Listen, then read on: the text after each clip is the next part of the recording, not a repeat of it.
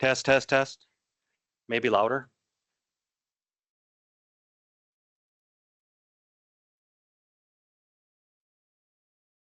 Good morning, everyone. Can you hear me okay? Perfect. All good to go?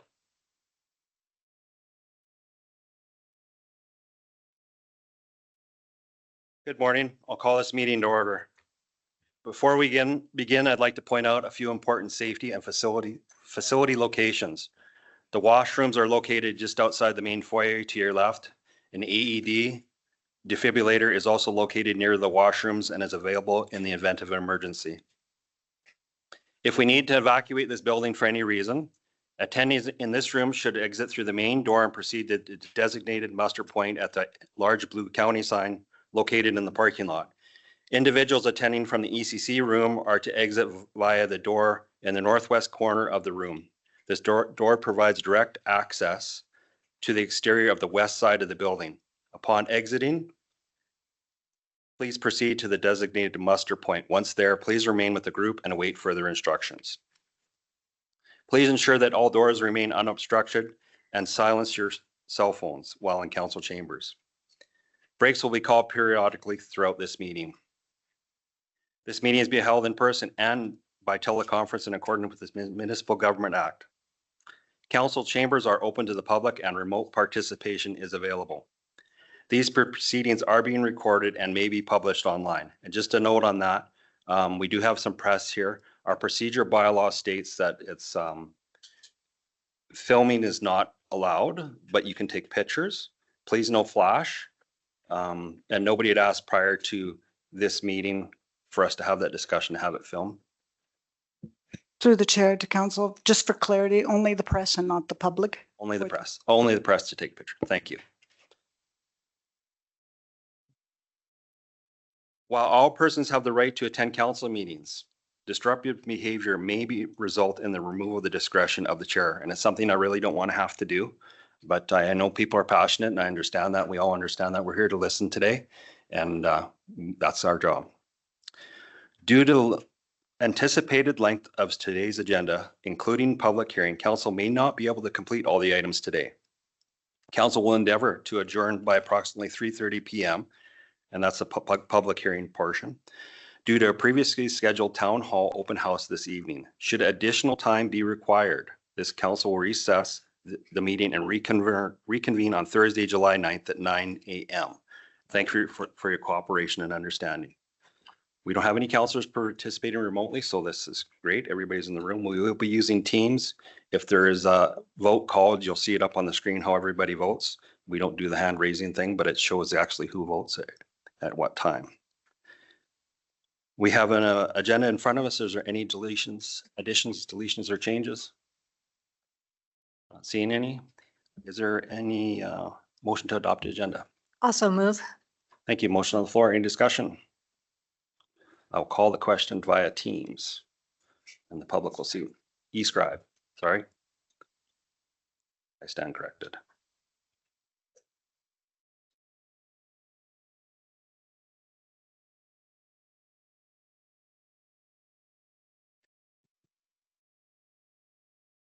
And that's carried.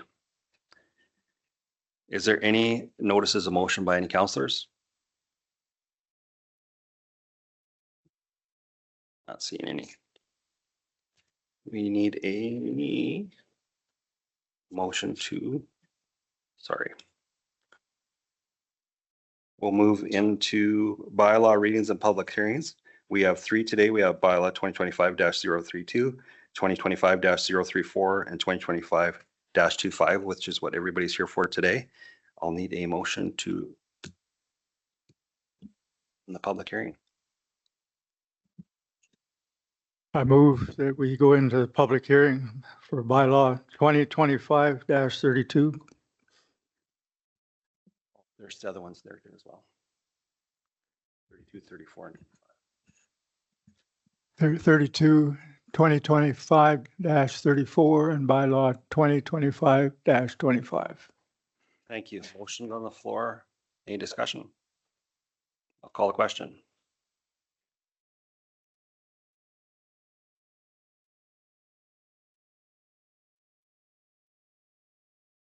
That's carried. So for the public, this is the scheduling of the public hearing, what everybody's here for. So there's another script I have to go through and explains the process. I understand there was a handout given to people on the process. So it's a very regimented process set out by the MGA with the timelines and everything. And we'll try to be fair to everybody. Want to make sure everybody gets a chance to speak and respects everybody. Good morning. As per section 192 of Procedure Bylaw 2025-36, the public hearing will be conducted in the following order. Number 1, staff report by administration. Number 2, presentation by the applicant. The applicant will have up to 20 minutes to present. The applicant can also ask council for an extension if there's more information that they want to present, and most likely that will happen today. Number 3, presentations by members of the public in support of the proposal. Number 4, presentations from members of the public in opposition to the proposal. Individuals will have up to 5 minutes to speak. Groups of individuals will have up to 10 minutes to speak. For clarity, each person may only speak once during this public hearing. If a person is included in a group presentation, they may not also speak as an individual unless their name is withdrawn from the group prior to the hearing. After all that's done, there's an opportunity for rebuttal by the applicant, number 5. They get to limited responding only to the comments heard in opposition of the proposal, and they will have up to 10 minutes to speak. There's also will be a timer, I believe, Taylor. We're gonna use a timer today, so it'll be up on the screen. All council will see it as well. We've started using that so it's fair for everybody, so not one of us are trying to keep time. And then number 6, final questions to the administration, and if any. And number 7, council motion to close the public hearing. And I just want to note too, we're here to listen. It's not a debate. We're not here to answer questions as council. We're learning everything as you are today. All the information we're hearing today, it's almost as close as the representatives I can say is we're like a jury. We only get to listen to what's here today and for everybody that's here. So that's very important to follow that. Can administration please verify that the notice of the public hearing was circulated in accordance with the Municipal Government Act? Through the chair, yes. Yes, I can. Thank you. Are there any written submissions that are not in the public package? To the chair, we have received 7 late submissions. We have a motion for council to consider acceptance of the late submissions. Should the motion pass, administration will distribute hard copies to council and post the letters on the website with the meeting agenda. Council's wishes. There's 7 letters that were submitted late. Typically, we've let them.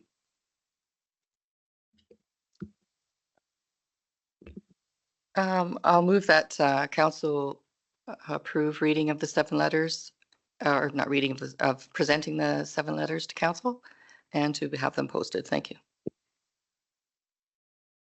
Thank you. Motion on the floor. Any discussion? Everybody understands? These are letters that have been submitted after the closing date. Typically, we've listened to them. Sometimes we've asked staff to read them out. In this instance, I think we will have time to read them during our breaks and whatnot as well. So, and in the interest of time, but that's council's choice. Motion on the floor. Any further discussion? I'll call the question.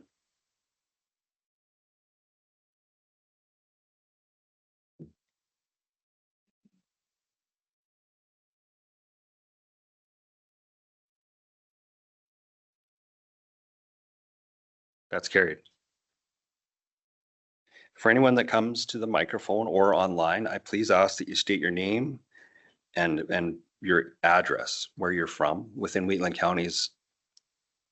I want more of a narrow thing. We'd like to know like your blue sign address, approximately where you're close, how close you are to it, that kind of thing. So, very important. Anything further I'm missing? Please proceed, Taylor.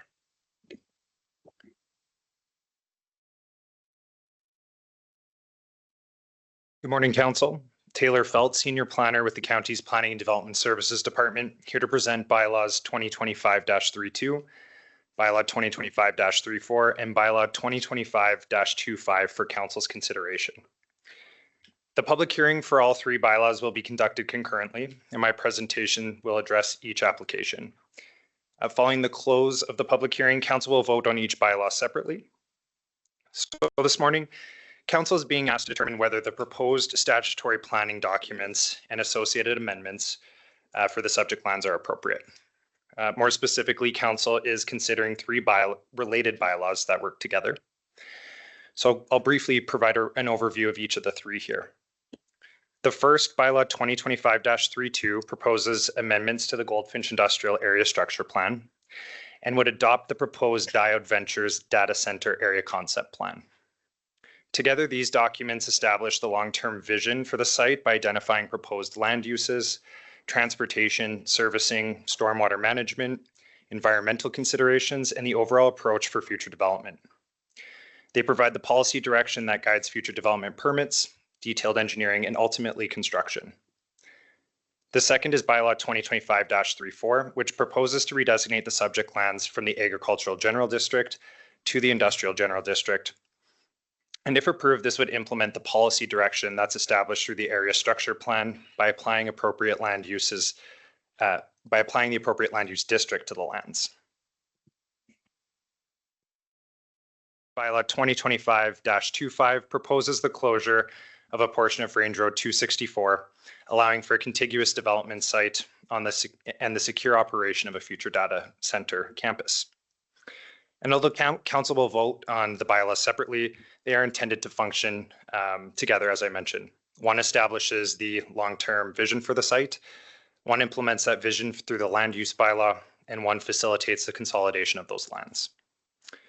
Council is being asked to determine whether the proposed statutory planning documents and associated land use amendments provide the appropriate policy direction for future development.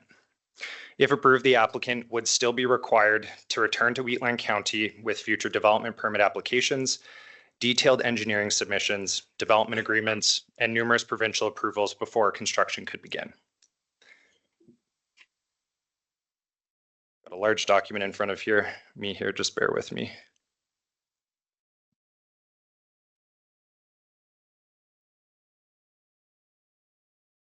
So I'll give a brief overview here of the proposal.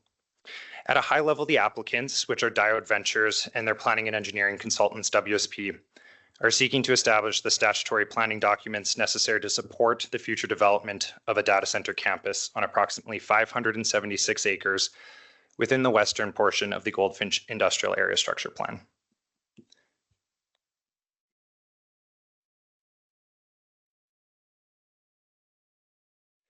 I've got the location map up here on the screen. The subject lands are located within the western portion of the Goldfinch Industrial Area Structure Plan, generally south of Township Road 222 and west of Highway 24. The site encompasses approximately 576 acres, as I mentioned, and it's currently used for agricultural purposes. The surrounding land uses include existing agricultural operations, industrial development, transportation infrastructure, irrigation infrastructure. There's renewable energy in the form of solar panels being constructed at the moment, and limited country residential development in the area. The CPKC rail corridor forms a portion of the southern boundary, while multiple pipeline corridors, irrigation right-of-ways, wetlands, and drainage features also traverse the site. The existing features have all informed the proposed land use concept and future development of the site as well.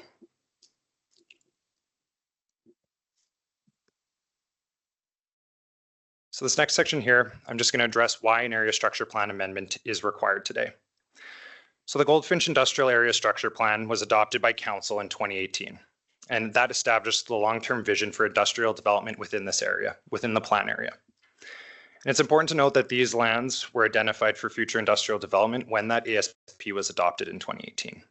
However, at that time, data centers had not yet emerged as a significant industrial use within Alberta.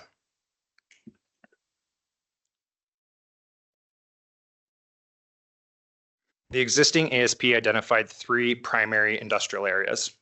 So I have the original development concept of the plan on the screen here. And those three primary industrial areas were light industrial, mixed use, and heavy industrial.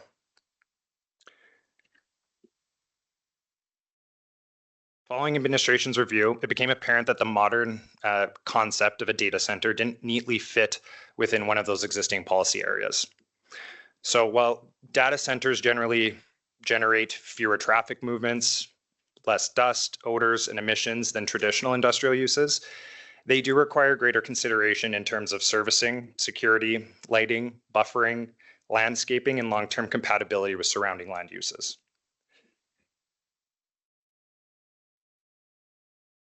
The primary purpose of bylaw 2025-32 is to introduce a new medium industrial designation or medium industrial area into the Goldfinch Industrial Area Structure Plan.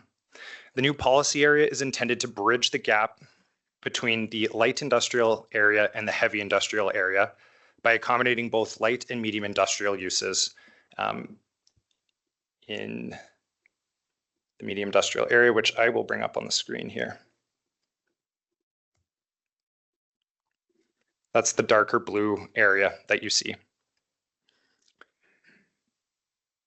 In administration's opinion, these amendments better reflect the operational characteristics of emerging industrial uses while remaining consistent with the broader vision and objectives of the Goldfinch Industrial Area Structure Plan.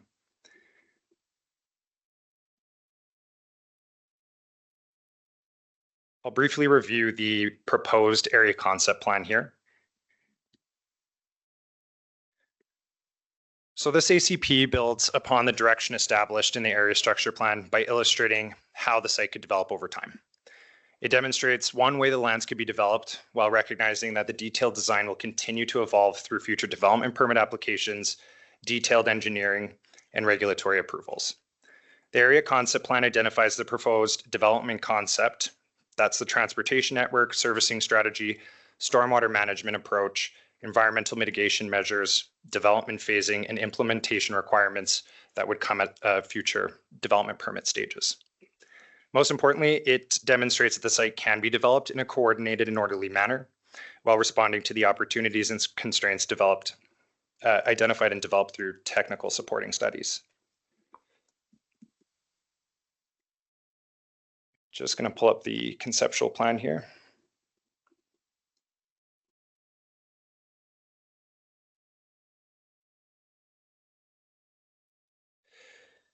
The applicant proposes a campus-style data center consisting of multiple buildings developed over approximately 3.5 million square feet of gross floor area over 3 phases.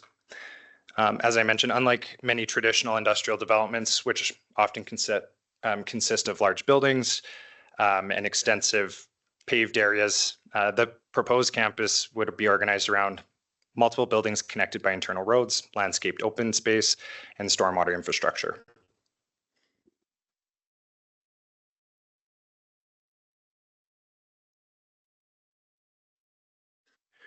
One feature I'd like to highlight here is that the plan assumes a 35% site imperviousness.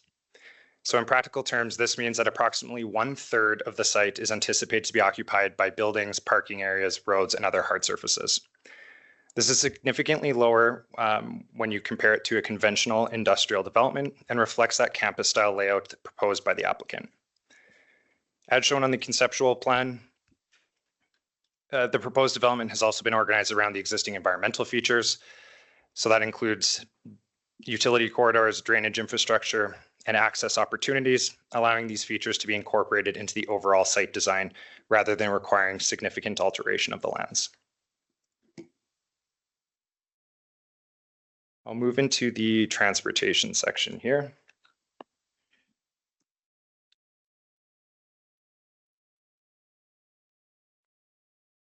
The applicant submitted a transportation impact assessment prepared by WSP, which evaluated existing traffic conditions, projected traffic volumes, roadway operations, and future access requirements.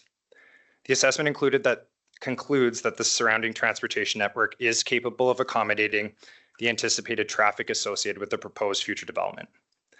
Primary access is proposed from Township Road 222.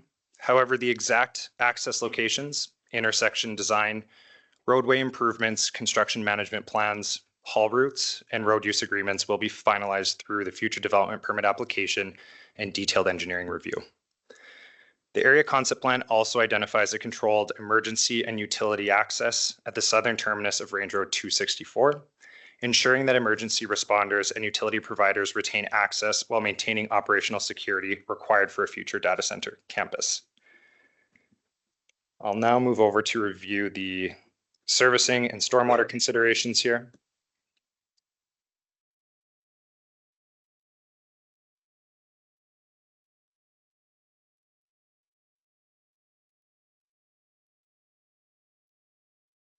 Just bear with me.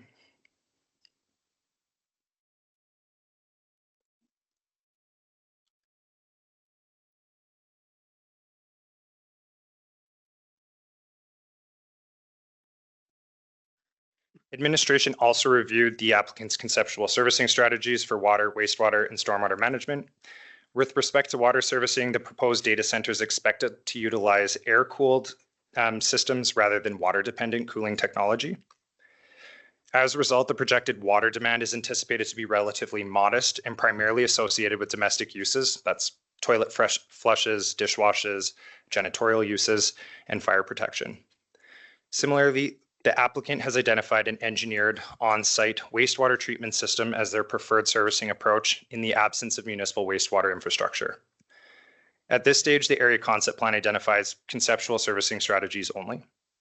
As I've mentioned, detailed servicing design, engineering review, and all regulatory approvals would occur through future development permit applications. The stormwater management was also reviewed in detail. The proposed concept incorporates detention and retention facilities together with existing drainage features, wetlands, and irrigation infrastructure. The proposed system has been designed around a zero discharge approach, intended to satisfy Western Irrigation District's requirements and reduce post-development runoff. Again, the specifics and the detailed hydraulic modeling, pond design, and stormwater engineering would remain at future development stages. I'll now move into environmental considerations that were reviewed. So administration had reviewed the environmental and geotechnical studies submitted in support of the application. Collectively, these studies evaluated wetlands, wildlife habitat, existing site conditions, geotechnical constraints, and existing oil and gas infrastructure. Overall, the studies conclude that with the recommended mitigation measures in place, the remaining environmental impacts are expected to be low or moderate. The area concept plan responds to incorporating setbacks from wetlands, retaining natural features where appropriate, identifying environmental constraints, and recommending additional environmental investigations prior to construction. Similarly, the geotechnical investigation confirmed that the site is capable of supporting future development, while recognizing that additional detailed investigations will also be required through future engineering design.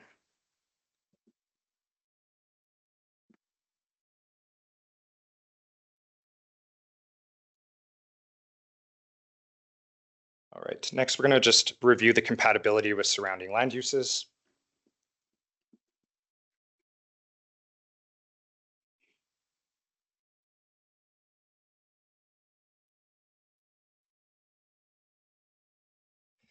So administration considered how the proposed development interfaces with surrounding land uses. The area concept plan incorporates a variety of measures intended to reduce potential impacts on adjacent properties, including landscaping buffers, berms, setbacks, fencing, building orientation, and future lighting and noise mitigation. These measures establish the overall direction for mitigating offsite impacts while preserving the county's ability to require additional landscaping, screening, lighting, and noise attenuation through future development permit applications. Overall, administration is satisfied that the area concept plan demonstrates that the site can be developed in a coordinated and orderly manner while responding to the opportunities and constraints identified through supporting technical studies.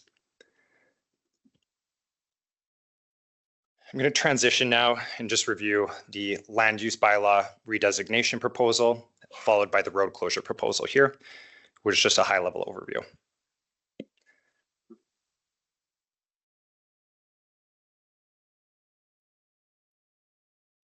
So the purpose of this bylaw 2025-34, is to redesignate the subject lands from the Agricultural General District to the Industrial General District. The redesignation is the next step in implementing the policy direction established through the proposed area structure plan amendments. While the area structure plan establishes that long-term vision for the site, the land use bylaw establishes the appropriate land use district necessary to accommodate future industrial development. Redesignation doesn't establish a final site layout, nor does it authorize construction or approve any buildings. Those matters would continue to be evaluated through future development permit applications, and again, detailed engineering review and other applicable approvals. Administration is satisfied that the proposed industrial general district provides the appropriate regulatory framework for future development of the site.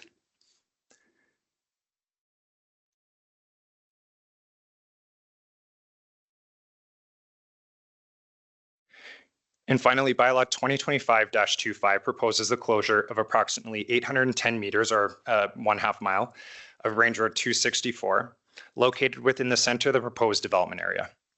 The purpose of the road closure application is to facilitate the consolidation of the lands into a single development parcel and eliminate a public roadway that would otherwise divide the future campus. Administration reviewed the proposal in consultation with the county's Transportation and Agricultural Department, Alberta Transportation and Economic Corridors, affected utility providers, and other agencies. Administration is satisfied that the proposed road closure does not adversely affect the county's long-term transportation network. It doesn't remove direct access to adjacent lands or compromise existing utility infrastructure. Existing utility infrastructure would be protected through the registration of easements, while controlled access would continue to be provided for utility operators requiring access to the site from the south end of the closure. Should council approve first reading today, the road closure bylaw still needs to receive ministerial approval before returning to council for consideration of second and third reading.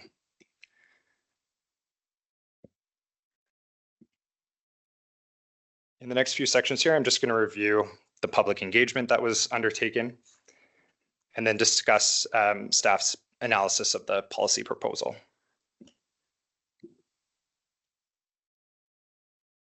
So the applicant undertook a public engagement program in support of the application.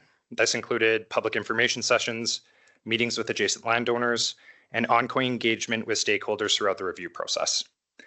Wheatland County completed its statutory circulation requirements in accordance with the Municipal Government Act and the Rocky View County Wheatland County Intermunicipal Development Plan. And all submissions received from the time the application was initially put out to the public and in advance of today's public hearing have been attached to the agenda package here and will form part of the public record for council's consideration.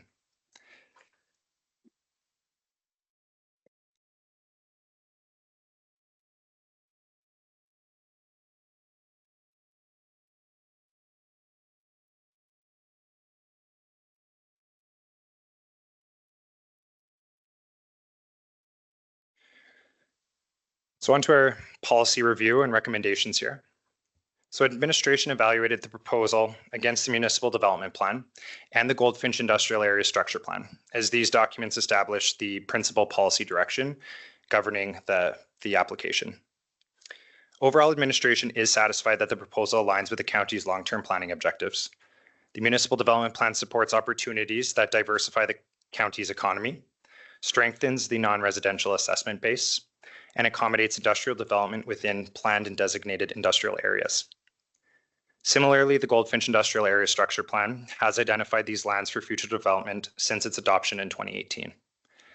The proposed amendments don't alter the long-term vision of that plan. Rather, they refine the existing policy direction to recognize an emerging industrial use that was not significantly or specifically contemplated when that area structure plan was originally adopted. Administration is also satisfied that the supporting technical studies demonstrate that the proposal can appropriately be serviced and developed while addressing transportation, stormwater management, environmental considerations, and compatibility with surrounding land uses. The county does still retain the ability to undertake significantly more detailed review through future development permit applications, the engineering review process, and provincial and county regulatory approvals. Overall, administration is of the opinion that the proposed area structure plan amendments and the area concept plan establish the appropriate statutory framework to support the orderly development of a data center campus within the Goldfinch industrial area. And as such, administration is recommending today that council approve bylaw 2025-32, approve bylaw 2025-34, and approve first reading of bylaw 2025-25.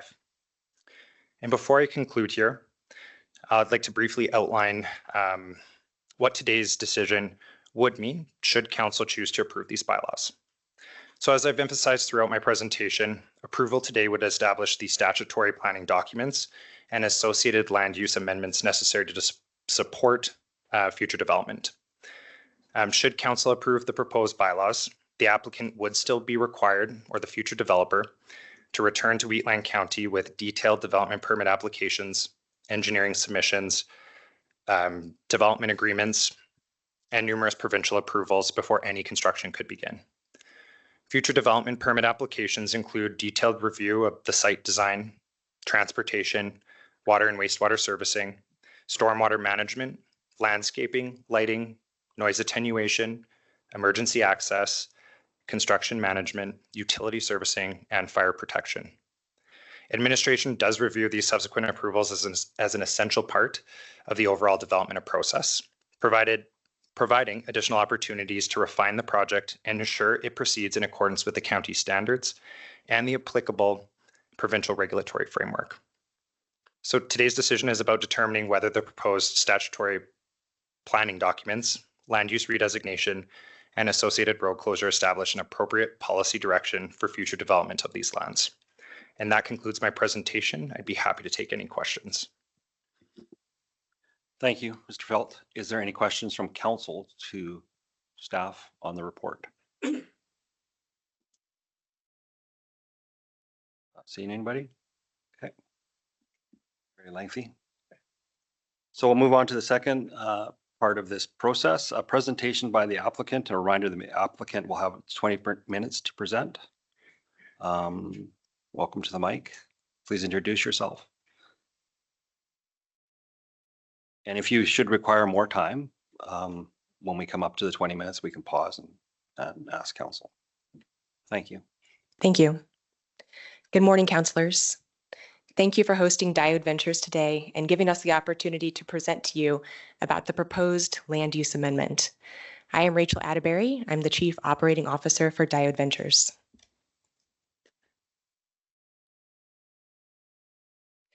Diode Ventures was founded in 2017. We are based in Overland Park, Kansas, and we are a critical infrastructure land use developer that partners with end users to develop responsible infrastructure across North America. Our parent company is Black & Veatch. Founded in 1915, Black & Veatch has over 100 years of experience developing, designing, and constructing critical infrastructure projects, including the Cascade and Shepard power plant projects located here in Alberta. When Diode considers sites for potential development, we consider many factors. Some of those top factors include proximity to existing infrastructure, buildable area, and importantly, how that project fits into the community in which it would be placed. Looking at the Goldfinch Industrial Area Structure Plan, we believe that this project fulfills the vision set by Wheatland County almost 1 decade prior by providing responsible infrastructure that will be a benefit to the community for years to come. I would also like to second the county's comments that an approval of the land use amendment is not a permit to build a data center. An approval, should the council elect to proceed, would just be the start of a long process of detailed design submissions, reviews, inputs received, consultations, permits, and approvals that would be required at the provincial, municipal, and federal levels before any data center could consider being built.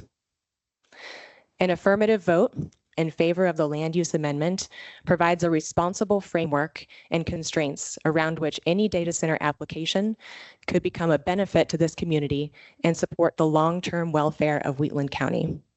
Thank you. Good morning, councillors. My name is Riley Crabtree Miller. I'm the Community Engagement Manager for Diode Ventures. And I want to first talk a little bit about what is a data center. A data center is not just an AI facility, it is the home and the backbone of our digital modern lives. Every time we store or create data, it needs to be processed through a data center. That includes every comment, every Google search, every bank transaction, every Zoom call, every prescription sent to your pharmacy. All of our modern life is based here inside of a data center. A data center can also bring a lot of benefits to the community. One of the biggest ones is diversifying the tax base. The ability to create a multi-billion-dollar investment inside that industrial tax base is vital for growing communities. It decreases the burden on residential and agricultural tax bases while still adding revenue and creating benefit for local services. Like Taylor mentioned, this is going to be a lower impact development than some other industrial uses. We're talking about a 35% impervious surface, which means 65% of that can be green space, landscaping, and environmental protection. It also creates a large revenue stream without stressing those municipal services like schools, emergency response, as well as law enforcement. It also allows the community to maintain its agricultural and rural heritage by creating that low impact development. This facility will create jobs. On a project like this, we would expect 800 to 1,200 construction employees on site at peak. However, most of that construction is internal to the building, so it really creates a lower impact of construction once that initial building is set up. It's an opportunity for local community members and small business owners to get in on this and really reap the benefit of that. At operation, it will create tens to hundreds of high-paying full-time jobs for people in Wheatland County and represents a generational opportunity to maintain local talent here in Wheatland County rather than sending them to places like Calgary or Edmonton. Based on different studies throughout North America, every full-time data center job brings somewhere between 4 to 8 indirect jobs as well. That's going to be in services like lawn care, supply chain and logistics, and other adjacent tech companies that want to locate near a data center. Regarding education, all of our end users are committed to education and workforce training to really support the communities that they live in. One example of this is the Google Star program, which is their skilled trades and readiness program, which brings local talent to learn how to build and operate their facilities. Amazon has a similar program, as does Microsoft. And all of them support K-12 STEM education. So that could be buying new laptops for a community. It could be creating new programming or the like, or creating apprenticeships for high school students. Finally, the infrastructure upgrades. Any and all road or transmission upgrades that are needed because of this project will be directly paid for by this project, while still benefiting the community and allowing them to use those upgrades. It also increases that industrial tax base to support local roads and bridges and maintenance of those items. Our end users also have a history of funding their own infrastructure upgrades. One example is in Gallatin, Tennessee, where Meta needed high-speed fiber to their project, and instead of just paying for it to there, they partnered with the city to expand fiber for local residents and businesses. And I'm going to leave it to Brittany to talk a little bit more about our development.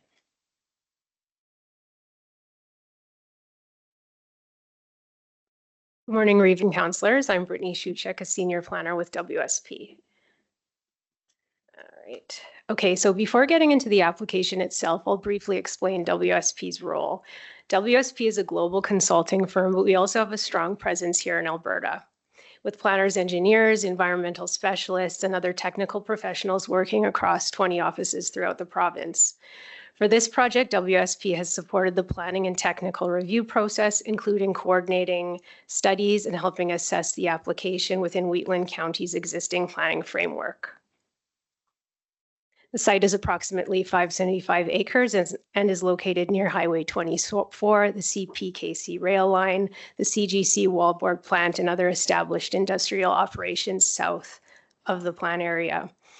From a planning perspective, the key point is that the site is within the Goldfinch Industrial ASP area, where Wheatland County established a long-term vision for industrial development through the ASP that was adopted in 2018.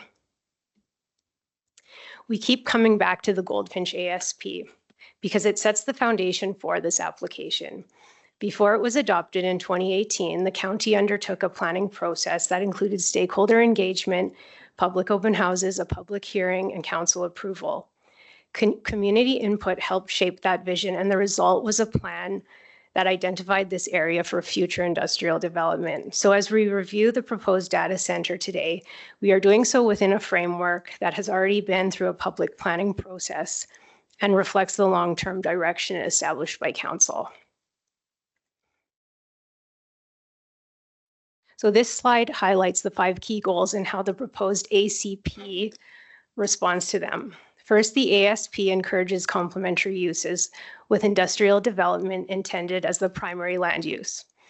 The proposed project is within that industrial vision and has the potential for fewer external impacts than some heavier industrial uses when appropriate mitigation is applied. The ASP also promotes development efficiency by accommodating a new industrial use on lands identified for industrial growth. A third goal is to develop mitigation strategies. The ACP includes policies to guide future development so that buffers, berming, screening, fencing, and protection of natural features are addressed through detailed design. The ASP also seeks to provide employment opportunities. The project will generate jobs through construction and future technology-focused jobs once operational. Finally, the ASP encourages environmental protection. The studies completed to date have identified key environmental features and constraints, so those considerations can be carried forward into future design. Overall, the ACP advances the industrial vision established through the Goldfinch ASP while responding to the specific context of the site. This slide helps illustrate the number of touch points that have occurred throughout the application process, which began almost a year ago. There has been opportunity for the community to review the proposal and provide feedback. And there have also been several rounds of review with Wheatland County administration and the county's technical experts. Through that process, the application has continued to evolve. The ACP and supporting technical materials have been updated and refined in response to what was heard by the municipality, the community, and technical reviewers. The key takeaway is this has been an iterative application, and the application before council today reflects that ongoing process of engagement, review, and refinement. Building on the previous slide, this is where we can see how the engagement and review process directly influenced the application. Through engagement, a number of key themes were raised, including land use compatibility, phasing, water use, emergency response, noise, and construction impacts. In response to that feedback, several adjustments were made to the plan. The proposed land use designation was revised from heavy to medium industrial to better reflect the expected impact of development. The project was also refined into a phased development approach so that each phase will have its own servicing, mitigation, and permitting requirements. We also heard questions about water use. The proposed facility will be designed to avoid ongoing water withdrawals for cooling and is planned to rely on air-based cooling systems and water-dependent cooling technologies. The application now identifies a self-contained on-site fire response system, voluntary noise impact assessments at the DP stage, and required construction management plans. So the key takeaway from this slide is that feedback was not simply received. It was used to make adjustments to the application and to strengthen the policy requirements that will guide future development of the site. And before I wrap up, I'd like to briefly touch on the technical work completed in support of the application. As shown on this slide, 7 technical studies had been completed covering transportation, water servicing, stormwater management, etc. These studies were undertaken to better understand the opportunities and constraints associated with the site, identify any potential impacts, and determine what mitigation measures may be required as development moves forward. The findings from this work have helped inform both the ACP and the policies that will guide future development and permitting. Collectively, these studies conclude that the site can be appropriately developed, provided the recommended mitigation measures are incorporated into future design. So from both a planning and technical perspective, the application has been informed by a significant amount of analysis and review work, which will continue on throughout the development process. Thank you.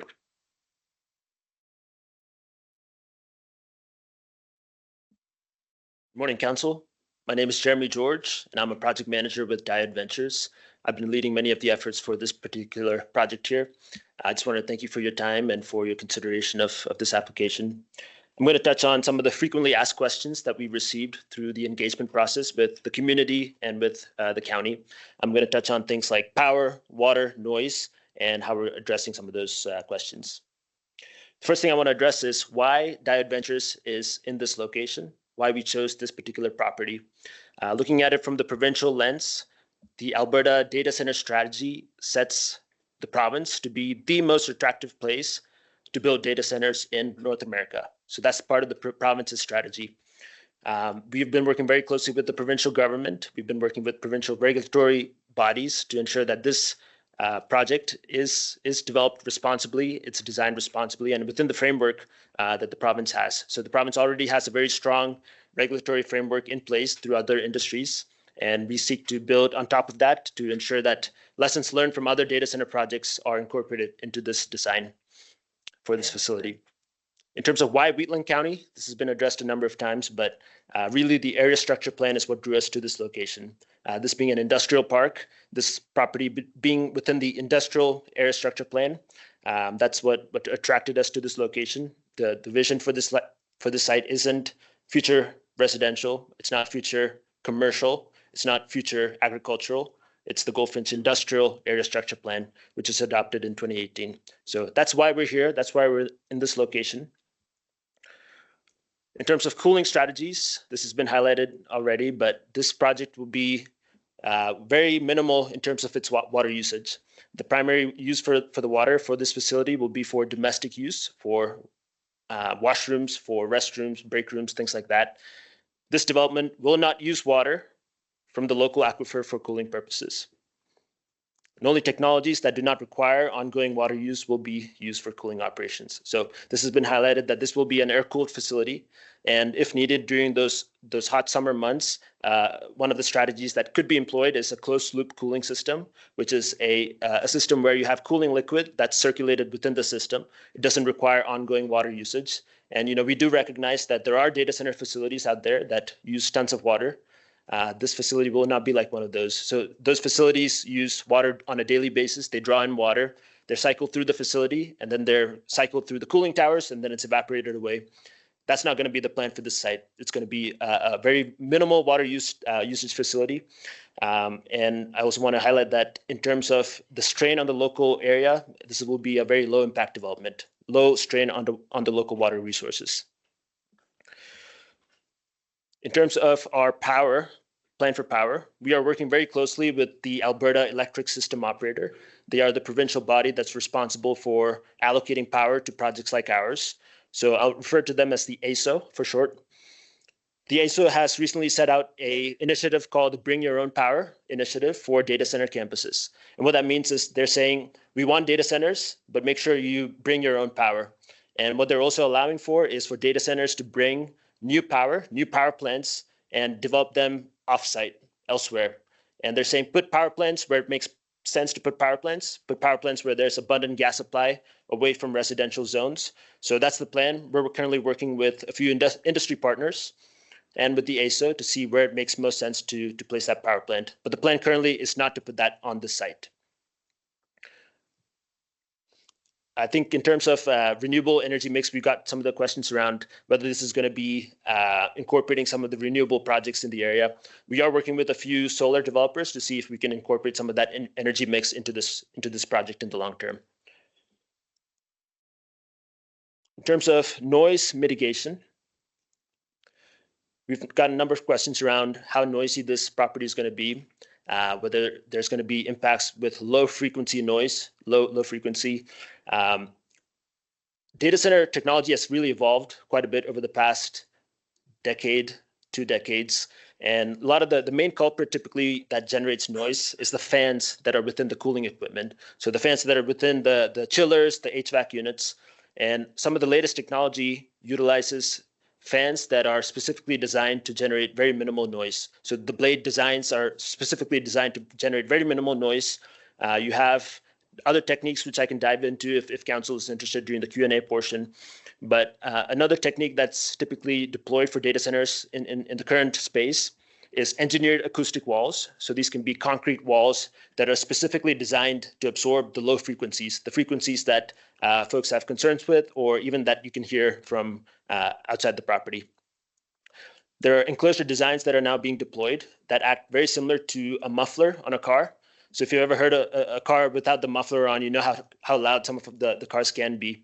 But you can think of enclosure designs as being a sort of larger muffler on these units. So mufflers don't prohibit airflow in the car, they allow airflow. So these enclosures will allow airflow through the cooling units, but will specifically be designed to trap in some of those those frequencies or those noises.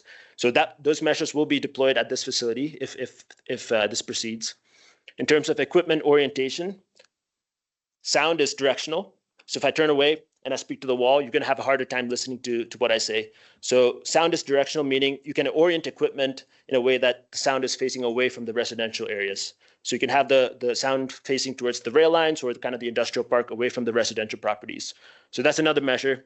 Building location, you can site the buildings in a way that it's further away from the residential areas. So currently we've been working with the county to set setbacks, buffering areas. We also have berming and landscaping planned all throughout the property. So this rendering here is an example of what a data center facility could look like from the street. So mainly what you see is trees, shrubs, you see the fencing along the property, and you also see that one little building there, which is the access control building, which controls the flow of traffic in and through the property. In addition to this, we are committing this project to voluntary noise impact assessments. And what that means is currently at the provincial level, data centers aren't regulated for noise, but we've committed this project to voluntarily submit to those noise impact assessments at every phase of development. So at every phase of development, this project will be in compliance with provincial regulations. So in terms of next steps, currently we are at the land use phase, which means that this project has not yet defined the number of buildings that will be on site. This project hasn't picked out equipment technologies or specific equipment that will be used on this site. So that will follow on in the detailed engineering phase, and we will be collaborating very closely with the county at the DP stage, at the building permit stage. And we anticipate that construction, if things move forward, will begin towards the end of the decade in 2028, 29, 30, et cetera. So with that, I'll hand it back to Rachel here. Thank you. Before we start, we're just got 30 seconds left, so we need council motion if we want to hear any further. Council's wishes. I move that we grant an extension in time for further presentation. Thank you. Officer Presenter, about how much time would you need? Less than 5 minutes will be sufficient. So we'll say a 10-minute extension to cover our bases. Okay. Motion's on the floor. Any discussion? Call the question.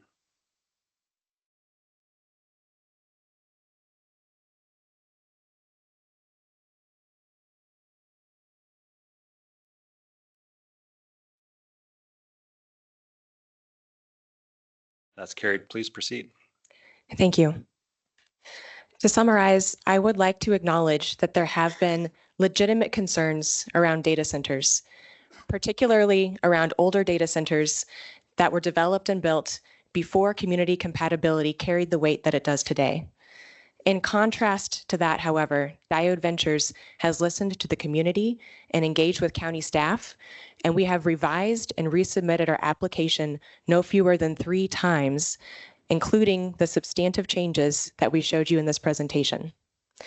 In summary, we are committed to responsible and continued community engagement and development as we work through this process in a collaborative way.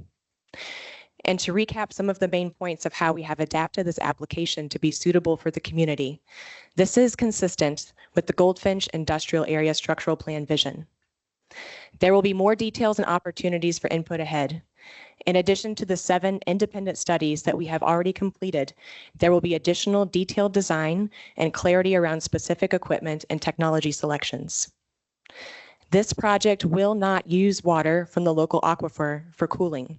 We are committed to that, and an approval of this land use amendment will require that as a guardrail for any future data center project that is considered on this site.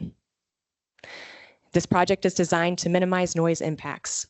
All of the strategies that Jeremy have outlined will be employed as part of the project's commitment to fitting into this community and preserving the rural lifestyle that is characteristic of Wheatland County. And finally, this project will strengthen regional infrastructure by bringing its own power plant, not developed on the same site. That power plant will be located elsewhere.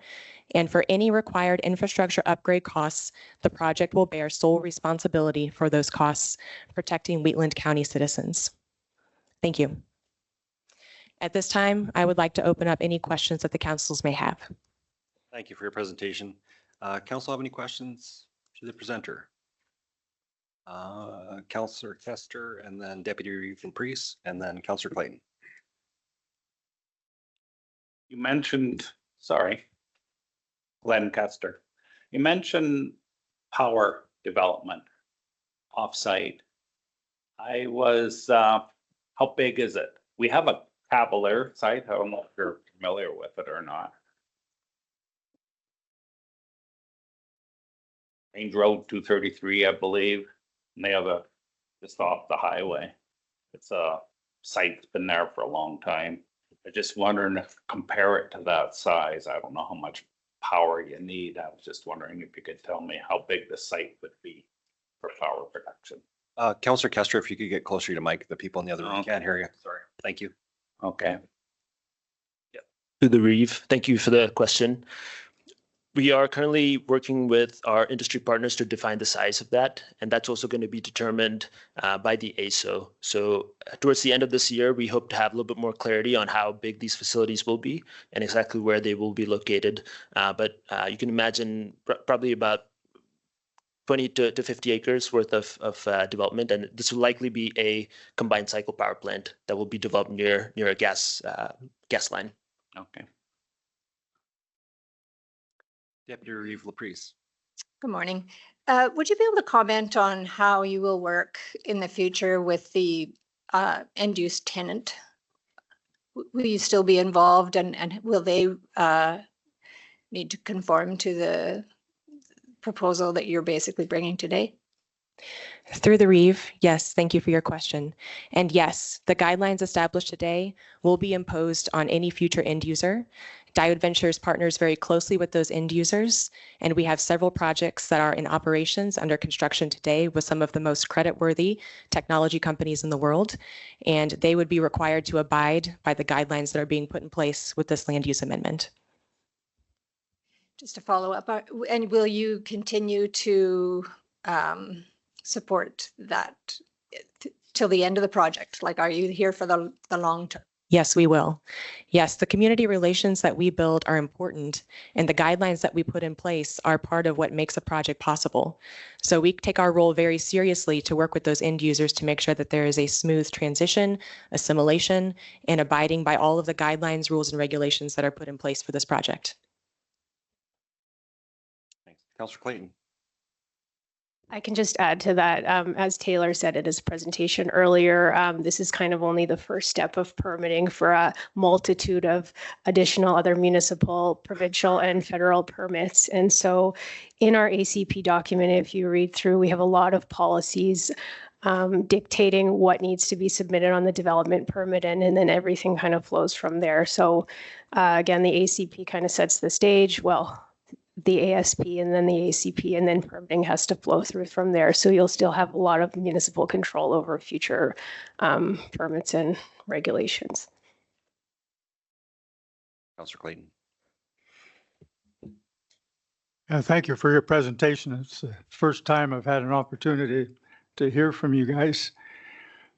I've made a list of over 20 some odd questions, and I don't want to take up everybody's time here, but I've been feeding them through the administration, and hopefully most of them have got to you because some of them were answered when you were talking. But it did sound like you've got an offtake agreement established with, I don't know, Google or Amazon or whoever. I assume you've got that kind of thing in hand or know where you're going to go. That's one question, because you just answered it to Shannon a little bit here. My question on power generation is that you've got on-site power backup, and being involved in industrial areas myself, not too far from where you are, it takes some time to wind up backup power generation. Do you have an interim power plan before you get to put something online, number one? And is it as large as the off-site power generator that you're planning on getting your electricity from?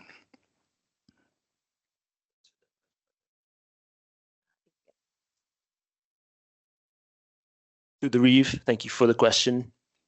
In terms of the backup generation, that will be, it will not be as big as the prime power, meaning it won't be as big as the main generating facility. It will only be for the servers and the actual power that's consumed by the IT equipment within the facility. So it won't be as big as the actual power plant. In terms of the design of it, that's going to be fleshed out at later stages. You had one more question, I apologize. That was around backup generation. Yeah, my question is when you, and I assume it's a gas powered system that your backup is, and it'll probably be coming off the high pressure line going to Cominco or Nutrient or whatever it's called at the moment. Would that sudden impact draw on gas affect the gas going to the fertilizer plant and cause them problems? And it's a question you can ask later on in the future. You don't have to answer it here, but it's that's my plant, and I want you to look after it. The other, as I say, I've got a bunch of questions. Most of them have to be answered once you get to detailed design. But one thing I want to make sure you understand, that I go down there quite often for farming for a hospice project. I used to do it for just going to work, but closing that road is a real issue for me because it would cause me to go sometimes up to 10 miles out of my way just to get there with the type of equipment that I would be driving. And I got a Class 1 license, but that doesn't mean I like driving on the highway with some of the equipment. It's already got a road closed to the west. The next road is a paved road, which is essentially a highway, even though it's not called that. That brings people to Nutrient and the rest of the places, and the Highway 24, and you'd have to go a mile east of 24 before you could cross and go round and around. So my concern is that you look after the local farmers and people using that road as a community, a good community leader, and not close it, but make your security arrangements in such a way as you can keep it open. That's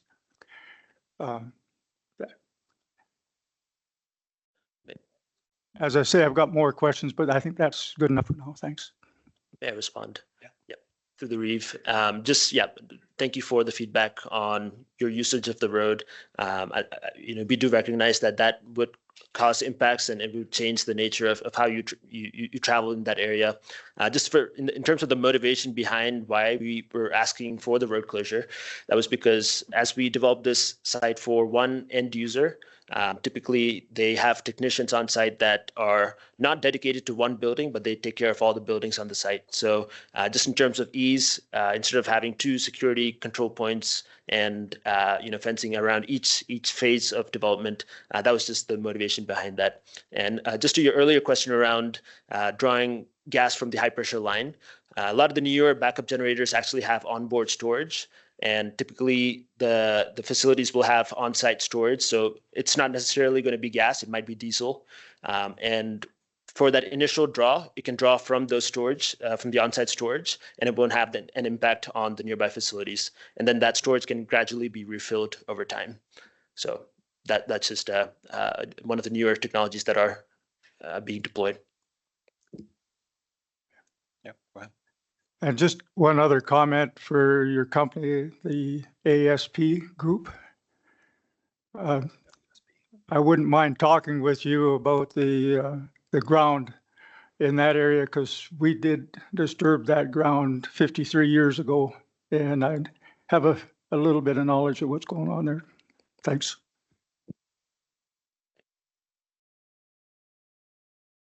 Councillor Bigger.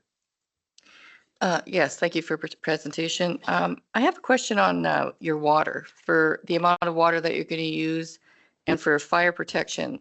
Do you have a guessed amount or an approximate amount that you will be using or that you're going to need? Through the Reeve. Yeah, thank you for the question. The amount of water will be directly proportional to the amount of employees we have on site, the full-time staff. So if it's 100 employees on site, the water is going to be based off for domestic use for those 100 employees. In terms of fire protection, I don't have numbers today. I think we had some estimates in the area concept plan, which Brittany can outline, but that will be contained on the site. It won't be a continuous draw as well.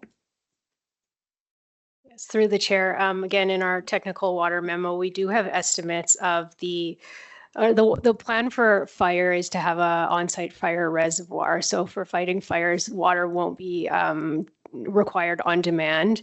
And there is a measurement based on the size of the the estimated size of the facility. So I don't know, the total storage requirements there are 1375 cubic meters.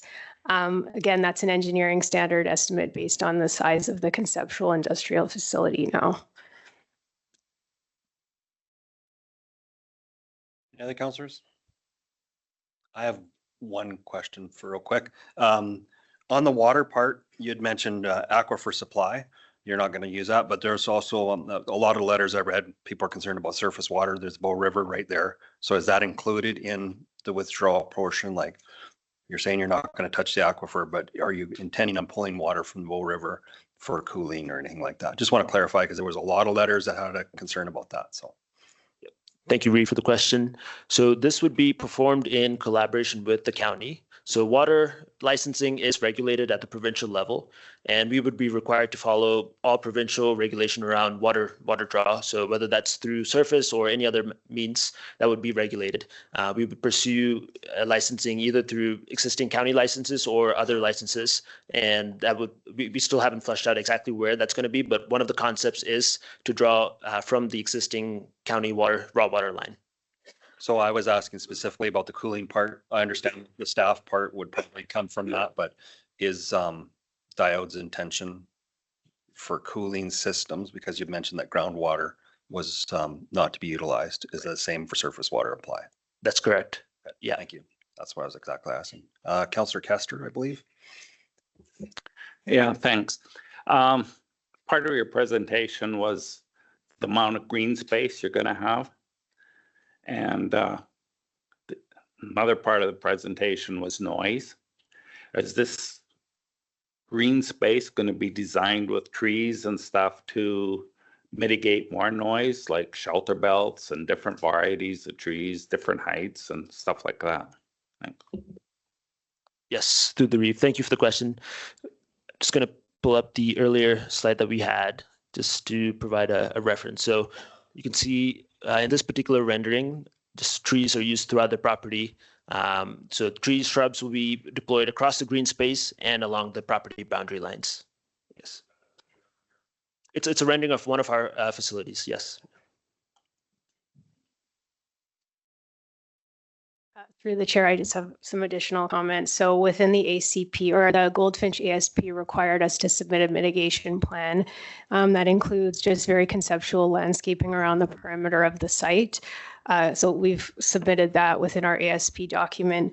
And then also we do have a policy within the mitigation plan section. It's policy 5.7, and it does talk about, well, I'll just read it. Following implementation of the mitigation plan, landscaping and screening shall be monitored. If deficiencies create negative visual or noise impacts, the development authority may require additional mitigation measures. So a landscape plan is required per phase of development with the development permit. So again, like noise, visual impacts will be monitored and adjusted if necessary based on the project's phasing. Thank you, Councillor Clayton. One of the things that you do in this plan is generate a lot of low-level heat. And you've got a fair amount of land that you talk about putting trees and grass and all that kind of stuff in, which is good. But low-level heat is very well used in greenhouses. And I was just wondering if in your future plans, because having greenhouses in this country that operate year-round, because you got a relatively free source of heat, makes a little bit of sense to me. So maybe put that in your background as to how you can engage in helping out the agricultural side of the business. Deputy Reeve Laprise. Just a question about the noise impact assessment. I know there were a lot of comments from the public about noise impacts on animals. Is it possible to do impact assessments on those, I think it's called C-weighted decibels versus A-weighted? Can you comment on that? Through the reef, thank you for the question. Yes, AUC rules, so AUC is the Alberta Utilities Commission.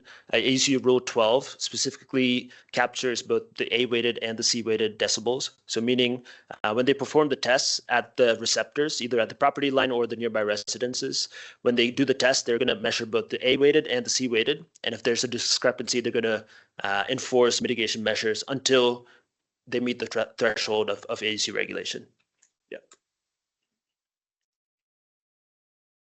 Sorry, just to add to that, through the chair, receptors that Jeremy mentioned that are required noise mitigation by the AUC and the AER actually include residences, parks, hospitals, schools, businesses, farms, most other development types. So again, these AUC and AER noise impact assessment requirements really cover the whole gamut. It's what all industrial facilities in Alberta are guided by in terms of noise. One follow-up on that. When a noise impact assessment is done, does it take into consideration the relative quietness of a rural landscape as opposed to a city or a suburban kind of place? Yes, yes. So the noise impact assessment takes into consideration a whole variety of variables depending on the specific site. So if it's a rural versus an urban location, that has different thresholds. If it's a populated area versus a kind of a sparse area, that has considerations. If it's near a highway or near a rail line, that impacts the way the assessment is conducted. So yes, all those factors are part of the assessment. Councillor Clayton. Sorry about that. I've got one other question that I know didn't get through to you because of my submission time, but what do you plan on having for a recycle plan for, and I'm talking about things like computer chips that are no longer used, but are a high source of some fairly good minerals. And the reason I'm asking is the way things are going in this crazy world from the time that the telephone used to hang on our wall for rural telephones versus carrying it in your pocket with the same computing technology as what started my plant. Cryogenic types of computing are going to eliminate an awful lot of the requirements for heat removal. And I'm just curious as to what your future ideas of how you're going to handle change of computer technology and what you're going to do with the material that it makes obsolete. Through the reef, thank you for that question, Councillor. Yes, it is common that once a data center building is built, the interior, which is the servers and the technology, is advancing very rapidly. You are correct. And the interior servers are replaced maybe every 2 to 5 years. And then those older servers are retired and they are recycled for parts. So it is quite common that these data centers will remain the same visually in terms of power usage on the outside, but inside, that equipment is replaced regularly to keep up with modern technological upgrades.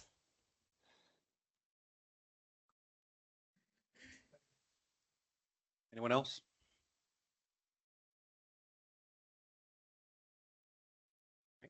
We'll proceed with the presentations by members of public.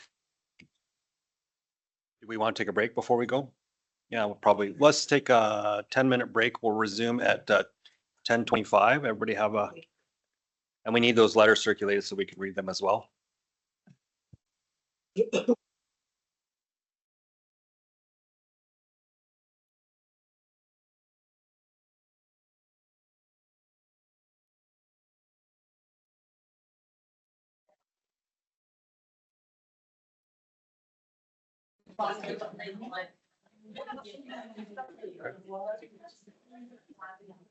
Hey, thank you, everyone. If we could quiet down, hopefully the people in the ECC room can hear us as well.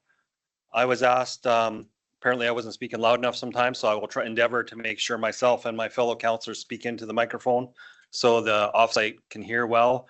For everybody as well, this is a recorded meeting. So I know some people are taking pictures of the screen, which they can. That doesn't bother me. This will be posted. We don't edit it. It's raw. So what you see here is what will be posted on YouTube, and you can follow up after to make sure procedures were done right and so forth. So we're now on the third part of this. So we have presentations from members of the public in support of the proposal. I do not have anybody on a list in front of me. Is there anybody that wants to come to the mic in support of the proposal? I believe there's one, Mr. Reed. There is one? On your list. Oh, in support. left Sorry, side. I do. I welcome Mr. Ron Warwick to the microphone.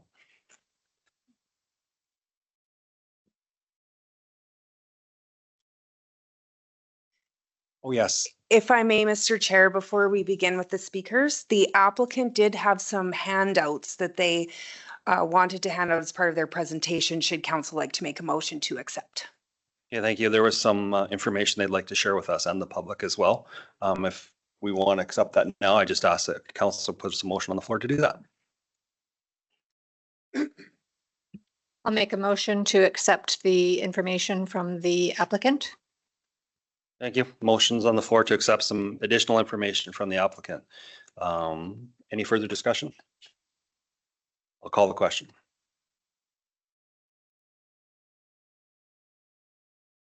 I'll just wait.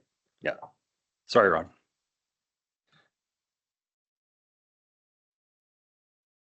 Just got to get everybody to vote on some first. That's carried. Welcome, Mr. Warwick. I see you push the button till the light turns green around the microphone. You do not have to get really close to it either as well. Okay. Yeah. Proceed. Yeah. 5 minutes. Okay, thank you.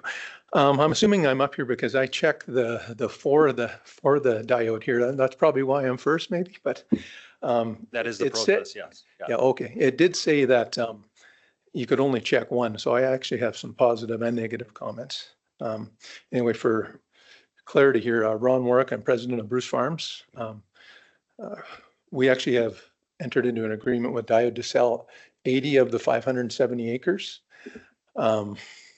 You know, the four families that farm families in the area that sold the land, all of them have been like the three that have been in the area the longest have been some of the early pioneers in this area, right? So, you know, they're conscious of the area. They all have family in the area. My family we were more up in the Cheadle area. We've been there over 100 years as well. But, you know, so we think we have the, you know, like we'd like to think we have the best interest of the area in, you know, in mind. You know, that being said, we entered in these negotiations 2 years ago and, you know, we kind of thought we hit the jackpot with, you know, being able to maybe sell some land and have a low impact, low traffic sort of, you know, deal there, right? You know, obviously there's been a lot of news come out since, you know, be it good or bad, everyone has to make their own decision. I do want to commend the county going back to, you know, quite a few years ago when they did set up the area structure plan in that area. You know, as we all know, there's numerous developments in that area that were developed without the area structure plan. And I think they had some good foresight there as well.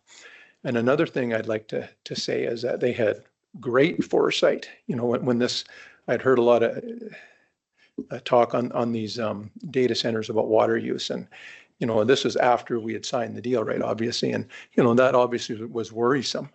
But, you know, I feel pretty good with, you know, listening to these people today.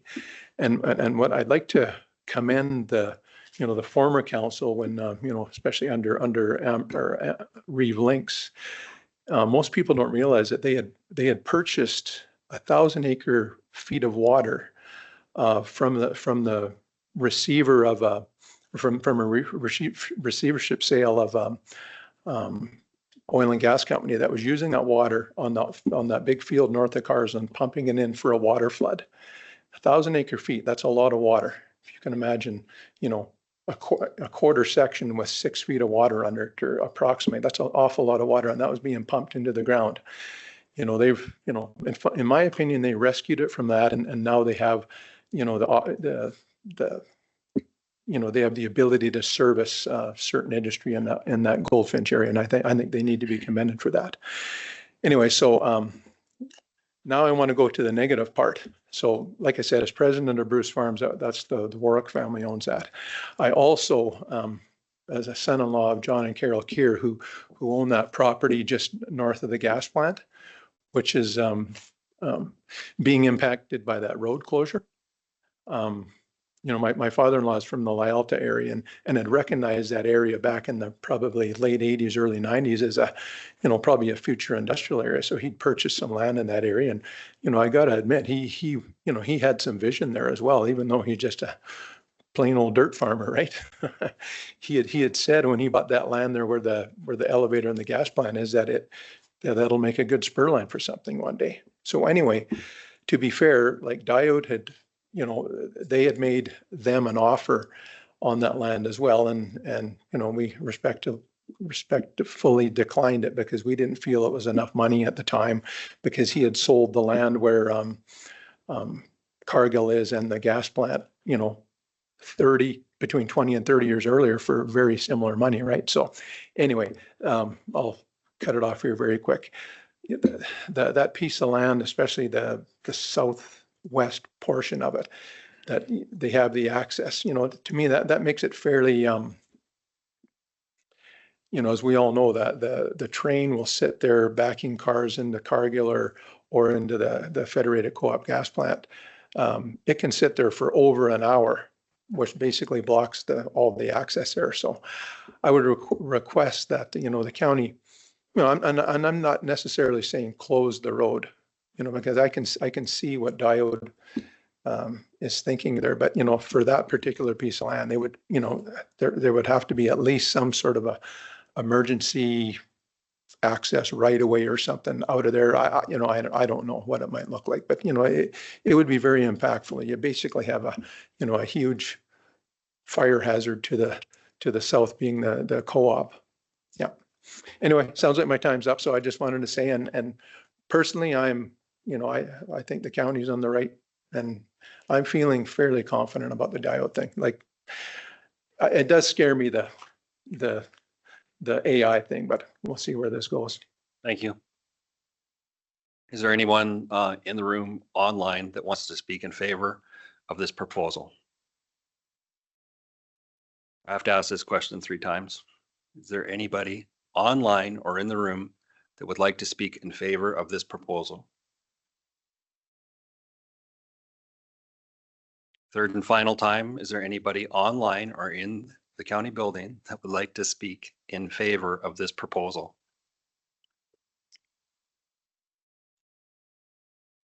Seen. If you want to speak, raise your hand. *5 is on the phone. It's in the script. Okay. Being that with *5, people that are online are on the phone. We're seeing anybody? IT, I'm looking over there. They're monitoring the phone lines. Sorry, did I miss something? Okay. Public presentations. We kindly ask anyone asked to speak their name and address for the record, making their comments. Council will hear our presentations in accordance with the procedure bylaws. Speakers may also provide any background context they feel is relevant in their interest in that matter. Individuals speaking on behalf of a group must identify themselves and provide names and address of the individuals they present for the record. To assist council and ensure everyone has an opportunity to be heard, key issues and concerns raised in the public hearing will be summarized on the screen, which we had above here earlier. If a concern you wish to raise has already been identified, you may simply indicate your agreement with that concern, and your support will be recorded, or opposition. For those attending online, anyone wishing to speak must join by calling the public hearing phone number that was provided. Please note that you will not be able to speak through Microsoft Teams or your web browser.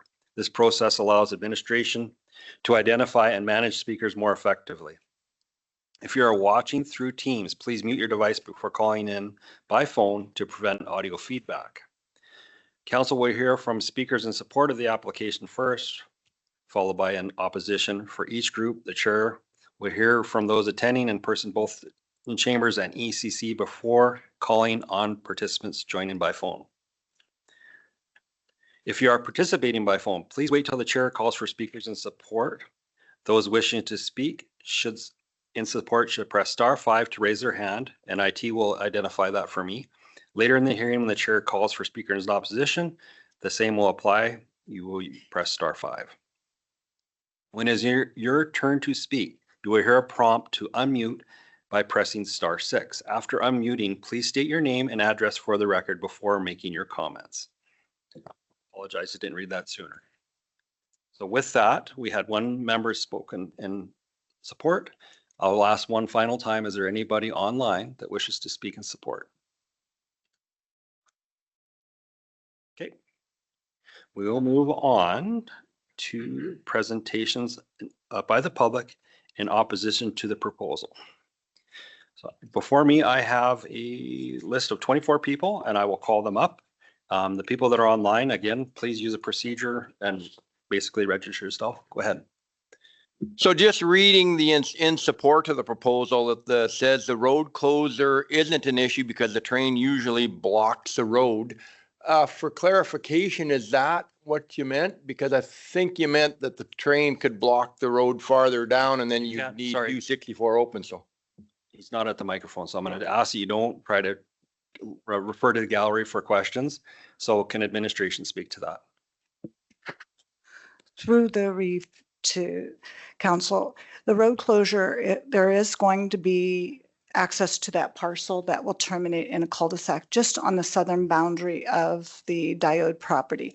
And as far as the train, we can't interfere with the access there. We do know there is access that would go out to 24, but when we get to the further development stages and details of working out road closure, whether it's granted, and then the detailed site layout, we would work on an emergency response access exit and what to do in those kinds of circumstances. Okay. So I'm going to read out 3 names that come up so if we can kind of have like who's going to speak, who's up next, that so everybody's prepared for interest of time. So I have Don Parnell, Emily Burnett, and Heidi Pratt. So Don would be first, Emily would be next, and Heidi would be after. Please come to the mic. If you would, it would just in the interest of time, yeah, it would just save people and disturbances from people getting up and down. And as we get to the last one, I'll call 3 more names. Welcome.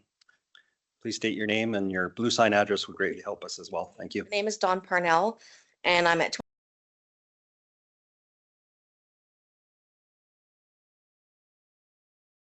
on behalf of my parents, Barry and Gail Howden, who are here today, and they are at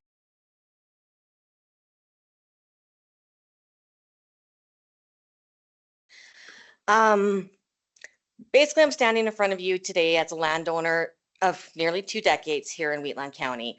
I'm speaking on behalf of my family, my parents, and we are all in strong opposition.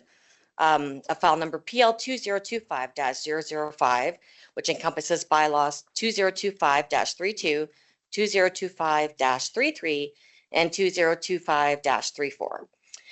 Together, these bylaws and amendments seek to permanently rezone productive, valuable land from agriculture to industrial general. We are here because this decision is deeply personal for my family, and we are profoundly concerned with the proposed development of an AI hyperscale data center campus in our quiet rural community. Our home sits in very close proximity to the Goldfinch Industrial Park, and we will bear the direct daily consequences of a data center that runs 24/7, 365 days a week. I'm worried that the persistent low frequency hum and vibrations that residents that do live beside data centers in the say it sounds like a jet engine in the distance that never stops. As somebody who already suffers from migraines and anxiety, and it is pointed out in many researches that it will escalate that, it does really concern me as far as that goes. And I'm also concerned about the other effects that we maybe don't even know about yet. Not near enough research has been done on the negative impacts, and that's really alarming to us. I'm kind of scared what this facility will do to my family's health, especially long term, because again, not a lot of research has been done. Your Wheatland County's MDP, which is the Municipal Development Plan, promises to advocate for the prudent use of our resources and to promote a quality of life for citizens that reflects our agricultural heritage and ensures a county that we can all be proud of. The MDP identifies several key agricultural philosophies and objectives, including that the county believes that the agriculture industry is the backbone of the county. The county also feels that the projection of land for agriculture practices and related uses will always remain a major priority. And the county believes that the land is a finite source and that all applications will consider the land and the environment with extremely high regard. It's also mentions that it's to focus growth and development away from highly productive agricultural areas. The vision of the county is to promote sustainable, well-planned development, which enhances and protects our existing agricultural land, natural areas, and resources over long term. I asked this, councilors, how does an AI hyperscale data center campus, which relies entirely on massive technology infrastructure, fit into that vision? It does not protect our land, it replaces it. It does not minimize it, it amplifies it right next to our homes. With all that being said, let us look closely at the specific land that you are preparing to destroy. The soil in this area is classified as Class 2, and that's according to the Canada Land Inventory. It's public knowledge, which is the highest quality in Alberta because Alberta actually doesn't have any Class 1 right now. So this is just not just ordinary dirt. This is rare, top tier, prime agriculture land. It's the highest quality, most versatile soil in Alberta. And protecting these high yield acres is absolutely crucial for our long-term food security. Rezoning this land to medium and heavy industrial will cause a permanent irreversible loss. And once that invaluable topsoil is excavated and paved over, its agricultural capability is destroyed forever. You can't come back later and try to make something of it. Let's see here. Okay, so if industrial growth must happen, which we all know it has to happen at some point, I think that there are much more responsible alternatives rather than sacrificing the finest lands that we have. There is plenty of marginal land in other areas of Wheatland County containing Class 4, 5, and 6 soils. And those areas where the soil is already severely limited in its capability to produce crops are much more responsible alternative for an ACP the size of Diodes rather than sacrificing our lands, finest lands. I'd just like to bring up 2018 quick.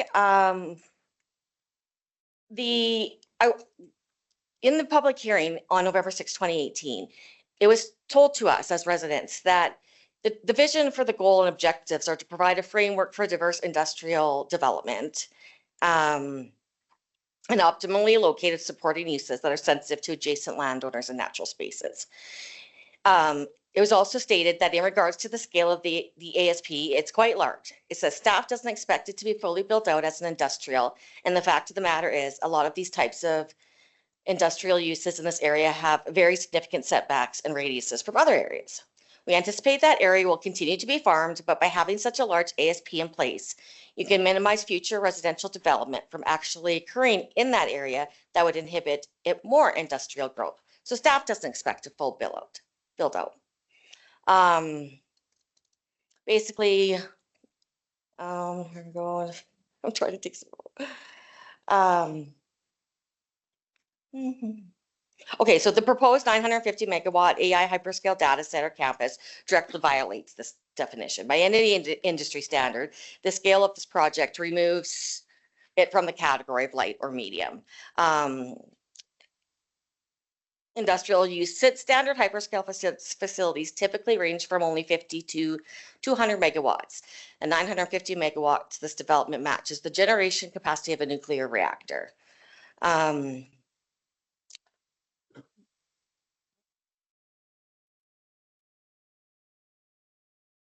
Oh, and it's equivalent to a city of nearly 1 million homes. Basically, because of all those things, this facility should be entirely in the category of intensive heavy industrial. We were deeply concerned by the heightened risk of fire associated with modern AI hyperscale campuses. These facilities present unprecedented safety challenges due to extreme power densities, massive battery storage, intense thermal hotspots, and flammable chemical cooling systems. Their vast footprint spanning hundreds of acres and multi-story designs required an extraordinary emergency response. Wheatland County Fire Services will serve as the authority having jurisdiction and will respond to emergency events at the site. Currently, the closest municipal emergency fire station is the Carson Fire Hall, but they have limited capacity to support such a large-scale industrial fire event. While the Carson Fire Department consists of highly competent and adequately trained professionals, it is staffed entirely by paid on-call volunteers who hold full-time employment elsewhere, and consequently meaning that immediate availability cannot be guaranteed, therefore drawing a mutual aid, which introduces increased response time, giving an industrial fire the opportunity to grow. This came directly from Wheatland Fire County Services or County Fire Services. It says, if a data center was to catch fire, it would be beyond the capacity of Wheatland County Fire Services. If developed, we will need to implement a policy to allow the fire to burn. And prevent spread outside of the complex, as we would not be able to sustain the amount of water required and a water runoff. Would create a significant environmental hazard. It should be noted that current edition of the fire code has not caught up to the hazards related to data centers. The potential of an uncontrolled fire, especially with the close proximity of the CP rail, is definitely a possibility in the proposed location and could trigger a disaster. If a blaze spreads to the nearby co-op fuel storage facility, nutrient fertilizer plant, it could cause a catastrophic fire like the one in October of 2017. Councillors, Wheatland County is not just a spot on a zoning map for us. It is our home. It's where we live. It's where we raise our families and where we have poured our lives into this land. Please remember that your decisions today affect real families. So I respectfully urge you to listen to our voices, review the Goldfinch ASP, and reject the Diode proposal. Diode will pocket the profits and walk away, but we will still be here living with the consequences. I guess that's it. Thank you. I'll ask the gallery to I understand you want to support, but that kind of clapping and stuff, this is, we have to take this very seriously. So that leads into other things. And I understand that everybody's passionate about this, but please try to refrain from that. I'll ask the next speaker come forward. Thank you. I do have copies. Oh, you would hand those to the staff. Yeah, sorry. Was it something that was emailed as well? No, this is just, Thank it's you. a copy of what I'm reading, but there's 2 photographs as well. It's basically what I'm Thank you. presenting. So if there's any handouts or whatever, yeah, just please hand the staff. We'll distribute them for us. Screen for everyone. You can just put them down. And you could also, yeah, Okay. scan it as there as well. Okay.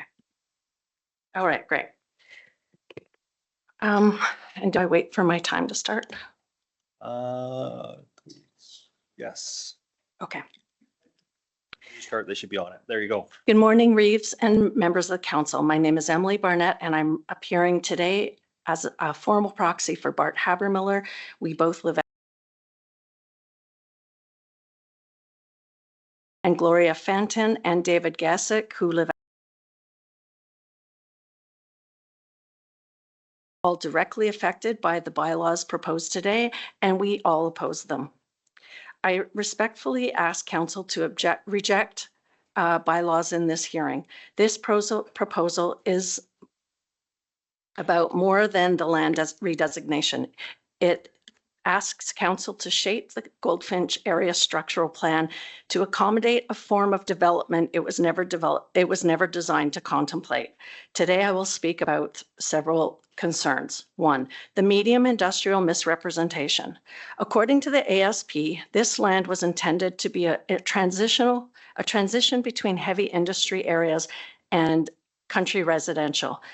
It was identified as light industrial so that there would be no impacts on residents. This proposal attempts to stretch that planning framework by making a major change to the ASP in order to make this location's planning conform to the project rather than the other way around. I oppose that. In March 2025, Diode applied to the AESO for 950 megawatts of electrical capacity for this project. That application is public record. Last fall, Diode presented the proposed 950 megawatt AI hyperscale data campus to the public and submitted its application for industrial intensive land use. That scale has not changed, but the planning framework around it has. Today, Council is being asked to amend the area structural plan to change the light industrial framework that was designed to protect nearby residents from impacts leaving beyond the boundaries, to accept discretionary medium industry use so that low to moderate impacts can go beyond the parcel boundaries, to add technology centers as an accepted use, including associated power generation and energy conversion systems, without defining what that power generation actually means. I will also add at this moment, it's only today that there has been any discussion about that being off-site. This is asking for it to be on-site in the medium industry on this proposed land. So the fact that they're asking for that to be amended means they have intention of putting it there, or at least they did at some point. And I don't think we should overlook that. And to state if those impacts cannot be mitigated, a heavy industrial redesignation would be required. To me, that says that they plan on coming back to what their original designation was. At 950 megawatts, Diode knows that this is still heavy industry. It has completed projects like this across North America. It knows who its clients are, its industry, and it knows how these campuses operate. So what does power generation at this scale actually mean? For context, that is roughly the entire electricity demand of the Southwest Calgary. I ask, at that scale, does that power generation look like rooftop solar panels or large diesel generators or a utility scale natural gas generation? And I just will hold this up. This is what I'm sure Diode is familiar with. This is the Shepherd Energy Center in Calgary. It generates approximately 860 megawatts, less than what Diode has asked the AESO. And then this is a picture of what a 840 megawatt data center in Nevada looks like. And this looks like heavy industry to me. I am not suggesting that these facilities are identical. I am showing the scale of infrastructure associated with projects nearing 1 gigawatt. Goldfinch Industrial Park already contains large power generation facilities, and they are located on heavy industrial land. They are also about 1/10 of the power wattage that this has asked for from the AESO. At Diode's power requirements, it needs power generation. It needs to find heavy industrial land. I repeat, power generation at this scale is heavy industry. And I will also add right now, the fact that they're asking us to redesignate this and they don't have a plan for what it is, and they don't have a plan off-site for what that is, I think this council should really pay attention to that before they redesignate.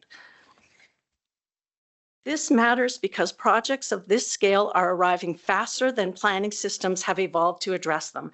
To meet demand, Alberta is actively considering how these data centers connect to the electrical grid because their power requirements are unprecedented.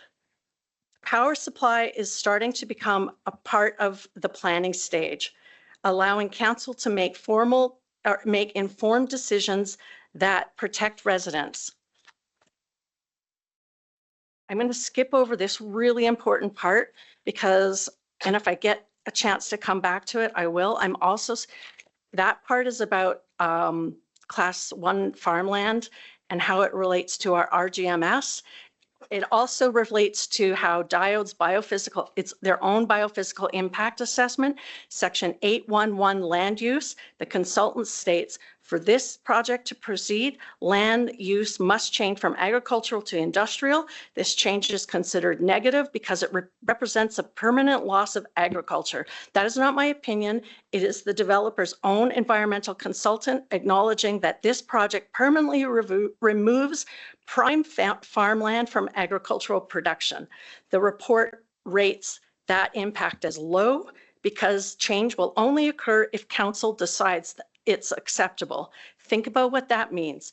The consultant is effectively saying the permanent loss of Class 1 agricultural land is not an environmental question, it's a governance decision and one that carries liability. Okay, for time, I'm going to skip over past remediation because I think you guys will ask questions about that, or hopefully you'll consider it. All right, my last part, dedication framework for hyperscale data centers. Council, your fiduciary, I'm nervous, responsibility over the Municipal Government Act is to act in the long-term best interests of Wheatland County and its residents. The responsibility extends beyond tax revenue, today's tax revenue, and today's applicant. It requires protecting the county's agricultural resources, honoring your planning documents, and making decisions that will still make sense 50 years from now.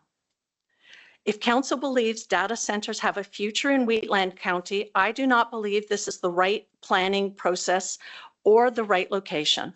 I reiterate, this proposal asks council to redesignate prime agricultural land, to amend the Goldfinch area structural plan, to adopt a project-specific area concept plan, to expand medium industrial uses to include utility scale power generation and introduce technology-specific policies, all for a single project. And it's asking us to close roads for a resident. When a proposal requires this much fundamental changes, perhaps the answer is not to keep changing the planning framework. Perhaps the project deserves its own planning framework. Neighboring municipalities are already seeing hyperscale data centers are fundamentally different from traditional industrial development. Rocky View County rejected Balzac's proposed 900 megawatt Connecticut data center because the location was inappropriate, citing the loss of productive agricultural land and concerns from nearby residents. Rocky View did approve a different data center, but only after creating a dedicated planning framework and a new land use district specifically designed for hyperscale data centers and their unique infrastructure requirements. That is thoughtful planning. It recognizes that hyperscale data centers require their own policies, performance standards, infrastructure, expectations, and appropriate locations before individuals applications come to the redesignation area. Before I conclude, I need to raise one final planning concern. I'll say it really quickly. On both the ASP and the concept map, there's figure 5 on page 83. You are missing at least 4 homes that are directly across the street from this. And I don't think you can make a proper decision without acknowledging those people on that map. In closing, I'm about 2 minutes. I respectfully ask to conclude. You offered the applicants time. I've already adjusted this. I would really like to make my conclusion if that's acceptable. I can ask council that. Thank you. In closing, No, wait, just hold on. I have to ask council. Oh, I'm sorry. We have I'm a sorry. process- We have a regimented process. Okay. So, does council wish to hear her conclude? Make the motion, please. Thank you. Oh, hang I on. make the motion that we provide additional time for her to finish. Thank you. Thank you. Motion's on the floor. I will call the question. Is that a yes? Just hang on. Sorry. I understand you're nervous, but I have. Yeah.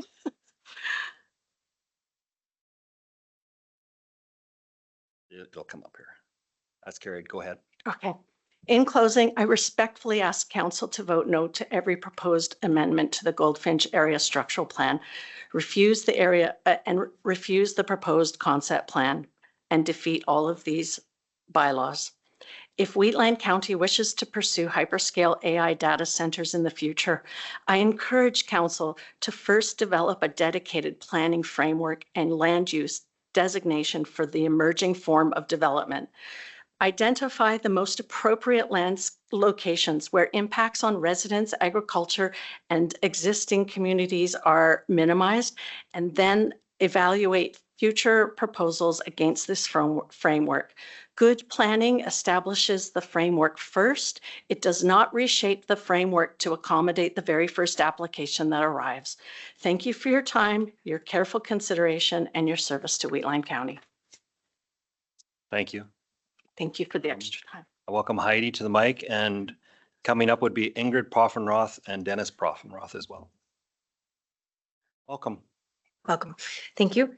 Good morning, Reeves, members of council. I am speaking on behalf of myself, my husband, Daniel Pratt, my mother, Helen Van Hamert, and my son, William Pratt, who live at,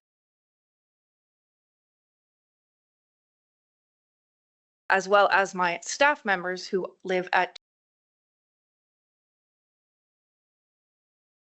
Dawn and her significant other, Nick. My name, as I mentioned, is Heidi Pratt, and my husband, Daniel, and I own Infinity Equine. It's a 47-acre equestrian facility located at the southern end of Range Road 264, approximately 6 kilometers from the proposed diode development. My husband and I made a deliberate decision to build our business in Wheatland County. We had the opportunity to start our business in either Foothills or Rocky View counties, which are closer to our larger customer base in Calgary, but instead we chose Wheatland because it had clearly communicated that protecting agriculture was one of its core values. We trusted that vision enough to invest our family's future here. We chose Wheatland County because we believed this was a place where agriculture would continue to be protected and supported alongside responsible development. A bit about myself.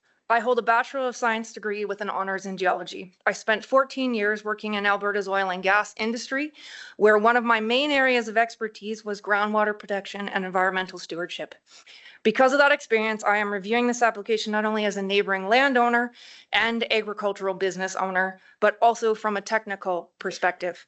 And why I feel I'm qualified to speak on this is, again, my education, the fact that I'm a landowner, and that we own a business in the county.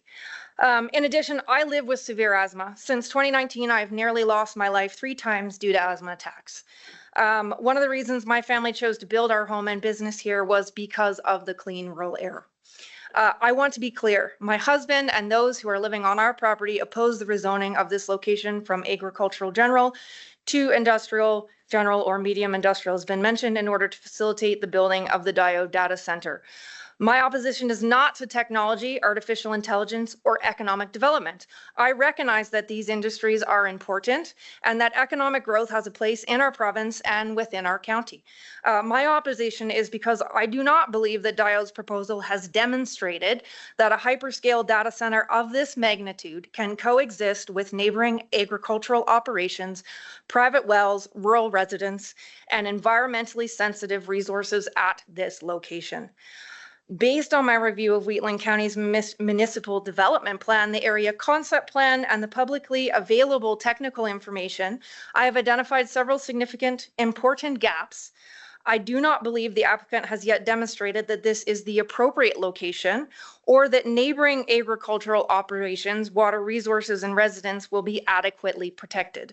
Today, I would like to briefly explain why I have reached that conclusion. My first concern is groundwater and long-term water security. As I know they have mentioned in their presentation here today that they are using air-cooled fans. They did touch briefly on a water-cooled system. So while they are saying that they are not going to pull from the aquifer, you still have to charge this system initially. So that water has to come from somewhere, and I do not believe those questions have been adequately answered. The Wheatland County's municipal development plan recognizes that protecting both the quality and quantity of groundwater is a core planning objective. Those policies are one of the reasons my family chose to invest in Wheatland County. The area concept plan states that the facility is proposed to use air-based, as mentioned, mechanical cooling, and I appreciate that. I do. However, as I stated, and as they mentioned here today, it states that water may be supplied from either the county's raw water system or from groundwater wells. I have not found a binding commitment that the facility will always remain air cooled, or the water dependent cooling could not be proposed in the future. And as I mentioned, we still need to charge a closed loop system. As a geologist with experience in groundwater protection, one of my first questions I ask is not simply, where will the water come from? It is, what is the sustainable recharge rate of the source aquifer? Southern Alberta has a semi-arid climate. A high producing well does not necessarily mean a rapidly recharging aquifer. My own well has excellent production rates, but that alone tells me nothing about the long-term sustainable withdrawal. I also want to touch on, they've shown a photo here that they're going to have lots of greenery, and that the only water they are going to use wells for is for residential required for 100 employees. How are they watering the trees? We have trees on our property that run our driveway. We use 4 40-liter tanks once a week to water just our driveway worth of trees in August. So I don't believe that's appropriately been touched on. I've not found a publicly available hydrological assessment that identifies how many wells, even if there's no closed loop, they still have to provide water for these 100 employees and their greenery. What are the potential source aquifers if any future wells associated with the development are drilled? What are the expected pumping rates of those proposed wells? What is the groundwater recharge in this area, and can the aquifers charge appropriately after large water draws? What are the potential impacts on neighboring private wells and a risk assessment of likely potential impacts that could occur? What is the projected radius of influence of any proposed water wells? And who is responsible for mitigation if existing agricultural or residential wells are directly affected by this development? In my research, I could not locate a publicly available Water Act license or groundwater application associated with this project, also recognizing that it is still in its early stages. If one exists, I'd appreciate being directed to it. If one does not, then council is being asked to approve this rezoning before it's publicly known whether groundwater withdrawals can be sustained. And I argue if they are actually going to be pulling groundwater, because I do not believe they have made that bindingly clear. Finally, although the project currently proposes air cooling, it should be noted that, as I mentioned, that closed loop systems require fill and flush commissioning and wastewater management. And a recent incident in Cheyenne, Wyoming demonstrated that improper management of commissioning water disrupted a municipal reclaimed water system. I'm not suggesting the same thing would happen here, but it illustrates why detailed operational water management plans and discharge controls matter, and why clear enforceable conditions regarding cooling systems, water use, wastewater handling, and monitoring are important before approval. I want to touch briefly here on air quality. So my second concern is air quality, electrical infrastructure compatibility with existing agricultural operations. As I mentioned, I live with asthma and I've nearly lost my life 3 times because of it. We also have horses with respiratory conditions, and clean air is simply not a preference to us. It's essential to our health, our animals, and our business. I believe this has been touched on. I do have some notes on the current load, but this has already been touched on twice. So in the interest of time, I will skip on it. I know they say they do not propose on-site power generation, but I think we need more info because it says it could be on-site. I don't think that they clearly identified the project's long-term power strategy. And given that the AESO has acknowledged that they cannot support all the existing data center proposals with the current grid capacity, I believe this needs to be addressed.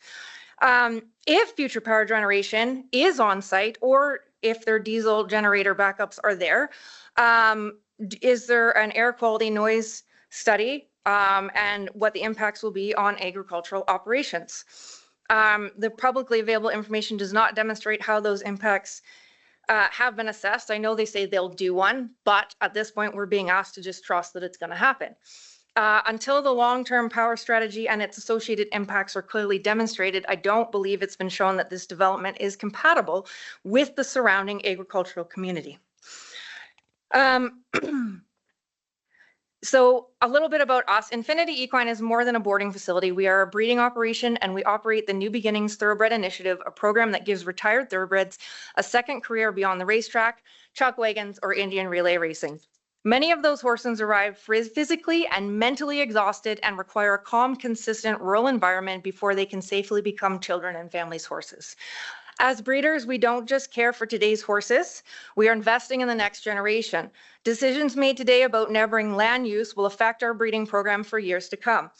The area concept plan proposes air-based mechanical cooling, which as stated is appreciated because it reduces water demand. However, facilities of this size rely on extensive mechanical cooling equipment operating around the clock.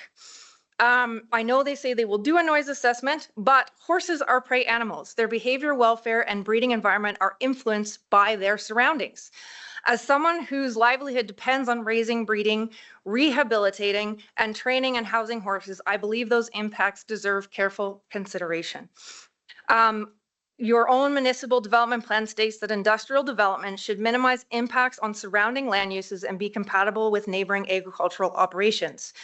Based on the publicly available information, I do not believe it has yet been demonstrated that the long-term operational noise and lighting from this development are compatible with existing ag business such as ours. And I have like a 2-minute closing. So I have to That's act okay. every time. Yeah, So, I know. I understand. Council's wishes. Does anyone wish to motion forward to hear the remaining of it?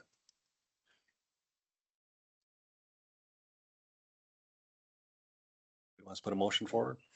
I move that the extended time be given for the presenter. 2 minutes. Okay, 2-minute motion on the floor for extension. I will call the question.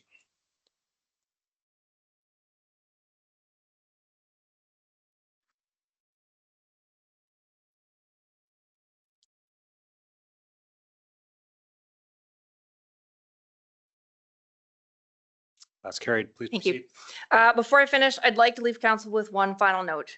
My husband and I are not opposed to industry. We purchased our property, Nutrient Orica, Cargill, Co-op Fuel Depot, and existing industries in the Goldfinch area were already here. They've been good neighbors and we appreciate the positive relationships that they have made with the community. Our opposition today is because we do not believe it has yet been demonstrated that this specific project at this specific location is compatible with the surrounding agricultural community. Infinity Equine is a sensitive neighboring agricultural operation. We rely entirely on private groundwater supply. We breed horses. Our Thoroughbred New Beginnings initiative, we rehabilitate physically and mentally exhausted thoroughbreds so they can begin new careers. We care for horses with respiratory disease. I live with severe asthma. Our operation depends on clean air, reliable groundwater, and the quiet, rural environment that attracted us to Wheatland County in the first place. I also want to make one thing very clear. I am not standing here today saying these impacts will occur. I am saying that based on the publicly available information, the applicant has not demonstrated that they will not occur. Throughout my geologic career, protection of the environment was based on identifying and managing risk before environmental impacts occurred, not after.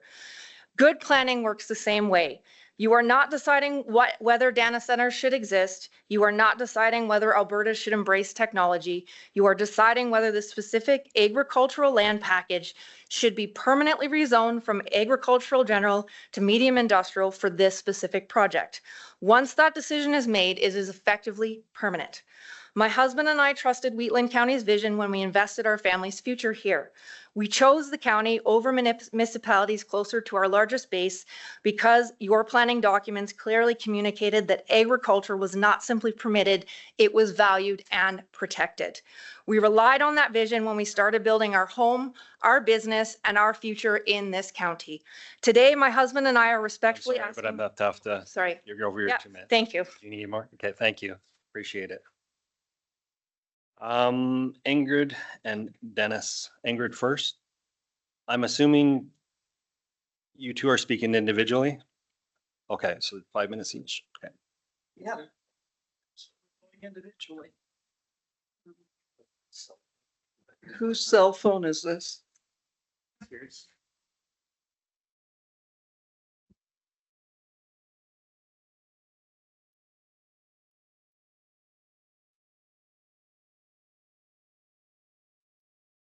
Welcome, Ingrid.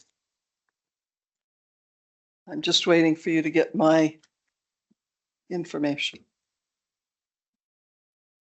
They can hand it out while you go ahead. Pardon? I said you're welcome to start. They can hand it out. Okay.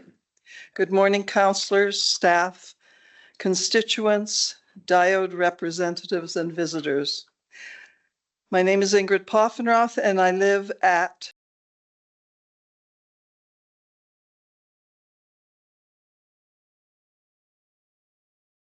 I'm speaking in opposition to file number PL 2025-005 and all bylaws. And that is also including one that was 2025-33 that's under the other one apparently.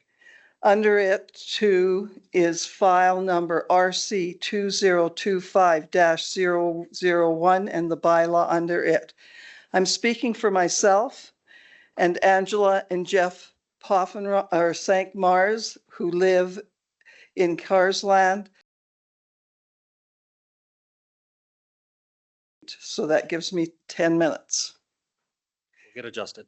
The redesignation of the proposed agricultural general and industrial general and then medium industrial should never be considered.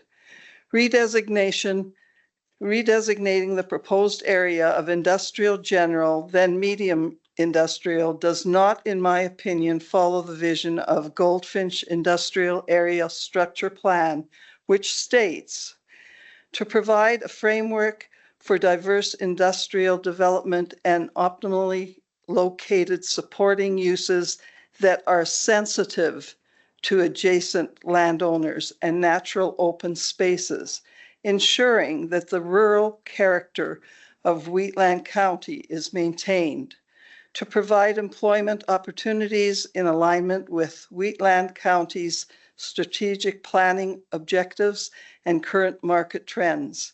On page 1 of the handout that nobody got,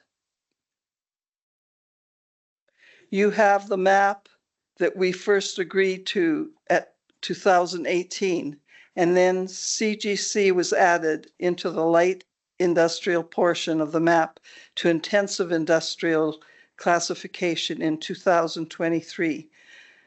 Looking under that map is a map proposed change of the changes, and tell me if you can see that that will help Division 3 keep their rural character. Adding another heavy industry, which a data center is, and not a medium industrial, would take away more light industrial area.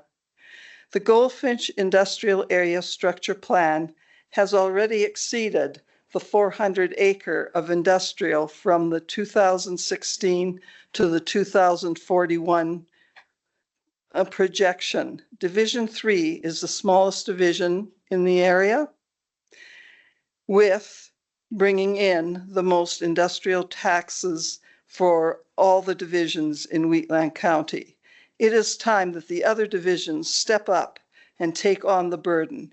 Instead of advertising Goldfinch Industrial Area as heavy industrial, it is time for Wheatland County to start advertising for light and mixed industrial and to consider that Goldfinch Industrial Area is a suitable home for those companies.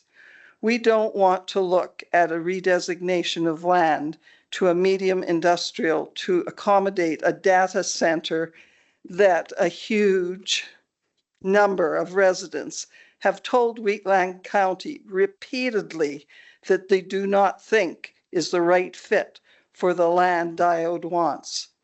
While we recognize the importance of digital infrastructure and economic development, we believe this proposal raises significant concerns that have not yet been adequately addressed, and a more cautious approach is warranted before any approval should be granted. On page 2, you would see the 575 acres of Class 1 and 2 soil that is asked to be redesignated to support of the Diode AI hyperscale data center, which supposedly only is going to use 201 acres and leaving the remaining 374 acres as previous surfaces. That isn't what their map shows. If council does not redesignate the land shown in the map, then you should not have to close Rural Road 264, giving farmers the road to haul their grain and move their equipment with less traffic problems. Such a large redesignation of agricultural land at one time would permanently alter the character of the surrounding rural landscape and establish a precedence for further intensive development being put in an already depleted light industrial area that is left. The future redesignation of land from the Goldfinch area has not been fully evaluated from the perspective of nearby residents, agricultural operations, and rural landowners.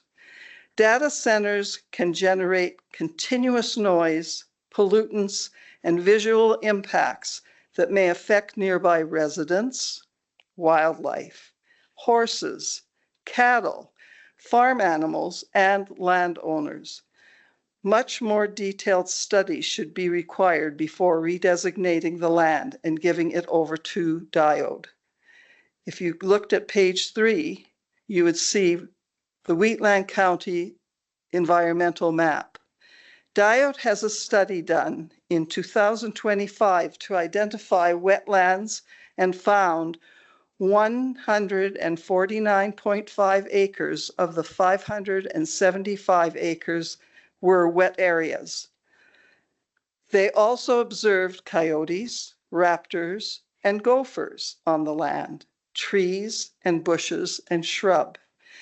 There are also birds that have specific classifications on this land. They are loggerhead scripe, threatened species, horned grebe, special concerns, barn swallow colony, special concerns, threatened species, Swanson's hawk, special concerns. I added red-winged blackbirds, climate threatened because of loss of habitat. It was also concluded in their study that there was a possibility of fish in the canals on the proposed property. The study stated that the data center had a potential to cause alterations or loss of fish and wildlife habitat. They state that they will keep the Class 4 crowned wetlands in their compound for the employees to enjoy.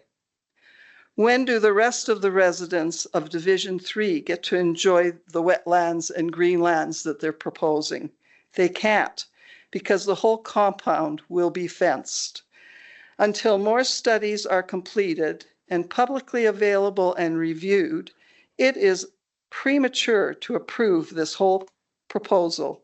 Please remember that the data area concept plan must be piggybacked onto the Goldfinch area structure plan to be viable. In the land, if the land and amendments of the area structure plan is not changed, then the data center concept plan cannot go forward. Therefore, we do not want to see the redesignation of the Goldfinch area structure plan. The planner's report alluded to the 4 pillars of sustainability under the Wheatland County Municipal Development Plan in page 4. They are economic prosperity, environmental responsibility, social justice, and cultural vibrancy. In our opinion, an AI hyperscale data center does not fit into the environmental responsibility. Sorry, I have to pause you. Your 10 minutes are up and council has to make the decision whether, if. Can I please have an extension to my conclusion? So it's same process as before. About approximately how much would you need? 5 minutes? No, 2 minutes will do. Motion on the floor to extend the presentation by 2 minutes. Call the question.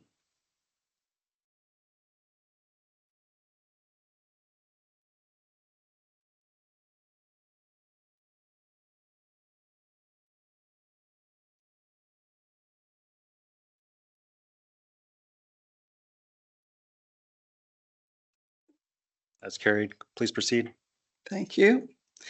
An AI hyperscale data center does not fit into the environmental responsibilities, social justice, or cultural vibrancy pillar visions of the 4 pillars.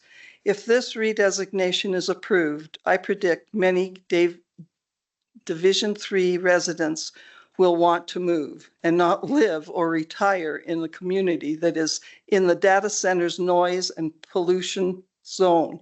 I ask, would you or your family want to live and retire in a data center's surrounding area? I think not.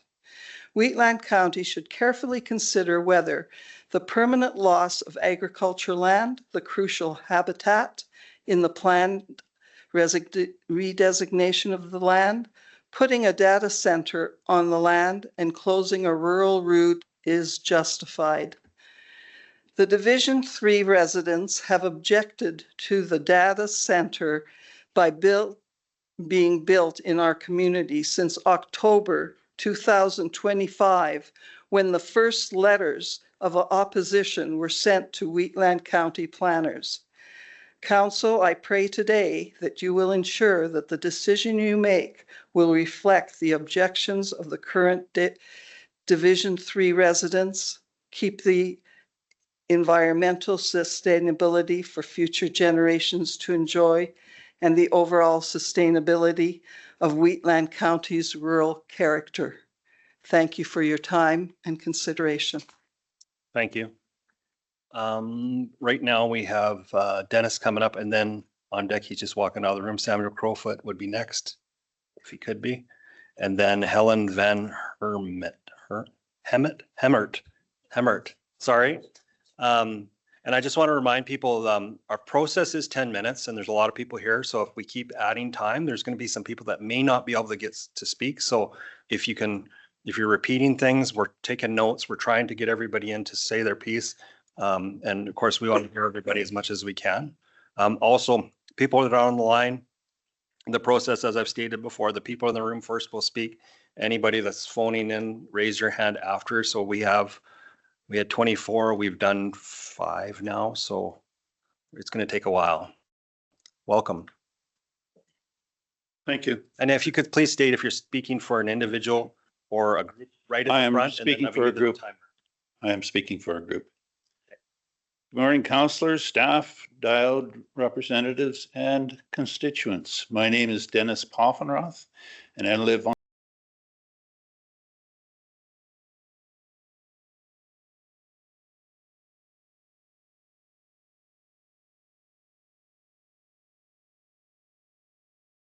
I also represent by proxy my family, Kimberly Miller and Robert Miller.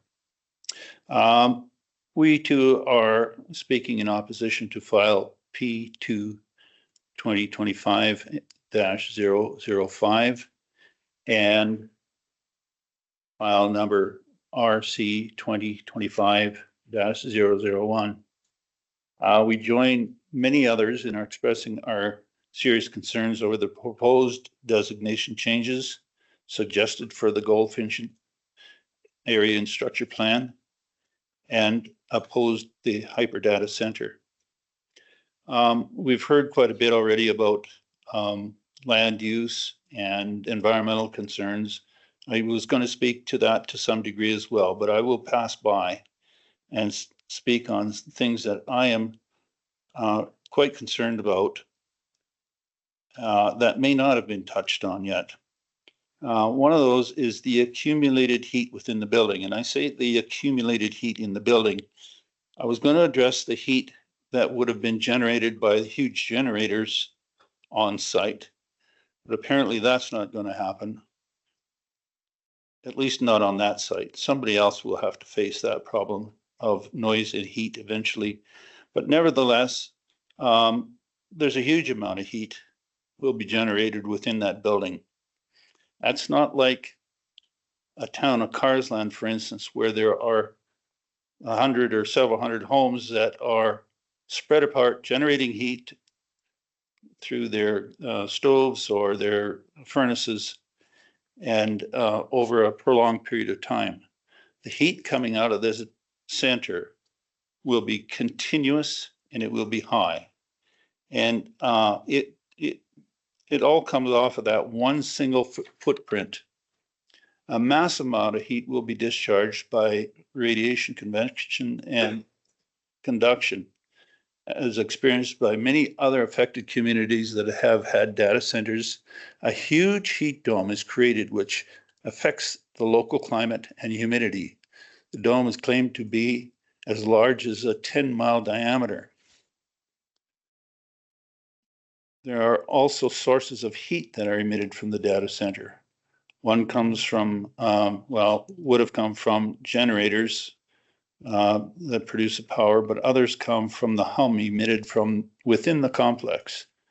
These heat and noise effects will no doubt impact the health and comfort of all life species in the area. I'm concerned about the price and reliability of electrical power. I called some friends at Haley Industrial Electronics in Calgary to clarify some problems. They manufacture UPS, that's uninterrupted power supply, by switching in milliseconds from one power source to another. They explained that for us as users, sometimes we experience a short blackout, which is usually not serious. The interruption is corrected before our freezers thaw or our houses get cold in the winter. But they claimed that that a brownout can be very serious to our shops, our farms, our homes, in that a low level of power that may drop below 100 volts on our common household circuits could be damaged or ruin equipment, such as your computers, electrical motors, furnaces, boilers, or even deep well pumps. If a pump is running at a low level of voltage and trying to pump water, it will eventually burn out. The reason that I was concerned about that is what they explained to me was a condition that they knew about in the state of Virginia, where on 2 occasions their generators failed and their backup failed. And they were permitted to immediately switch into the local grid. Those people experienced a lot of problems because their power source was all of a sudden dropped. Hopefully, these people from Diode have anticipated any of these problems and can mitigate and ensure that our power system isn't in jeopardy. Also concerned about something that, as councillors, it may not be within your purview to consider, but is something that's in the back of a lot of people's head, perhaps yours as well, and that is the actual viability of the data centers. It seems daily, if you listen to the news daily, you hear about data centers that are being stopped, or constructions being halted. Places are not accepting them anymore. Even in Manitoba, Wapkanu Premier has stopped any data centers from being constructed over there. And there's other states that are doing so as well. One of the concerns is that if they're not viable, if they fail at some point, how are we in Wheatland County going to cope with that? I don't wish any bad luck on them. If they build it, I hope they're successful. But if they don't, if they're not successful, we may wind up with a situation where the county has to recover somehow. We've seen that in other situations like the Lakes of Muirfield, where the county had to step in and take over. And by the way, we at Carsland are blessed with their wastewater because they didn't have a wastewater system. We had to take it. So we're really concerned about your review of how this could, if this ends badly, how are we in Wheatland County going to look after it, and what could it cost? Anyway, we're just hoping that you, our councillors who we voted for on October 25, to do our bidding as people of the county, that you will make the right decision and bear in mind what we as constituents are concerned about. Thank you. Thank you. I now have Samuel Crowfoot.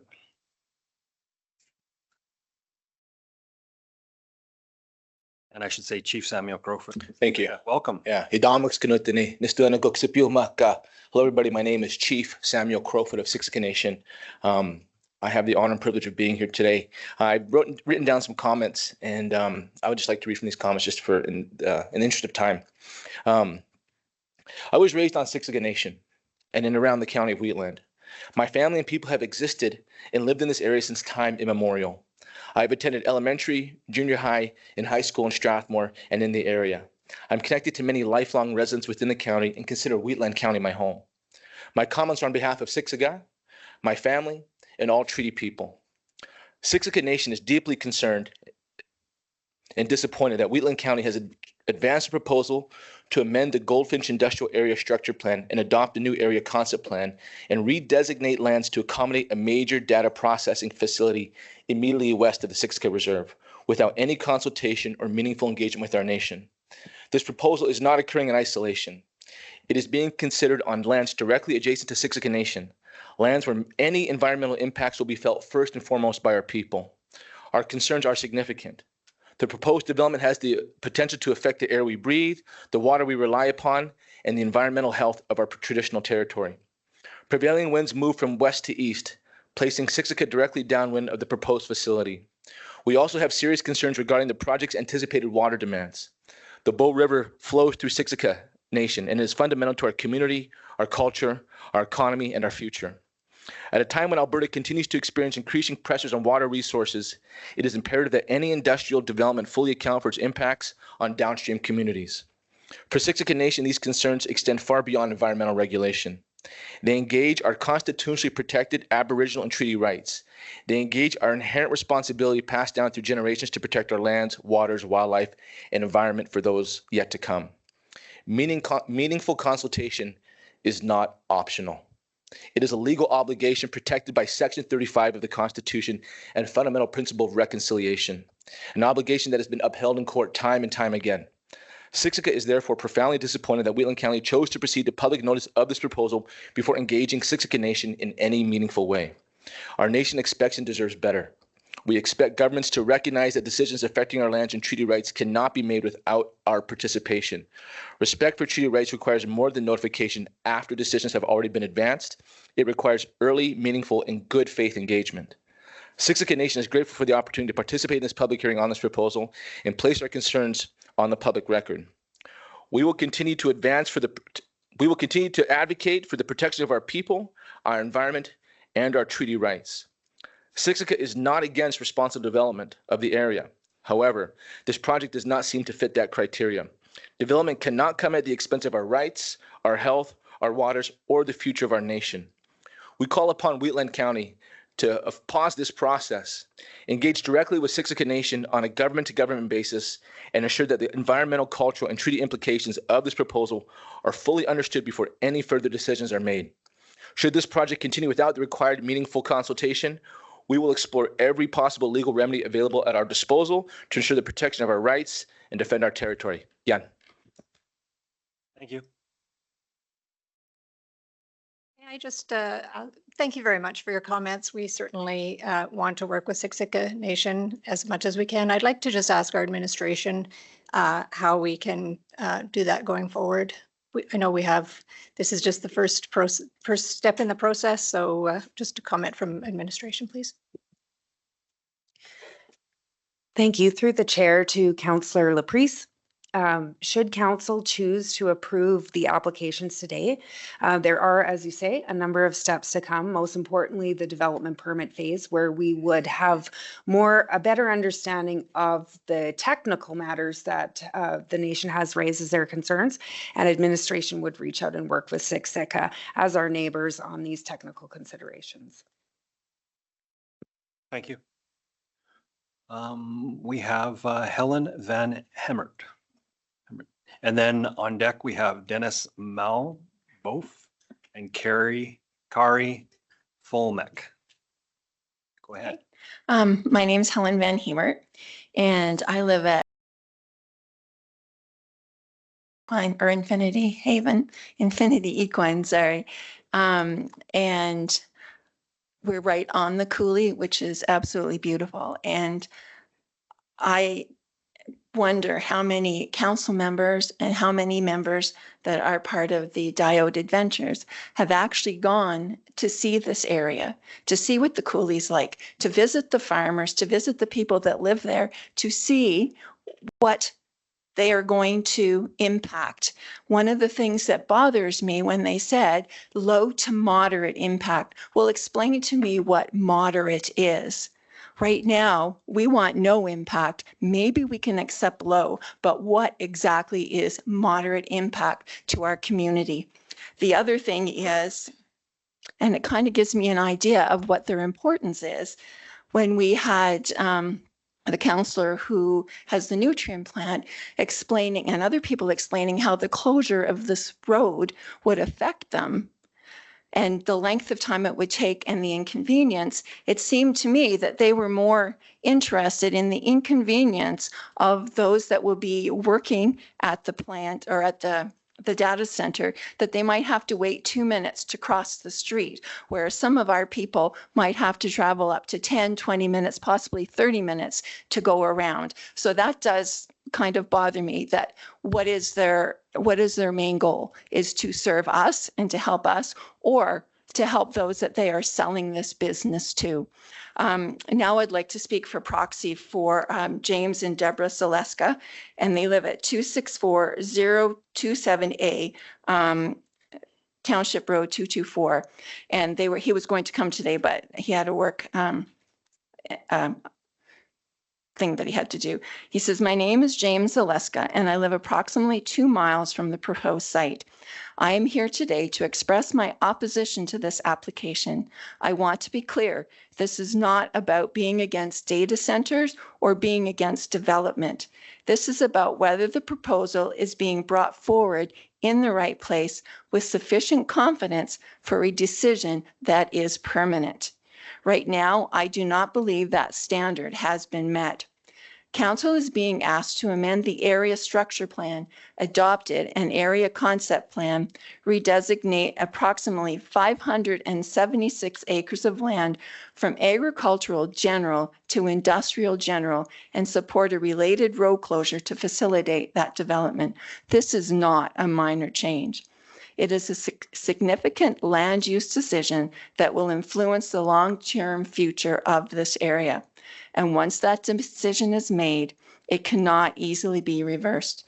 Wheatland County's own history speaks to its long and proud agricultural foundation, with many century farms still operating today. Agriculture is not simply a historic land use here.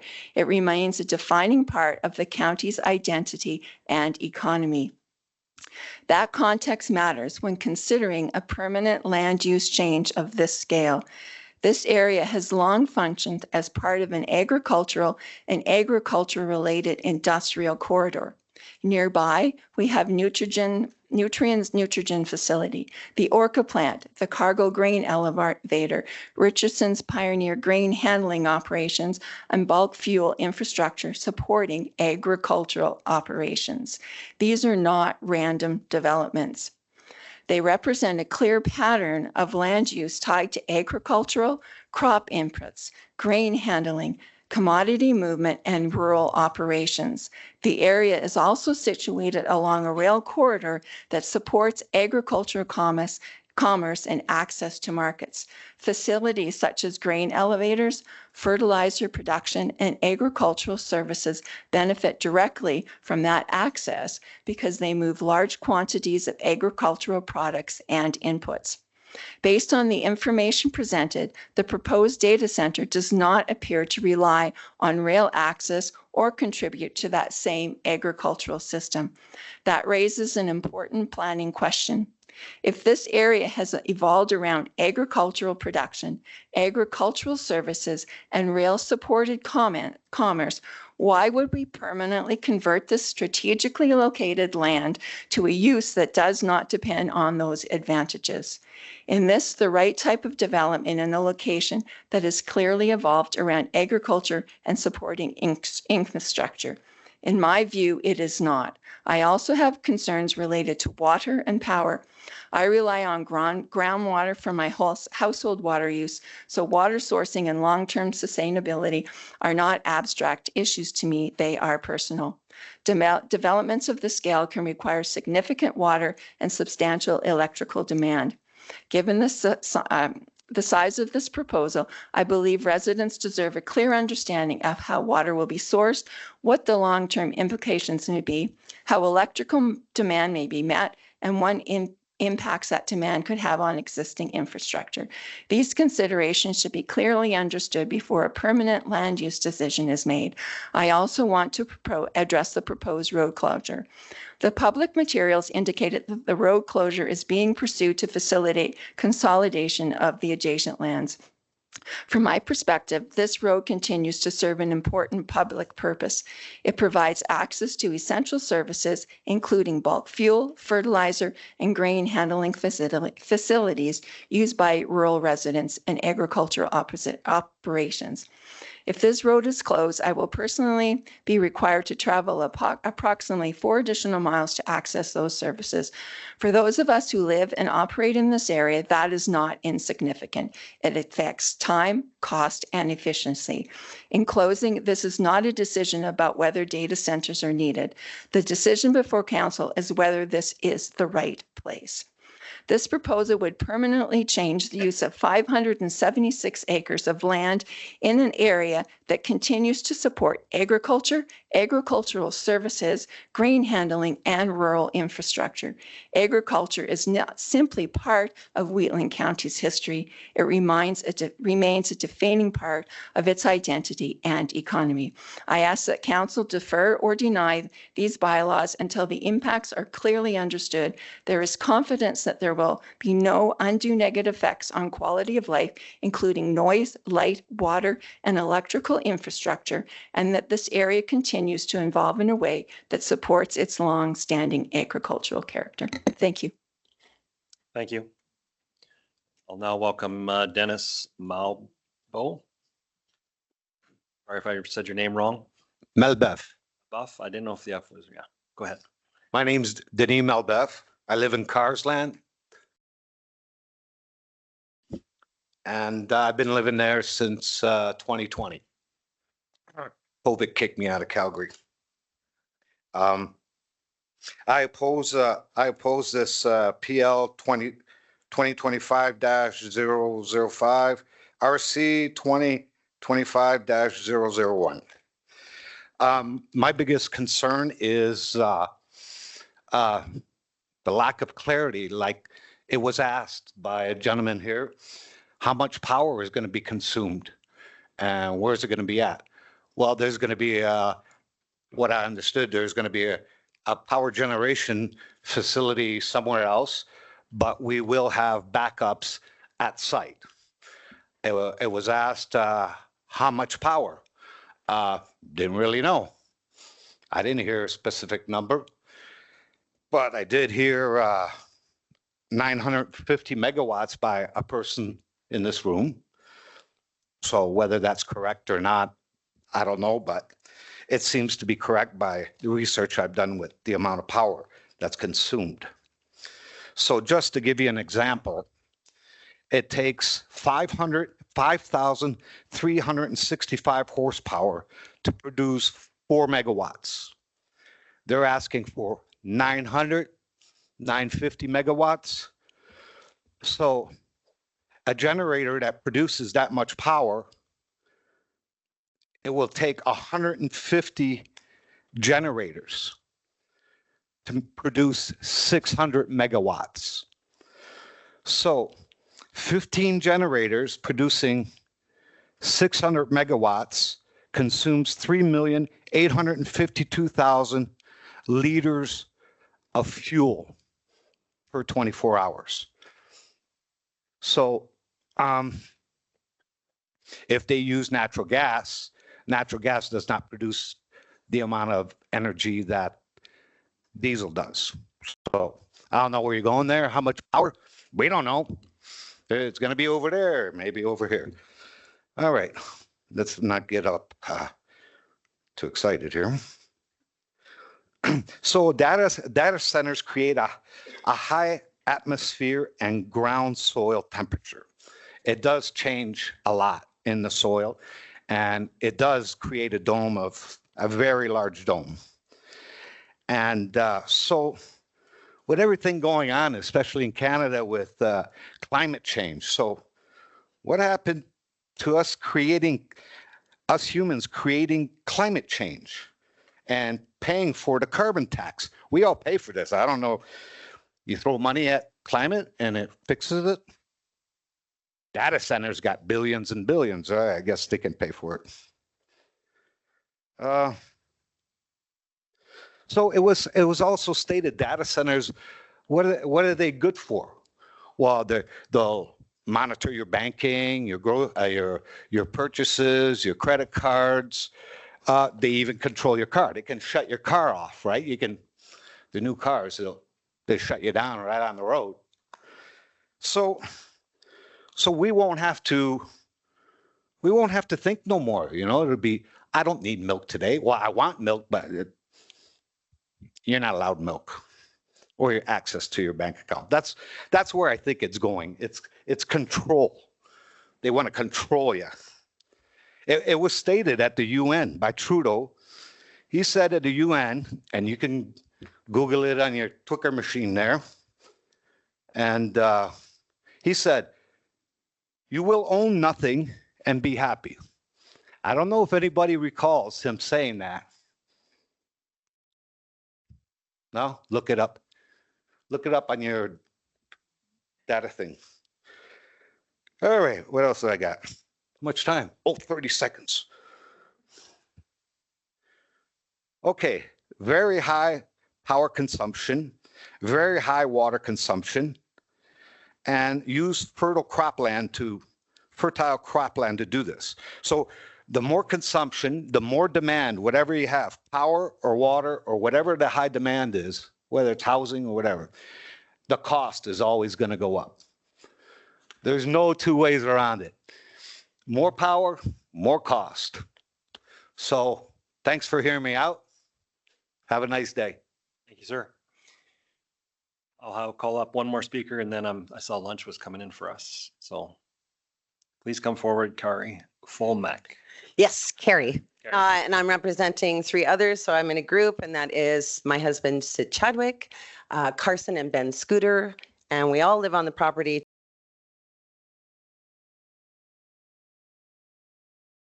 We're approximately 4 kilometers from the data center idea. So again, my name is Carrie, and I am the founder of Equine Connection, the Academy of Equine Assisted Learning. Since 2008, our organization has proudly called Wheatland County home. For 2 decades, we have welcomed hundreds of people every year to our facility, along with certifying equine assisted learning facilitators from across Canada and internationally. While Equine Connection is considered a small business, our impact reaches far beyond our property lines. We provide educational, experiential learning programs that help people develop communication, leadership, emotional regulation, confidence, healthy relationships, and life skills through partnering with horses. We work with youth, families, businesses, professionals, and organizations such as the Calgary Dream Center, where individuals recovering from addictions experience a safe environment to reconnect with themselves, build hope, and move forward in life. The environment we have created is not simple where it's just about the programs where they take place.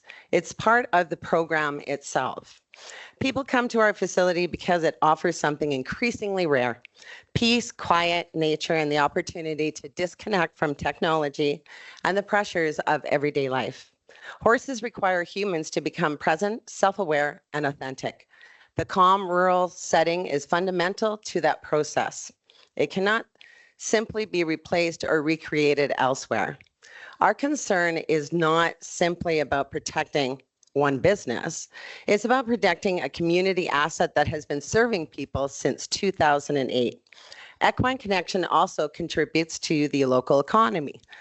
Participants travel to Wheatland County from all over the world, supporting local hotels, restaurants, fuel stations, retailers, and other businesses. We also support our local veterinarians, farriers, feed suppliers, and numerous independent instructors and contractors. As I read Wheatland County's municipal development plan, I was encouraged to see a vision that speaks about balanced, sustainable growth, protecting rural community of life, supporting economic prosperity, preserving agricultural and natural areas, and supporting communities. Those are the values. These values are exactly why we chose to build our business here. Growth is important, investment is important, but I respectfully ask council to consider whether this particular location is the right place for a development of this scale, and what could be lost if the peaceful rural character that organizations like ours rely upon is permanently changed.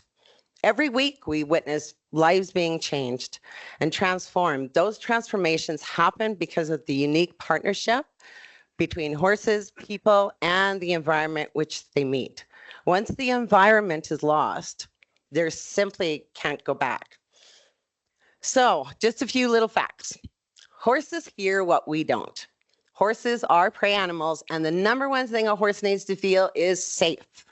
Research shows that horses can approximately hear 55 hertz to 35,500 hertz, with their strongest sensitivity around 1,000 to 16,000 hertz. That means they can detect sounds that humans may miss or barely even notice. This level of safety depends on their ability to detecting sound, vibration, pressure changes, movements, and other environmental shifts. They cannot simply tune out a constant low frequency hum, vibration, or mechanical noise. What may sound insignificant to us may be impossible for them to ignore. Horses are not machines living beside machines. They are prey animals whose welfare depends on calm, predictable environment. What if we get it wrong? Most environmental assessments focus on people, but horses do not leave for work in the morning. They do not get weekends off from any of the noise. They live in an environment 24 hours a day, 365 days a year.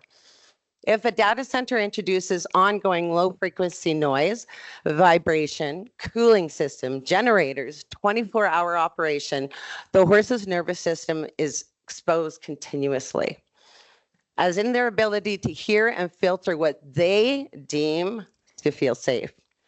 The outstanding question that hasn't been answered is how horses tolerate this, if they even can, for a short or long term. Our horses are not pets, they are business partners. Our horses are the foundation of everything that we do. They are not they're not equipment, they are not tools. They are our partners, our teachers, and the reason our clients experience transformations. If ongoing stress impacts their ability to relax, regulate, connect, or even feel safe, it changes the experience for every single person who enters our arena. When horses are affected, our programs are affected, our livelihood is affected, and the impact we make on the community is ultimately affected. Before consideration, we need answers. Before a data center is approved near horses, should there be an independent equine welfare assessment that includes long-term research on effects like base noise sounding, low frequency sound testing, vibration testing, nighttime monitoring, long-term welfare monitoring? Has any independent equine welfare assessment been conducted to determine how continuous low frequency noise, vibration, backup generators, cooling systems, and a 24-hour operation will affect horses living within several miles of this proposed facility? The burden should be on the developer to prove that there will be no harm to horses prior to consideration of this center, not on horse owners to prove after the fact, because once the impact occurs, it's going to be too late. In ending, I have built more than a business. I have built long-term, oh my gosh, opportunities for a dedicated team of highly trained independent contractors, instructors, and facilitators. These professionals rely on the Equine Connection for ongoing monthly incomes through certification training, educational programs, and workshops. Their livelihoods, along with the families they support, are directly connected to the success of our organization. Economic development is important, but so too is protecting the businesses and jobs that have already invested in Wheatland County and have been contributing to our community. I respectfully ask council to consider not only the opportunities created by new development, but also to value and to preserve those businesses, employment, and community impact that already exist. Thank you for your thoughtful consideration. Thank you. I'll ask Administration, is lunch here? Just trying to see if we can see here another speaker for what council's wishes. We don't know. Okay, I will call up Gail Howden. You spoke, okay, that was on a list, okay. We need a break. Okay. Let's come back at 12:30. We're asking for, I have some councillors asking for a washroom break. Through the reeve to council, if we're going to take a break for lunch, we should allow at least an hour for the public to be able to leave to go into Strathmore for their lunch. Let's break to 1 o'clock then. Okay. And we'll resume speaking. Thank you. And I'll just ask everyone, I understand you may want to talk to councillors. We cannot discuss this unless it's in this room as a group. Thank you.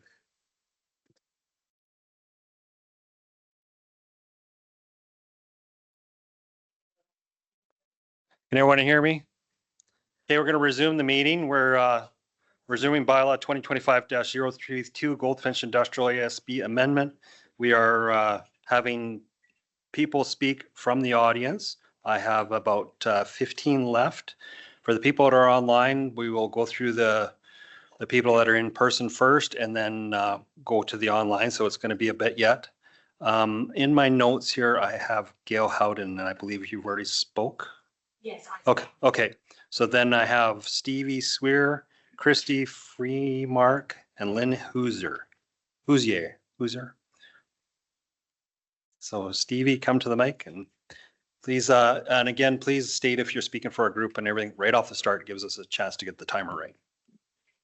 Individual, perfect, thank you. You have to press the button to get the green light. Perfect. Proceed, thank you. My name is Stevie Swear. I live along grateful for the opportunity to speak today about the details of how this bylaw will affect not only me, but how everyone in the county will be affected by this proposed site plan.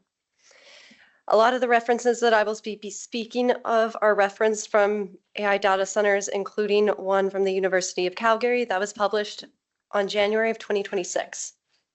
There are more than 2,000 data centers already in operation, including in Virginia, Texas, and California. What is important here is not just a scale of an individual data center, but the number of centers that are being developed at a rapid pace. These developers are arguing that the projects benefit communities by creating new jobs, boosting local economic development through increased property tax revenue and future business opportunities. But this is a false promise. In practice, these large construction projects do require work. However, that will not last long. Once the warehouse of servers is complete, it requires very few people, as this is not an office for software developers, project managers, or marketing experts. There are few beneficial effects like you may see with other industries. There is some tax revenue, but that money is being handed back to the industry rather than going to the public funds that would pay for schools or healthcare. We have a right to oppose this center based on how the people of Wheatland County's quality of life will be affected if resources like water and power are diverted to meet the needs of these facilities. And I know power has been touched on a lot already, so I don't feel the need to reiterate a lot of what has already been touched on. But we are already familiar with billing shocks and problems with grid reliability. Outages have become more frequent, and meeting the demand for artificial intelligence requires so many gigawatts beyond what the grid already produces, and in turn will drive up the price for power more for residents than planned, especially if tech companies negotiate favorable rates that shift the cost of power to the general public. If or when they do tap into freshwater resources, it will put nearby communities like ours at risk. These facilities can consume up to 5 million gallons per day. The Earth's fresh water supply that is accessible and safe for human consumption is only 0.5% of all water on Earth. Fresh water that is critical for survival. Approximately 80% of the water, typically that's fresh water, withdrawn from data centers evaporates. The remaining water is discharged into municipal wastewater facilities. The large volume of this wastewater from these data centers may very well overwhelm local facilities which were not designed to handle such high volumes. The problem is we are being asked to approve solid infrastructure, and we don't understand the entire effects that it is going to have on the health of our local population. We cannot just move it once it's here. It can destroy our land value and potentially our health. And 30 years ago, for those that remember, we had safe levels of lead. We had leaded gasoline, and people thought it was fine. Now we know there's no approved safe levels of lead. Leaded gasoline for on-road vehicles was completely banned in 1996 and wasn't finally completely phased out until 2021. That's the pattern. Realistically, we know it's wrong, and we know what can happen because it's already being accounted for in other states. I can go on forever spouting the facts from the research provided by environmental and study institutions and how this will affect me, my family, and my future children. But another real truth that I want to share is how much the people of Wheatland County respect this land and what it brings to the community. This land grows our food. This is where we want to raise our children, who we want to truly understand how to value the land, not exploit it. This is about preserving a place that cares for us and our livestock, just like the stewards do for it. And we trust you as councils to make an important decision on what the county stands for. And I want to remind everyone in this room that every time we stand for our flag, we ask God to keep our land glorious and free. No data center is worth losing this, and we trust you to make the right decision. Thank you. Thank you very much. Call up Christy Freimark, sorry.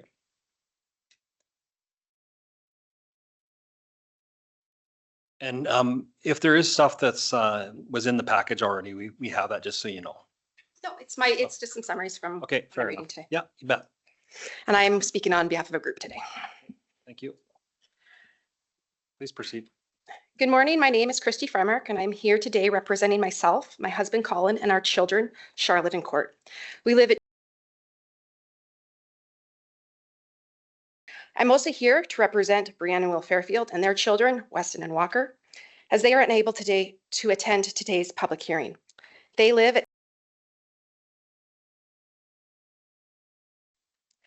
My husband Colin and I, along with our children, live immediately north of the lands proposed for redesignation and the Diode Venture Data Center Area Concept Plan, while Brianna and Will and their children live northwest on the northwest side of the proposed site.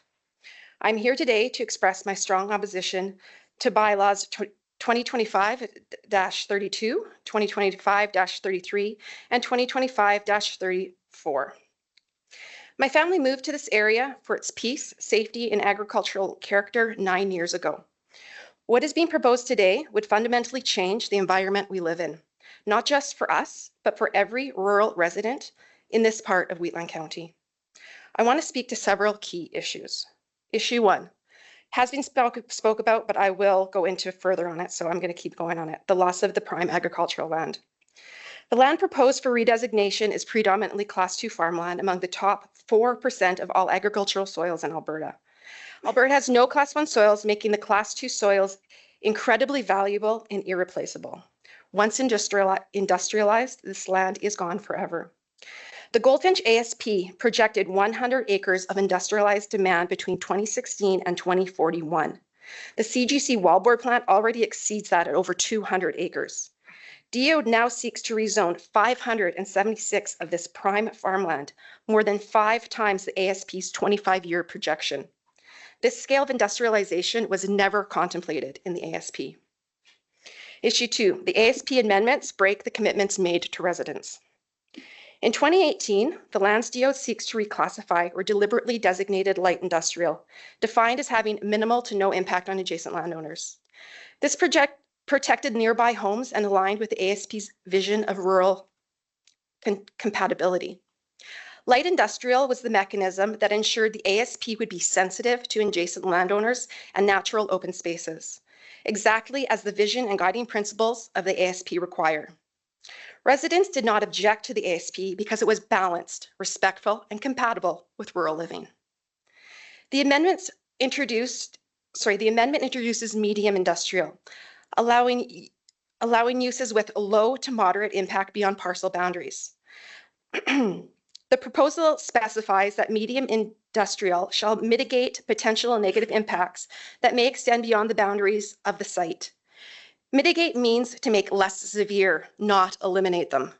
This means residents expect ongoing nuisance, and moderate is undefined, leaving no measurable standard for enforcement. Hyperscale data centers are not low impact.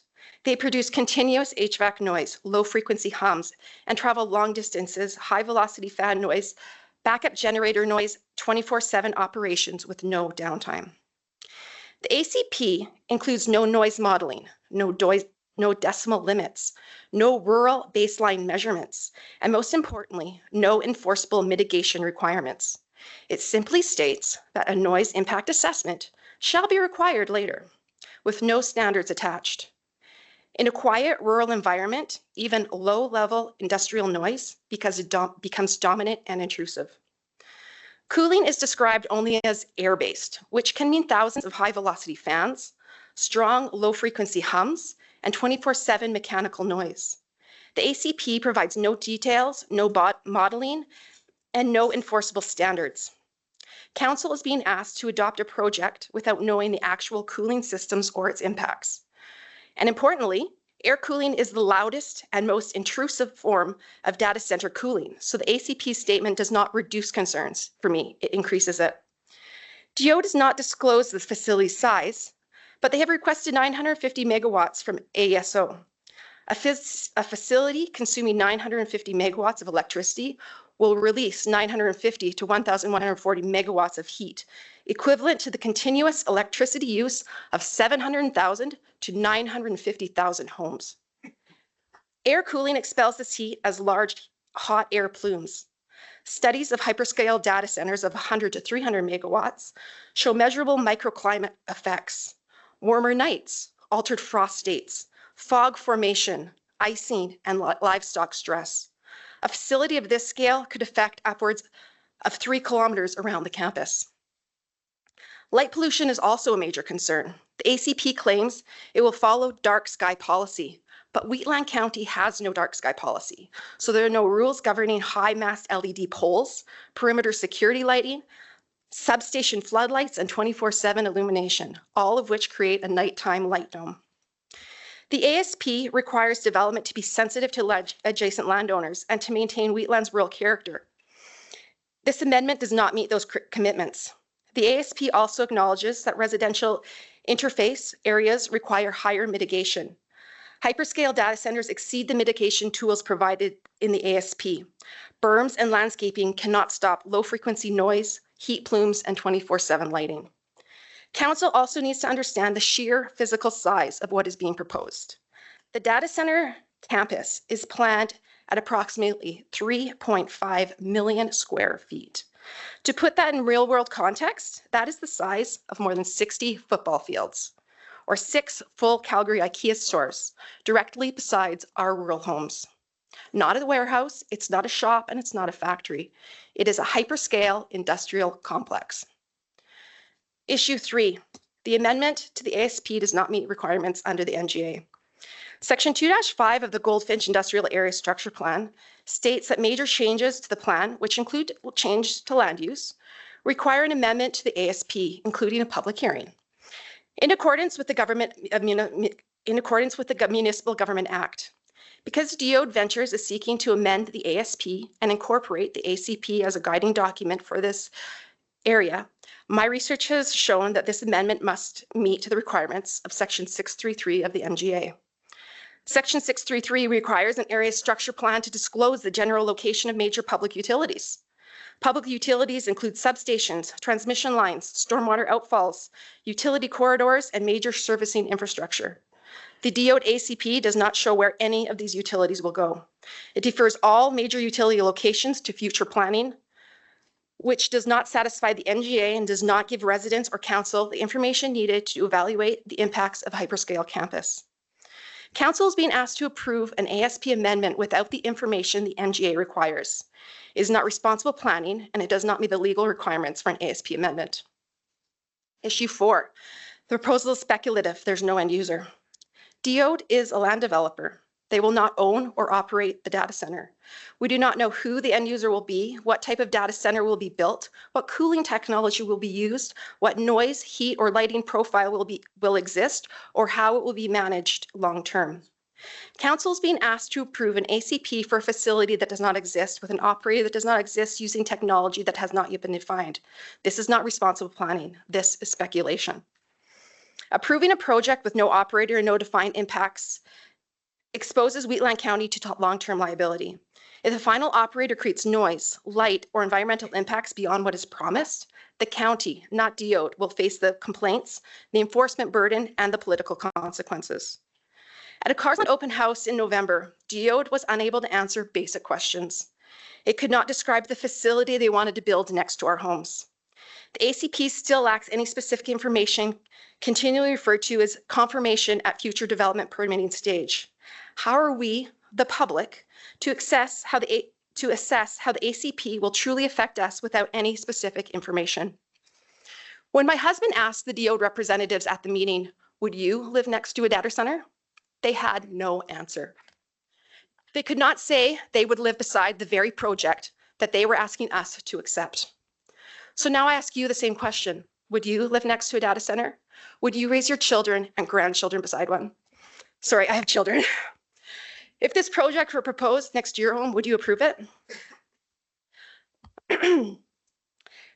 In closing, the Goldfinch ASP was built on principle of rural compatibility, environmental protection, and responsible industrial growth. The proposed amendments do not meet those principles. Council is not obligated to approve this.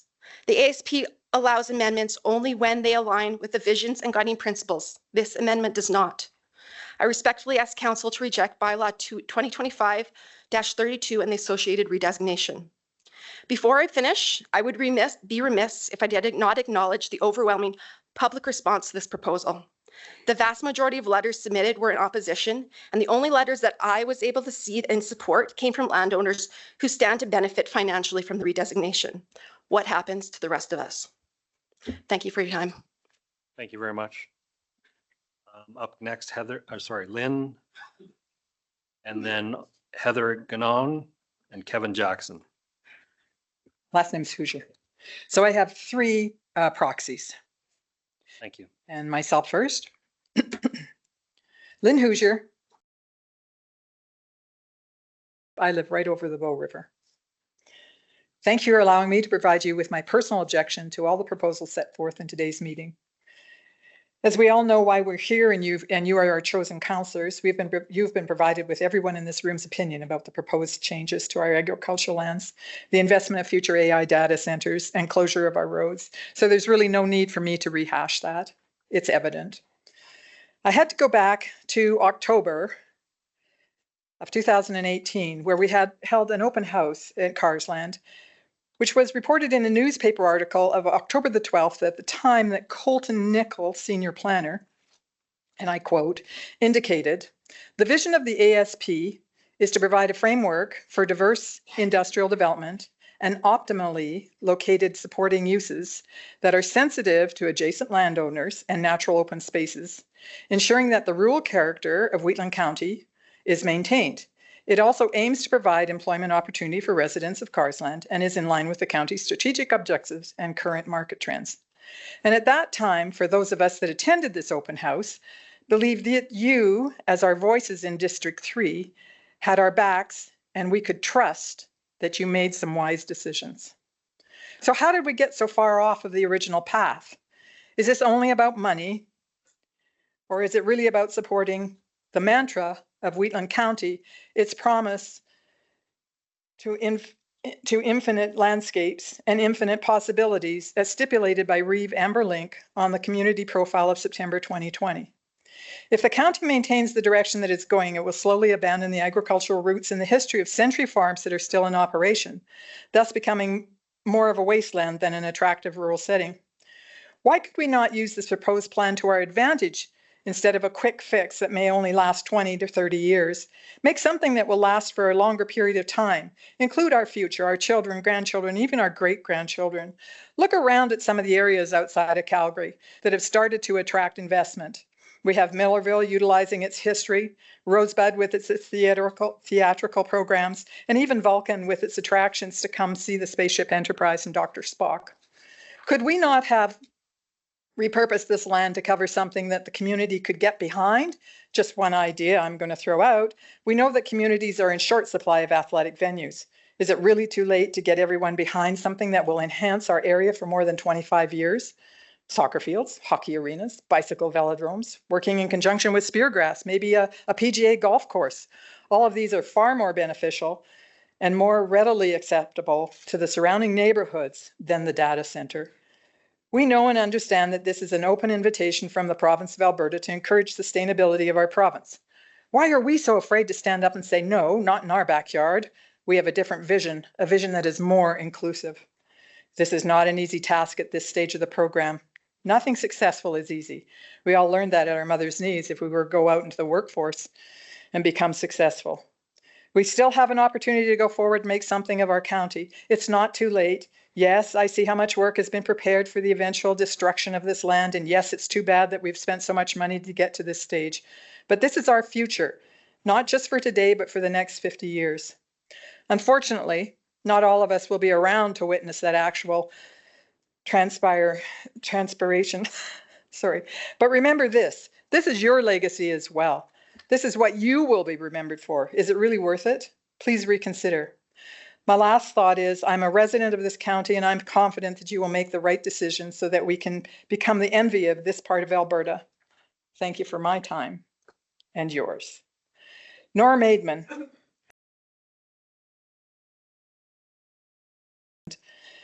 She objects to all three of the counties, 32, 33, 34. There's a list of the concerns that she has. These are likely the same questions that many others have. Speed of project moving forward, communication with citizens, Water source and how much needed. What becomes of the wastewater? Electrical power requirements, noise issues. Governments have not had time to set up regulations to control all of this phenomenon. Why do we need these? How do these industries help current problems? And how many real lasting jobs are created? Pam Hilton, objecting to 20, 25, 32, 33, 34, and 25 regarding the road closure. She's opposed to all these bylaws that we want to change. Her notes are, we are an agricultural county, not enough water to support this venue, too much noise, ratepayers picking up the slack at the cost of the shortfalls, no thanks. And last, Keith Dell Huber, sorry Dell. Same. All the amendments, 32, 33, 34, and 25, he's rejecting these proposals. We are an agricultural county. Water is a valuable resource, which we do not have enough to support this venue at this time. Plus, ratepayers will be required to pick up the cost of shortfall in this future. No, thank you. Thank you very much for your time. Appreciate your effort. Thank you. Welcome, Heather. I'm speaking for a group. I started mine off with good morning, but clearly we're starting with good afternoon. Okay. My name is Heather Gagne. I reside. Today I'm holding proxies for my spouse, Colin Gagne, and my adult son, Michael Gagne, and I'm actually speaking for both of my parcels. They're both at Workton and able to make it. Goldfinch Industrial Park, we bought 15 years ago.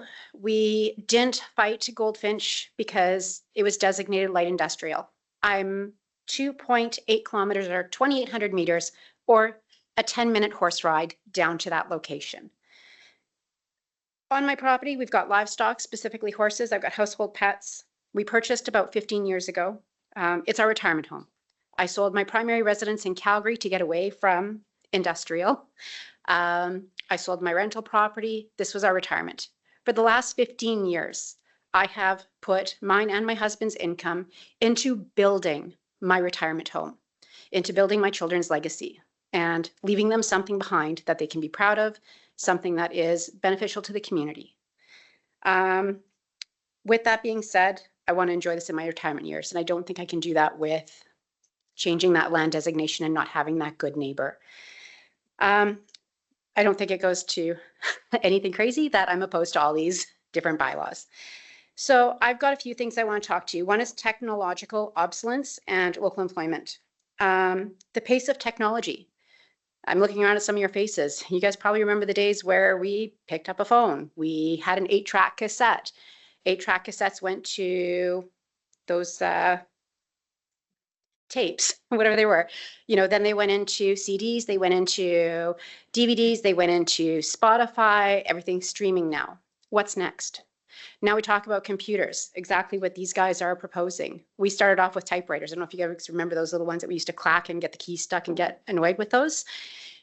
We're up to computers, right into cell phones that can sit in our laps and process everything that we do now. But what's next? Technology moves so fast. These guys might build this center and it might be great for 5 years, maybe even 20. But when does that technology become obsolete? What are we building? Is it really the best fit for our county and for our residents?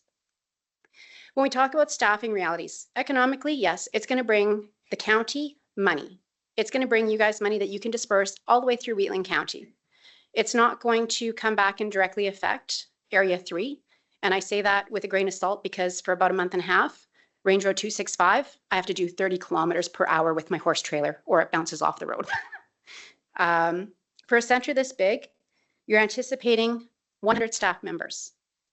Now, when you put that into perspective, it's 100 staff, but how many of those people are going to benefit from Wheatland County? We're talking computer specialists. How many of those do we have in Wheatland County? How much education is it going to take to get there? They talk about we're going to bring them in, we're going to educate them. Well, they don't have that data for sure. They don't have an end user to promise that to us. So it's a false promise at the end of the day. Traffic realities and infrastructure. gosh, I went through the traffic report. That was scary.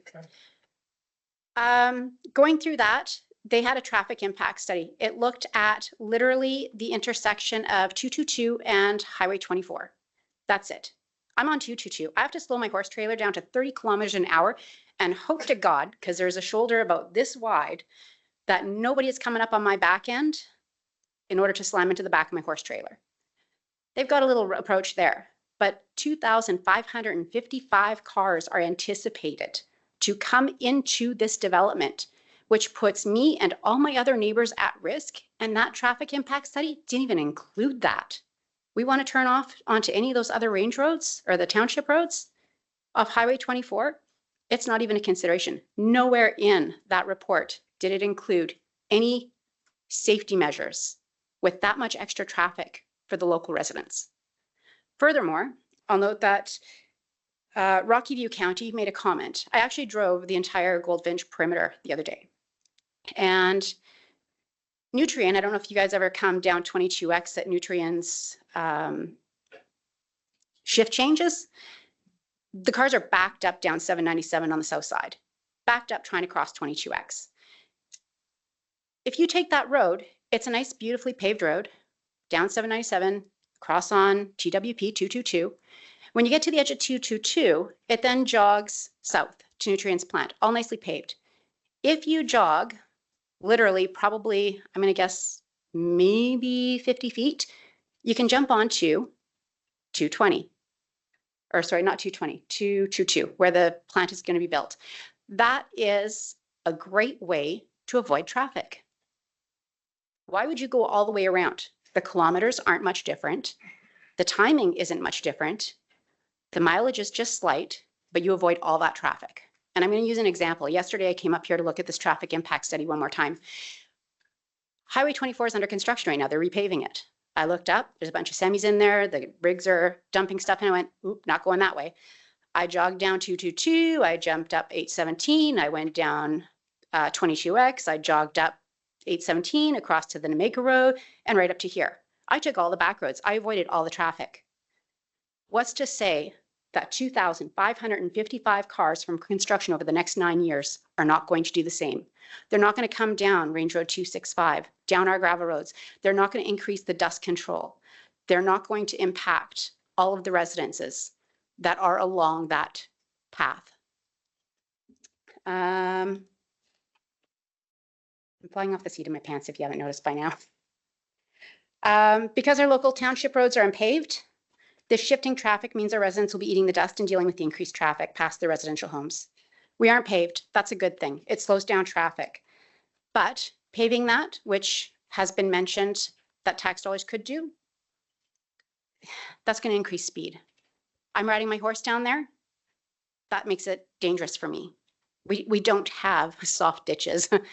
I stand in my ditch and my ditch comes down to here and it's literally a drop. There's a lot of sum of what ifs, and there are what ifs. They need to be considered. The traffic impact study is simply suggesting, and they use the word anticipating, access only from TWP 222. There were zero other considerations given to traffic patterns. Zero.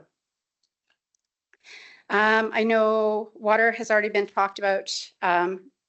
It should be noted that there is some discrepancies in there. There's 90 meters cubed per day or 90,000 liters. There's 11.2. Just for your own reference, council meeting agenda package, page 6, heading sanitary servicing.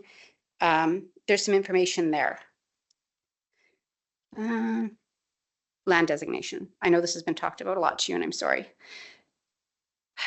Like I said, it's important to note that when we bought, we looked at the municipal plan.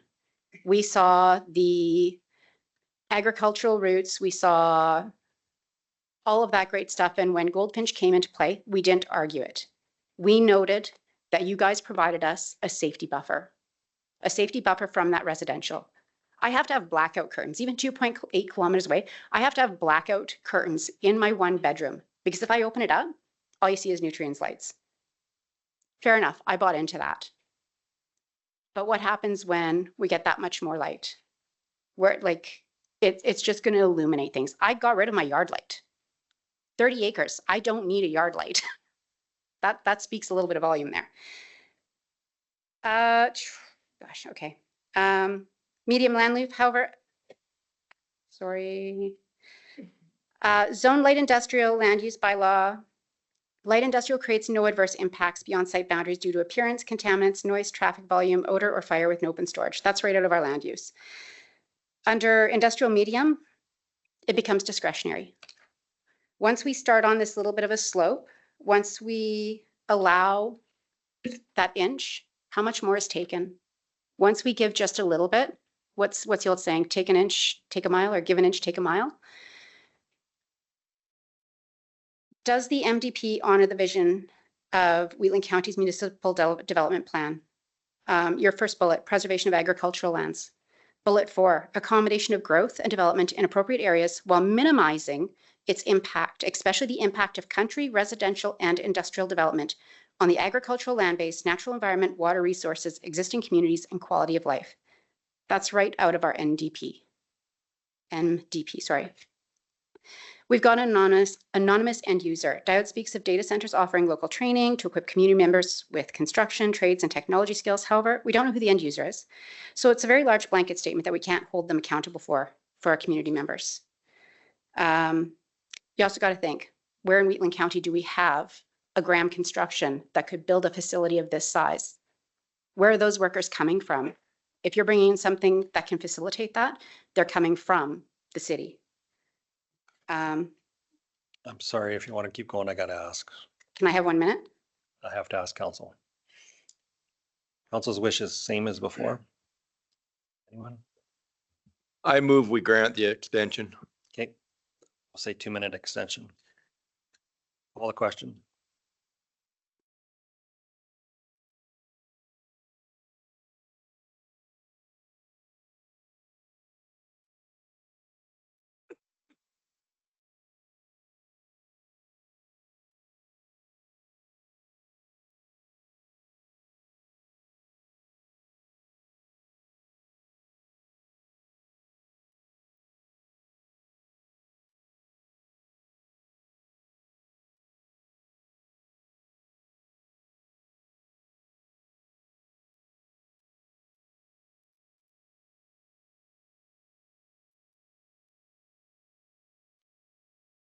That's carried. Proceed.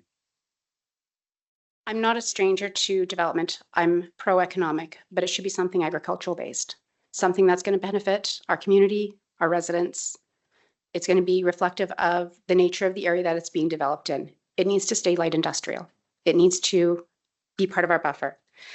I've done a lot of reading in the last days. I'm a teacher. I read a lot, and God, I've read a lot. With that, I'm respectfully asking you to consider the following. Does this truly follow our county's visions? Do you have enough information to make an informed decision of your own and for the people you represent? As you listen to your constituents, what legacy do you want to be remembered for? Would you want to live next to this? Would you want your grandbabies to live next to this, to grow up next to this? 65% is undeveloped. Once we have one, that approval has been met, precedence is set. How many more will be applied for on that 65% of land that is not developed? Thank you. Thank you. I have next Kevin Jackson, and then a Jolene Hausworth, and a Katie Mellor Bonin. Kevin Jackson, Cars Land. Look, I could stand here all day and talk about the environmental concerns, the impact on local ecosystems, the impact on our water supply, which apparently is already serious enough in the region for us to be convinced that we need to frequently restrict the use of said water. The strain on the energy grid leading to less available power for our community overall, as well as higher energy bills for the citizens. The lies about how much employment opportunity these data centers actually provide to the community once construction is completed. And that's if Diode Ventures doesn't just bring in their own companies to build this abomination to begin with. The health concerns of reports from people in other regions of North America who already live near these facilities. The 10 to 14-year lifespan of these buildings, where it's cheaper for them just to build another one rather than do necessary retrofits and upgrades required at that time frame. And without getting too conspiratorial, not to mention the digital surveillance state that they need these data centers for, but perhaps that's more of a question for Black and Veatch and their connection to DARPA. That's just a few of the many points that, as I said, I could spend all day discussing. But at the end of the day, the fact of the matter is this: the overwhelming majority of the citizens of this county do not want a data center, and you are supposed to act on behalf of we the people. If that is not the case, then quite honestly, what is the point to your positions? If you're not going to act on behalf of the community you're supposed to be serving, then why should we even allow your positions to exist? Thank you. Jolene? Welcome. Thank you. I am representing a group as well. Good afternoon, Reeve and Council. My name is Jolene Houseworth, and I'm speaking on behalf of myself, my husband, and 2 children. Our address is... I want to thank you for giving me this opportunity to speak in opposition to all the bylaws that have been brought forward. I could stand here and speak at length about the noise pollution, emissions, excess water use, strain on the power grid, environmental impacts, and the effects this project could have on wildlife, as well as me, my family, friends, and our community. However, many dedicated individuals have already invested significant time and effort in researching these issues and presenting them. I encourage you to carefully consider the information they have shared. I am in agreement to everything they've brought forward. Today, I'm here to represent my family. I have lived in our rural property, which is a section of farmland, for 21 years with my husband, Ryan, a 3rd-generation farmer, with the hope that our children will one day continue their tradition. They will become the 4th generation to farm our land. Our family has been farming this land since the early 1930s. And it is more than just property to us. It's our home, our livelihood, and our legacy. It is heartbreaking to think that if this land is rezoned to medium or heavy industrial to accommodate a data center campus, which would consist of multiple buildings, we may no longer be able to continue farming in this area. We are deeply concerned about what this development can mean for our land, our health, and the health of our children. The other day, I was out sitting on my deck, which faces south, where the proposed data center would be, watching my son ride around on his dirt bike, and I couldn't help think, what is actually happening? Here is my son out enjoying our quiet farm instead of inside playing video games, watching TikTok, but can't help but think, if a data center was approved, what impact this would have on his health, or his desire to be outside, continuing to play when all he could hear was a constant low hum or the construction of this being built. Our farm is our source of income, but it is also a foundation of our life we have built. We have dedicated years of hard work to caring for our land, not only for ourselves, but so that our children will have the opportunity to continue farming for generations to come. We are incredibly proud to have raised our children on this farm and to be part of a family farming tradition that has endured for nearly a century. The thought that this legacy could be threatened is something that weighs heavily on us. I often find myself wondering what kind of future our children could have if they are expected to raise their own family beside an industrial scale data center campus. It is difficult to imagine asking the next generation to continue farming under those circumstances. I ask you to consider, even for a moment, what it would feel like if your own multi-generational family farm faced the possibility of being surrounded by an industrial developmental of this magnitude. Most people would do everything they could to protect their land, their family, and the future they had worked so hard to build. As our county representatives, we are counting on you to protect the health, quality of life, and agriculture future for our community. I respectfully ask that you put yourselves in our position and carefully consider what this rezoning would mean for families like ours before making your decision. Just have one more thing that I wanted to add. I was asked to bring forward. On December 21st, 2021, this council established a clear and deliberate precedence regarding the importance of protecting the Goldfinch ASP transition zone when evaluating bylaw 2021-29.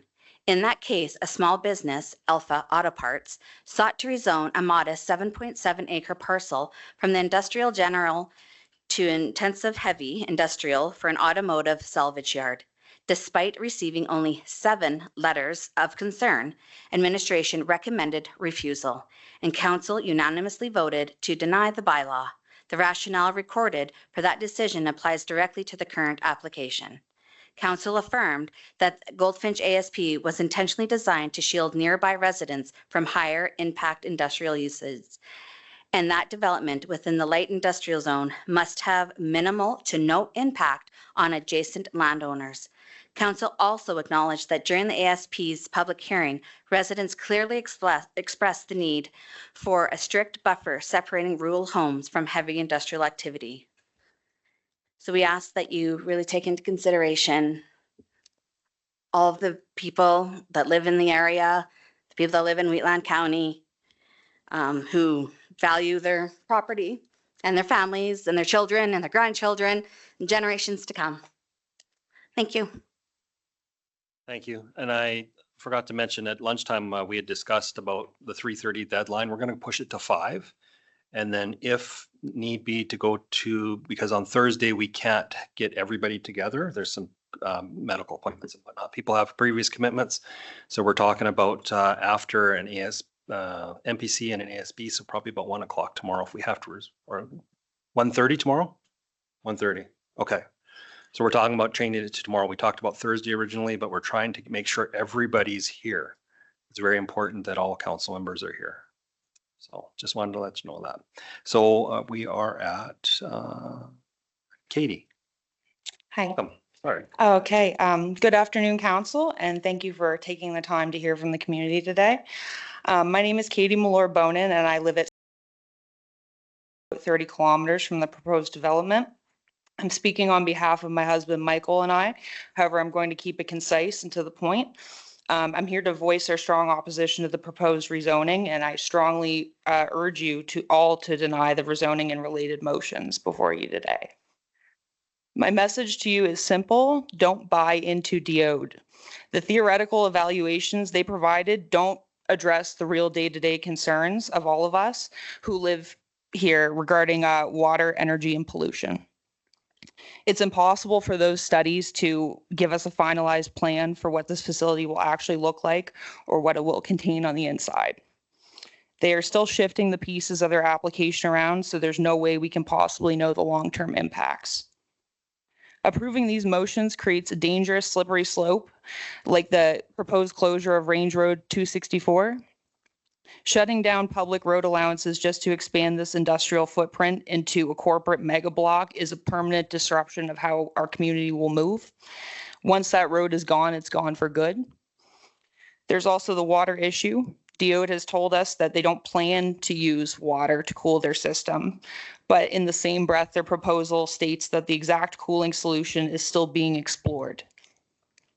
Without tangible physical plans of what the center will be composed of and what equipment will actually end up in these buildings, we cannot know for sure. We can't afford to take a wait and see approach.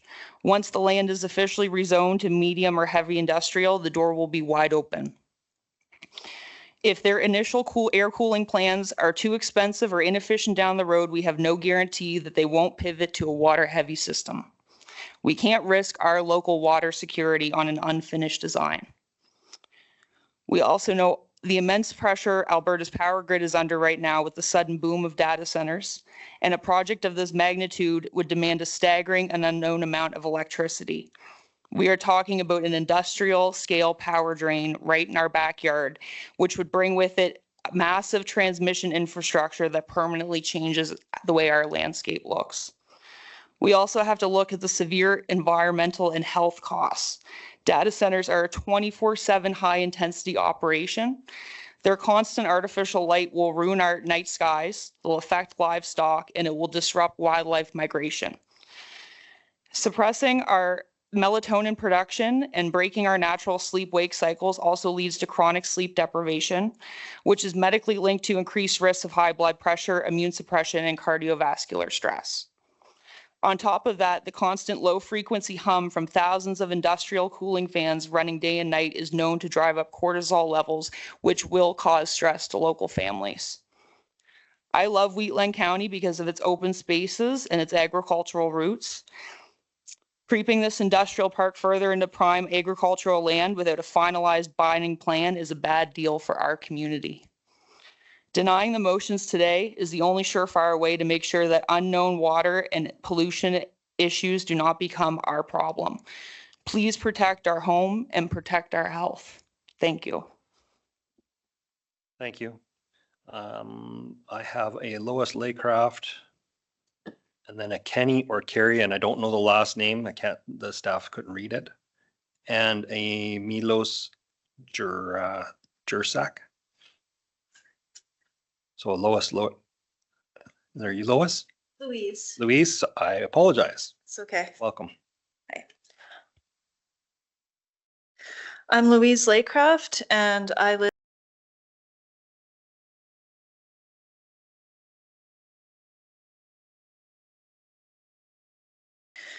I just wanted to add something that might not have been said yet today, and I wanted to talk about local LLMs.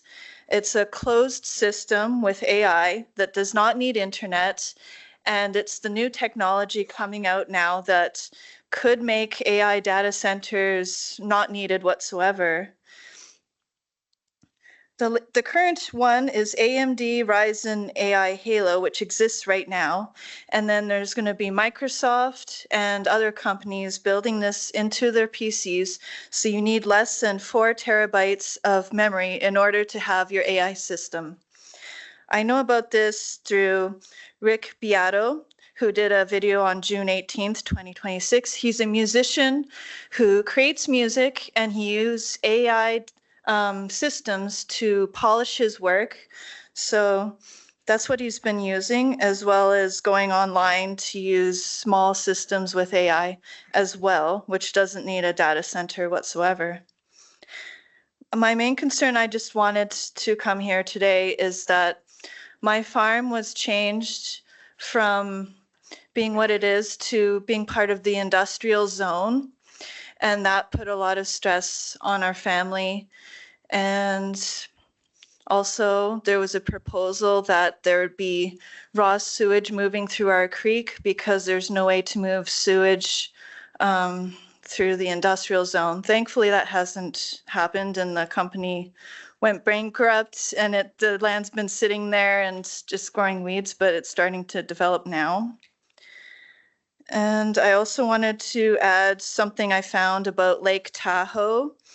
There was homes there and their electricity was cut because it was more lucrative for the power company to supply the AI data centers because they make more money rather than the small amount of money they get from each individual home. So now these homeowners have no electricity in I think it was 2028, and they're in big trouble. And I think that's everything. I wasn't going to add much more on the environmental front because I agree with everyone before me that's been talking about environmental problems and soil quality being lost. Once it's stripped off, it's gone forever. Thanks for your time. Thank you. Carrie or Kenny? Kevin? No, it doesn't say Kevin. I have a Carrie or Kenny. So that's I didn't take the notes down. The last name, we have no idea what it is. Okay. Kevin? All right. Kevin, it is. Hey, my name's Kevin. I live in Wheatland County. I'm just coming here to do my part to say no to this because Kevin, what's your last name, please? Biko. Thank you. It's further down? Okay, well, we'll just keep going. I'll just. I know Diode Technologies is under multiple lawsuits everywhere where they already have data centers in America. I know they lie about what they're telling you. They tell you whatever you want to hear. I don't understand why we're doing all this for one person so they can get rich, and they're already rich. I called in when I first heard about this, and I was told that who am I to tell somebody what they can do with their land? Well, who are they to decide what they can do with their land if it affects everybody in the vicinity? Like, I'm flabbergasted that I even had to take a day off work and I'm up here. Like, I'm a hard worker. I got a mortgage. I planted 400 trees on my property. I'm trying to make it a place where I can die. Like, and now I might have to move. Like, this is just, I'm up here telling you guys common sense that you guys should know. Like, all you have to do is get on Google and, like, there's one person here that is for this, and he's the person getting rich off it. Yeah, and that's you. Unbelievable. Please refrain from Unbelievable. from pointing people out in the audience. Thank you. I'm just saying, you're going to ruin everyone's life so somebody can get richer than he already is. He's a multimillionaire. He just needs more money, or what's going on here? It's just ridiculous. That's all I got to say. Thank you. Milos Jursak. Second time in the other room, possibly? No? Okay. Audi Roy. Okay. Kevin was just here. Christopher Bell. And then after Christopher, I have a Brienne Desjardins and a Robert Davis.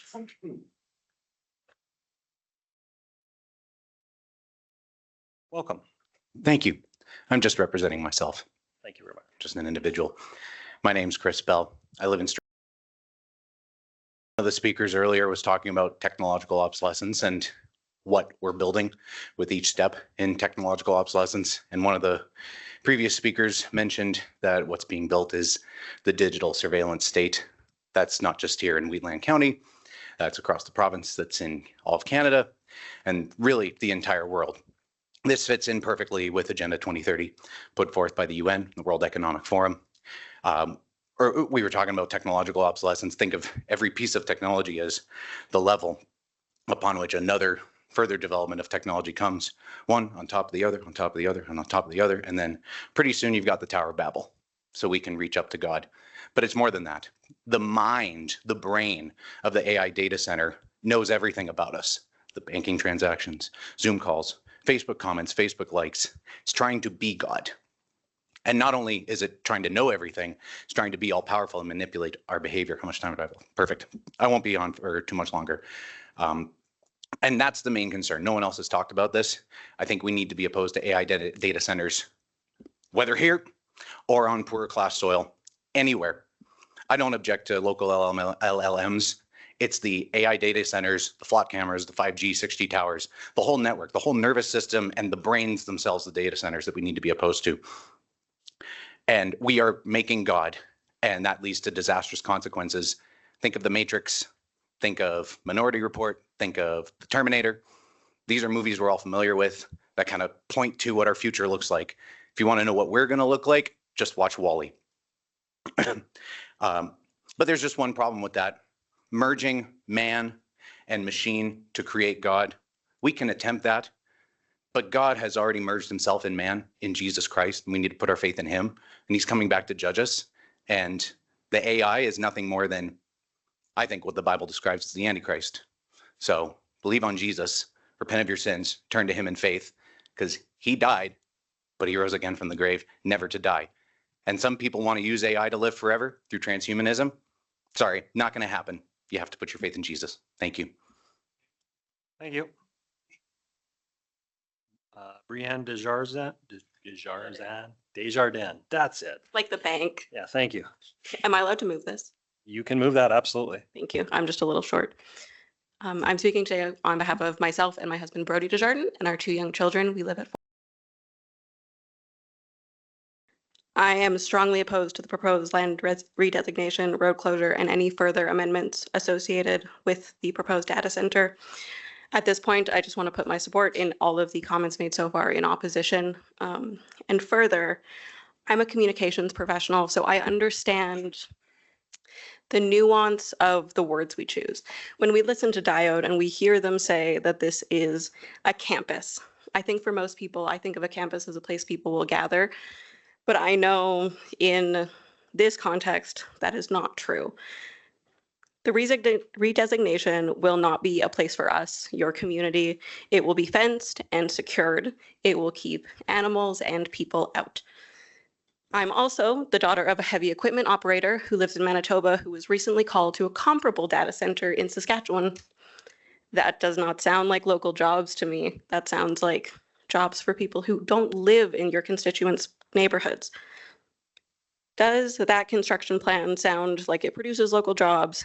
In their presentation, the council to this council this morning, they focused on the benefits to the community, and I implore the council to think about the immediate impact so expertly highlighted by the constituents already. They'd hire externally, they would train externally, and they would keep any theoretical capital gain external to us. This single hyperscale data center would be 317 times the size of Carseland. And it would disrupt our community, as I think we all have said. It has been mentioned by other members of the community that this land is invaluable, both in terms of biodiversity and as agricultural land, so I won't delve deeper into those points.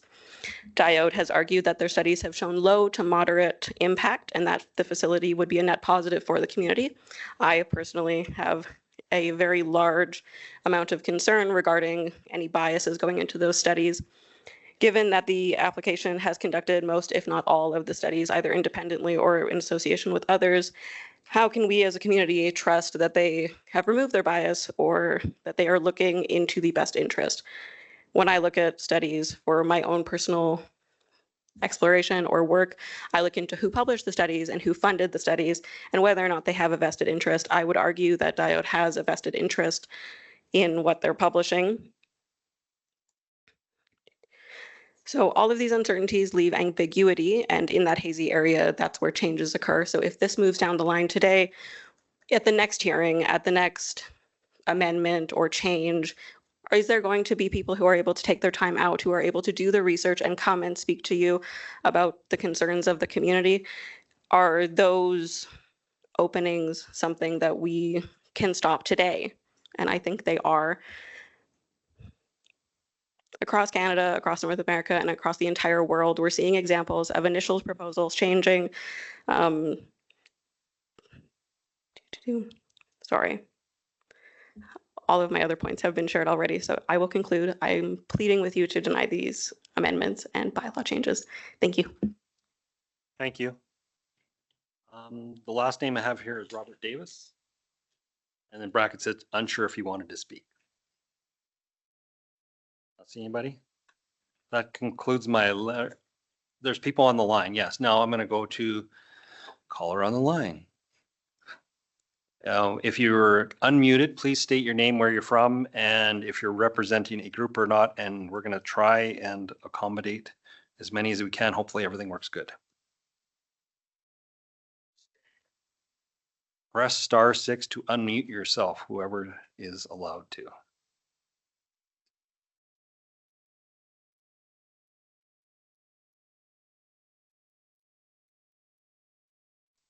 Here's where the technology is supposed to work.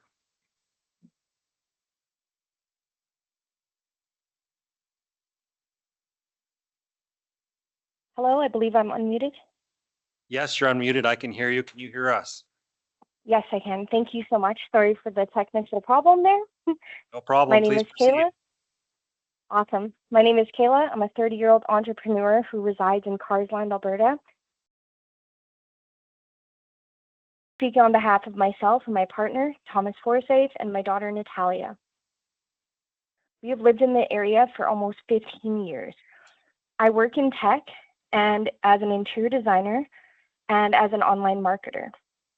I oppose the construction of the data center that is being proposed in Wheatland County. I live about 6 kilometers away from the proposed development. The effect it'll have on the environment, nearby citizens, wildlife, and animals is too detrimental. And once the decision is made, the impact cannot be revoked. Our roots in Wheatland County are agriculture, growing a deep relationship and appreciation for the land, and respect from where our food comes from. Data centers do not align with our county's values. I also believe that opening the door to allow data centers, we're opening the door to allow AI centers as well. I saw that Diode Ventures outlined their closed cooling loop and air cooling systems, but I also believe that this is just a starting point for this venture. I'm worried that over time, it'll snowball and grow, requiring more resources down the road as it grows and transforms. I also think as the data center ages, systems could become less efficient, needing more power and water and resources. I'd also like to point out that cooling systems use massive amounts of energy. I think it's been touched on quite a few times, the electricity needs and consumption, but I've seen in interviews with people that live near data centers within the same radius that I do, and they've commented on the hike in prices for electricity carrier rates and things like that. The hike in prices could also prevent small businesses from flourishing in this area and will put more money in the pockets of big tech millionaires that seem to reside in the States, not in Canada. I would also like to consider some quotes in an article released by the University of Calgary. It mentions that the province's current peak electrical demand is about 12 gigawatts. In the last 18 months, the Alberta Utilities Commission has fielded requests for large load connection to the grid for more than 16 gigawatts.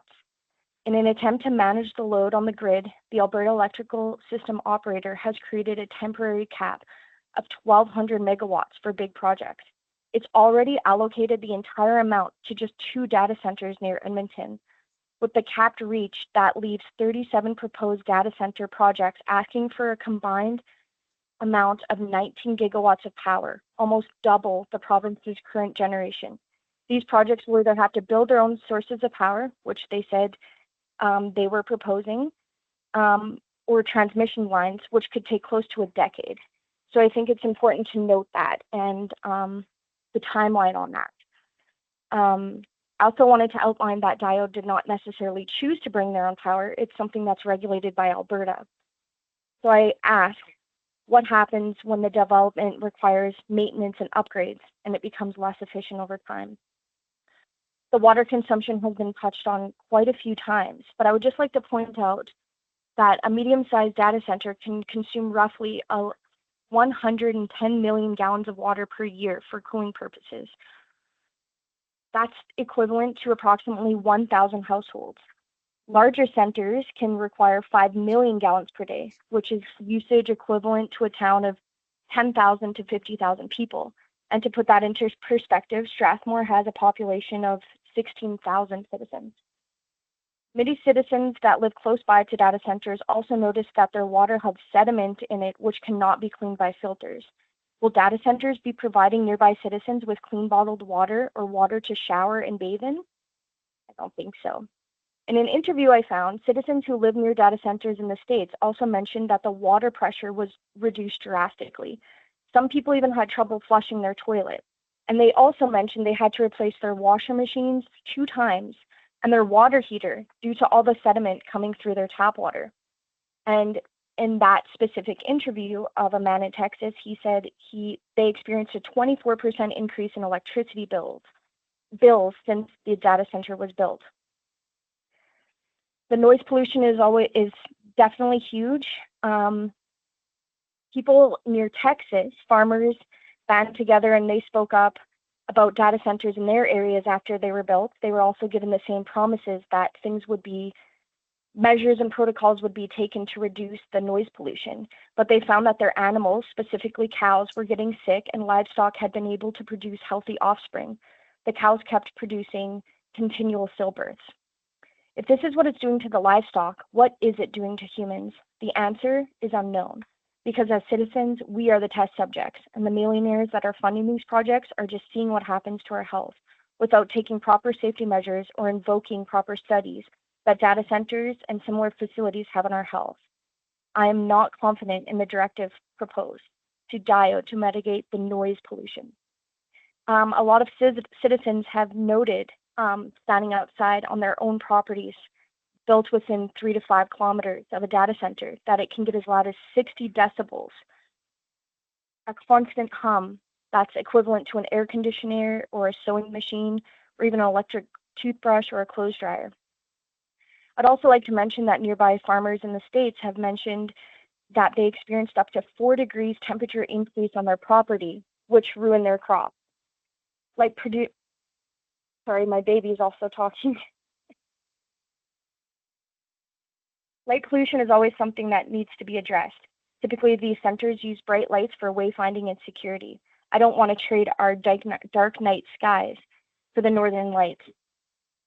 It's easy to see that the property value for homes near the proposed data centers will be reduced, making our investment of time, money, and energy all for nothing. Many of our neighbors have told me that they would be looking into moving if the data center goes through, which is concerning because we built a beautiful community here in Carsland. Opening up the county to our data centers will attract similar industries. This will push away citizens aligned with Wheatland County's original values and will reduce the number of farmers, gardeners, fishermen, hikers, bird watchers, and tourists, and open up the possibility for future technological development. I also want to address the economical impact. I think that data centers and AI can also take business opportunities away from entrepreneurs, including but not limited to artists, writers, poets, website builders, marketing teams, psychologists, nutritionists, musicians, graphic designers, accountants. The list goes on and on. We'll all be impacted by data centers and the effects of AI in one way or the other. It's also been shown that AI can have a pretty big impact on mental health, and it has increased the risk of dementia when people use it for long term. There's quite a few studies on that. And I just want to end on saying one thing. Wheatland County is sacred to citizens, wildlife, and our valued visitors. It's our job to keep it clean, habitable, and safe for all that laid their roots here and call this place home. Ask any 4-H student if they would trade their cow for the ability to access more cloud storage. Would an avid photographer trade their photos of the northern lights for AI-generated version? Ask any former farmer if they would trade their livelihoods for technology that can create an AI farming simulator game. But most importantly, will the citizens forgive the decision makers of Wheatland County to allow data centers to destroy the water, the land, while simultaneously devaluing their property? Will children understand that we traded our clean air and water for profit? I don't think so. Thank you for considering my opinion and the detrimental impact that data centers have on the land, people, and wildlife. I think it's in our best interest to keep Wheatland County abundant in agriculture, entrepreneurship, and focus on sectors that bring our communities together instead of apart. Thank you. Thank you very much. Is there anyone else that's raised their hand online? Looking over at IT. If there's anybody online that wants to speak, please press *5. That will identify you to raise a hand, and then you'll get a notification. I'm just looking, we're just watching IT. If anybody's, do we have one? Okay, we have another person that's raised their hand and they've sent a prompt, correct? So then they have to press *6 and that will unmute them.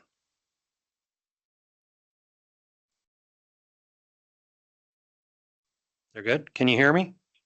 I can hear you. Can you hear me? I can hear you 5 by 5. Please go ahead, state your name, where you live. Thank you. Thank you. My name is Stacey Stren. I live at And good thing and bad thing about going last is I agree with everything that everybody has touched on in opposition to the amendments proposed. There's so much that is unknown about the project, and I think that is hard to make. That makes it hard to make an informed decision when it will impact so much land. 520 acres is huge, and while it's clear that this area is zoned for industrial area, we understand that, but this doesn't really fit in what was initially proposed for our county. Wheatland County has such strong agricultural roots, and this really isn't keeping with it. Bear with me. So I think everyone's touched on this, the impact on long-term water. It's unclear where their water source will come from. They can't say this is exactly where our water source is coming from. And how can you change the land use when you don't even know where the water is going to come from? Realistic fire mitigation. Our fire department has said that they cannot fight a fire on such a big scale. And yet the southern boundary of this property would be along the railroad. There have been numerous fires in the 10 years that I've lived in Carsland caused by the railroad. And yet you want to put something to this scale along the railroad, and our fire department, as well trained as they are, would not be able to fight something in that capacity.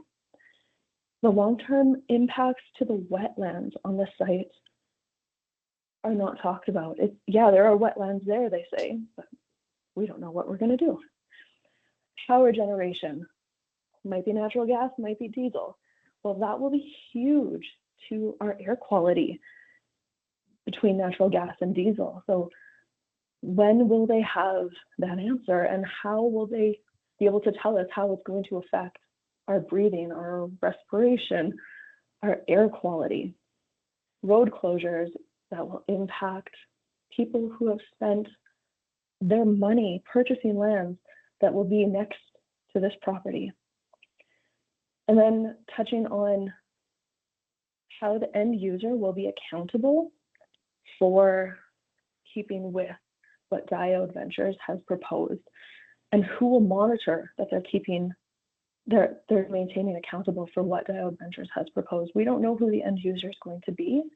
And because of that, how can council make an informed decision about changes when they don't even know who's going to be there and who and how they will be accountable for what was proposed initially? I think you have a very hard job. This, I hope, will not be taken very lightly.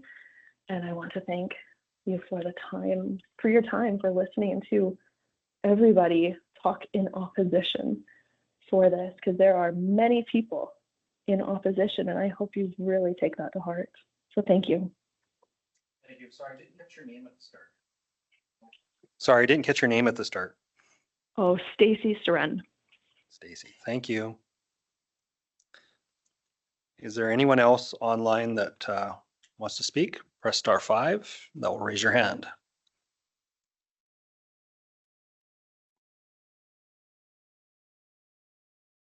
Asking again, if there's anyone online that would like to speak in opposition, you have to press star 5 and that will raise your hand.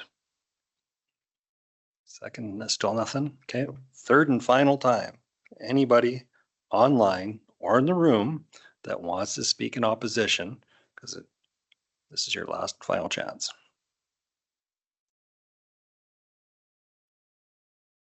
Okay, that takes us to the next portion of this, and that'll be a rebuttal from the applicant. So I have to ask the applicant, so we're going to take a break and give you some time to prepare. How much time would you need to prepare? There's quite a few questions to answer. 10 minutes, so we'll take a 10-minute break. We'll assume 10 minutes. Thank you.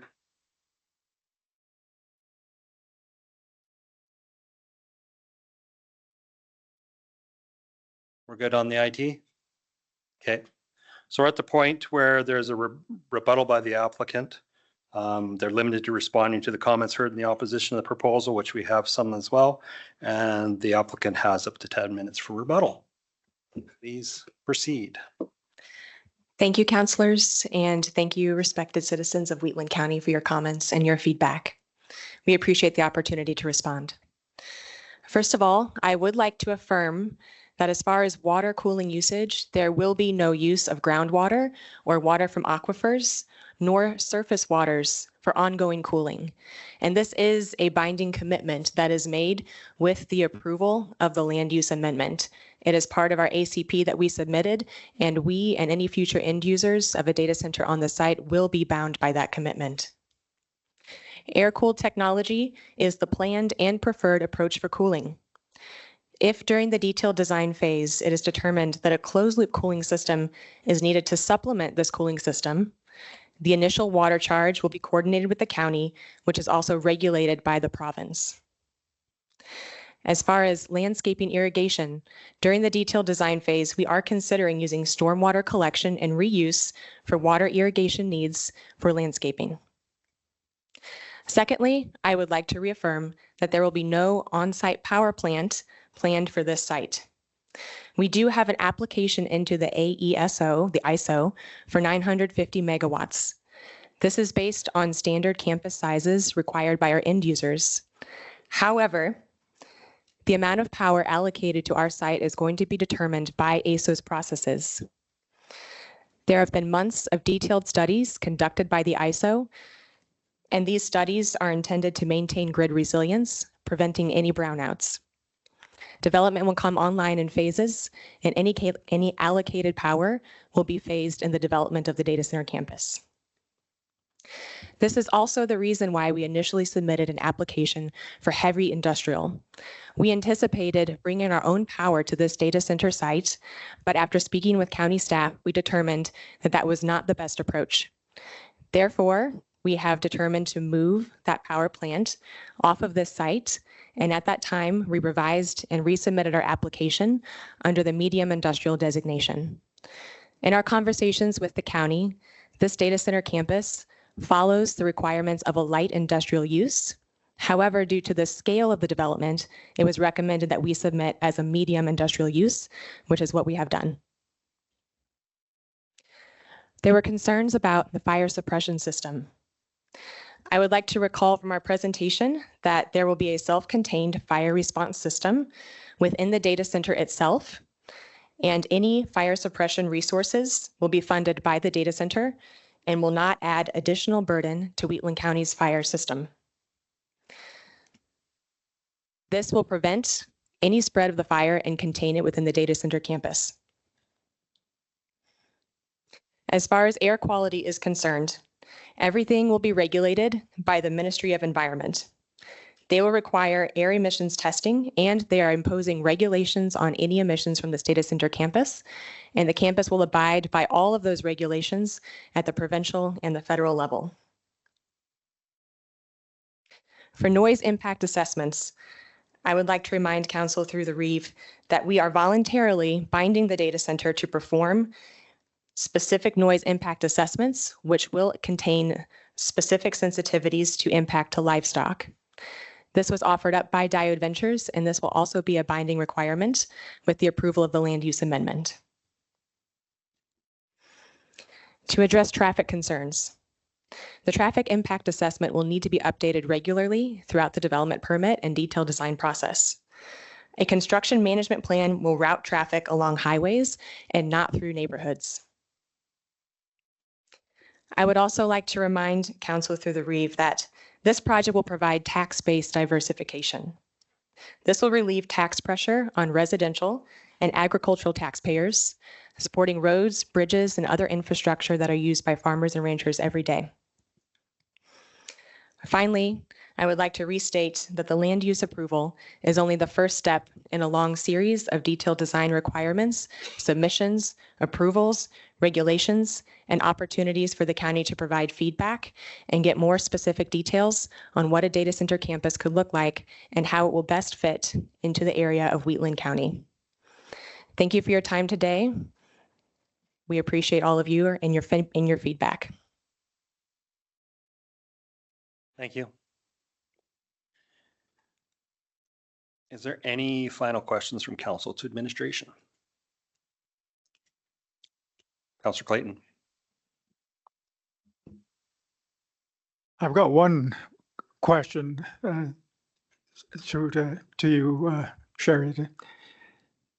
Is it possible, since none of us have ever been exposed to a data center, to visit one, to actually physically get some kind of an idea what we're talking about? Or you cannot comment from the crowd, sir. Just a question and something to think about, but I don't need an answer right now. But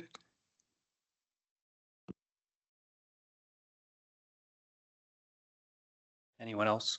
Questions from Council? Go ahead. It's just a question to administration. One of the previous speakers mentioned that we had refused a similar proposal in the past, and I don't remember exactly what day it was, but if administration could just update us on what that means and if it's in fact relevant to this particular issue. Through the Reeve to council, the particular land that was spoken about has a residence on it and had a business, and I can't recall at the time if it was a home-based business, but it was a small scale and had some automotive. And through an enforcement file that we worked, because the county is very particular about where salvage yards go. And for the scale of a salvage yard, it becomes an intensive industrial, and then the wreckage, and it was too small of a site. So there were quite a few criteria as to why staff didn't recommend that one going forward. It was an enforcement file. And nonetheless, when council considers an application, they don't necessarily set precedent because of a decision on that. You have to consider each application based on its own merits and what the information's provided. And so in that particular case, it was a different scenario, different availability of land. It was an enforcement file. And this one is a different one that's coming in with an area structure plan amendment. The other one did not do that. And so it was a different, it's not apples to apples. In other words, it was a different scenario that council was considering and facts in front of you at the time. And so if I understand you right, that wasn't in the Goldfinch ASP. This particular business was not within the Goldfinch ASP? No, it was in the very far northwest corner, just off of Township Road 222. So it was in the Goldfinch area structure plan and existed under a different business use at the time and became an enforced. So it was a different use at the time, and I would have to pull it, but it was an enforcement file at the time. Thank you. If you give administration a chance, they will respond to things. They actually have quite a vast knowledge. Thank you. Once more and you're out. I won't put up with it. Thank you. Bye. Bye.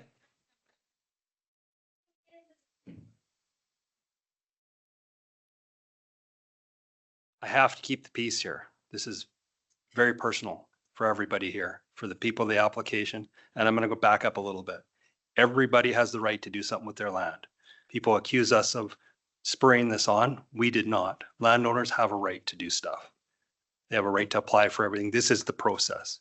You may not agree with it. This is a process laid out by the MGA. We're following it to a T. Thank you. Anything further? The council wants to ask administration before we close the public hearing.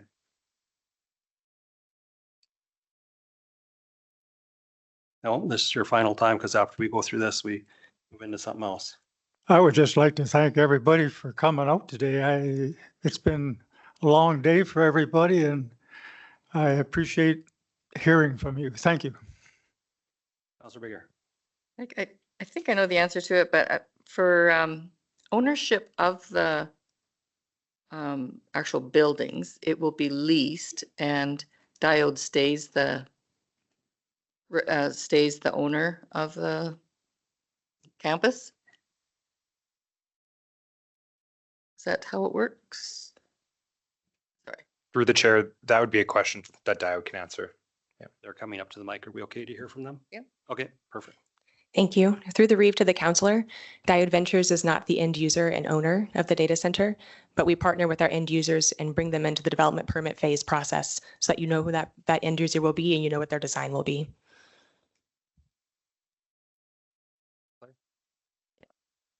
Thank you. Thank you. Anything further from council to administration? Not seeing anything. I would like to thank everyone in attendance. It was a very, like I said, it's very passionate. People I understand where you're coming from, and I appreciate everybody's civility in this matter.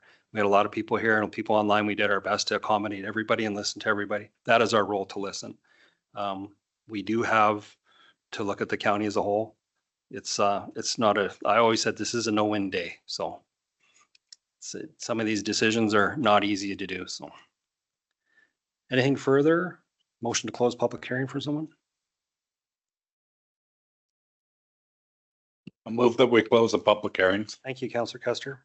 Any discussion on that motion? Call the question.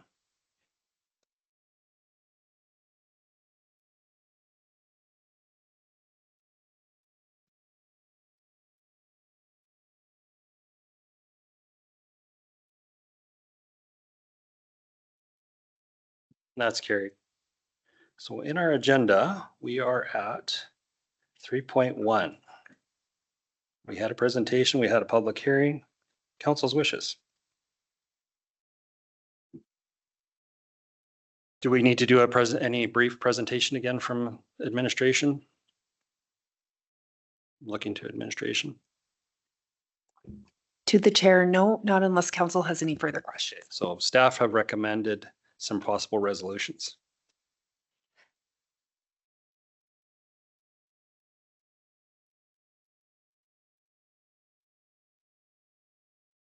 Back up on the screen. There we are. Sorry.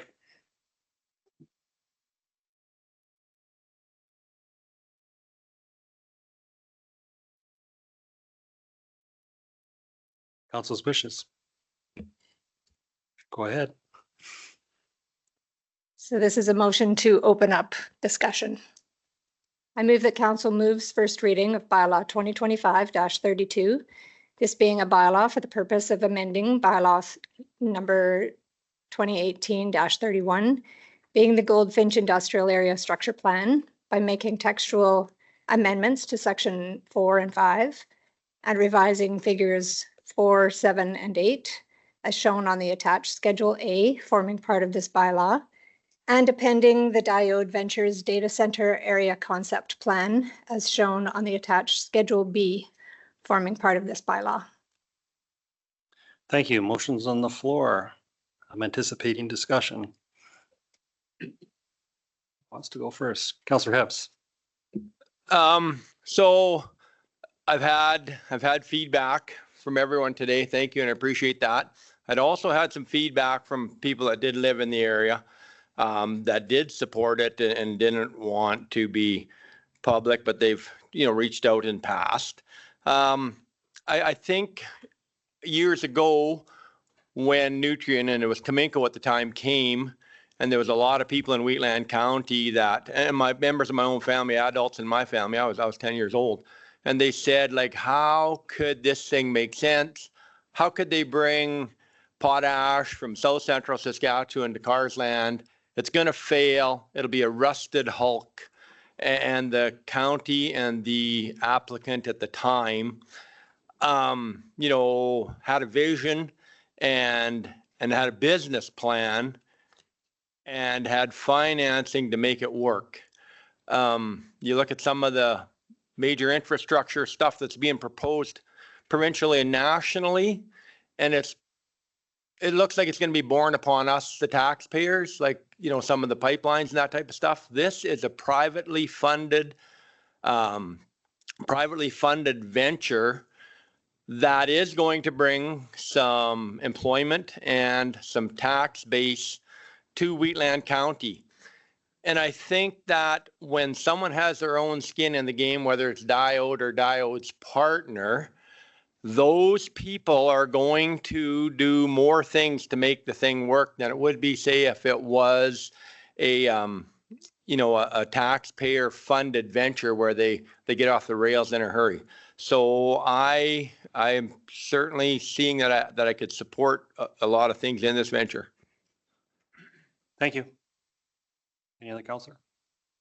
Councillor Bigger. So, first of all, I want to thank everybody for coming to the public hearing. I think all public hearings should be this big. I think that people get laxed and that things go through. I was at that, I was there when Goldfinch was presented and went through all the discussions, and would have been nice to have had this kind of turnout. But things have changed, and I just wanted some not miscommunication, but maybe some more understanding. So Goldfinch, is there and it is used as agriculture now if there has not been a proposal brought forward. So people don't have to pay taxes on something that isn't there. And so it stays as agricultural in an agricultural use. If that use changes, then that's what comes along.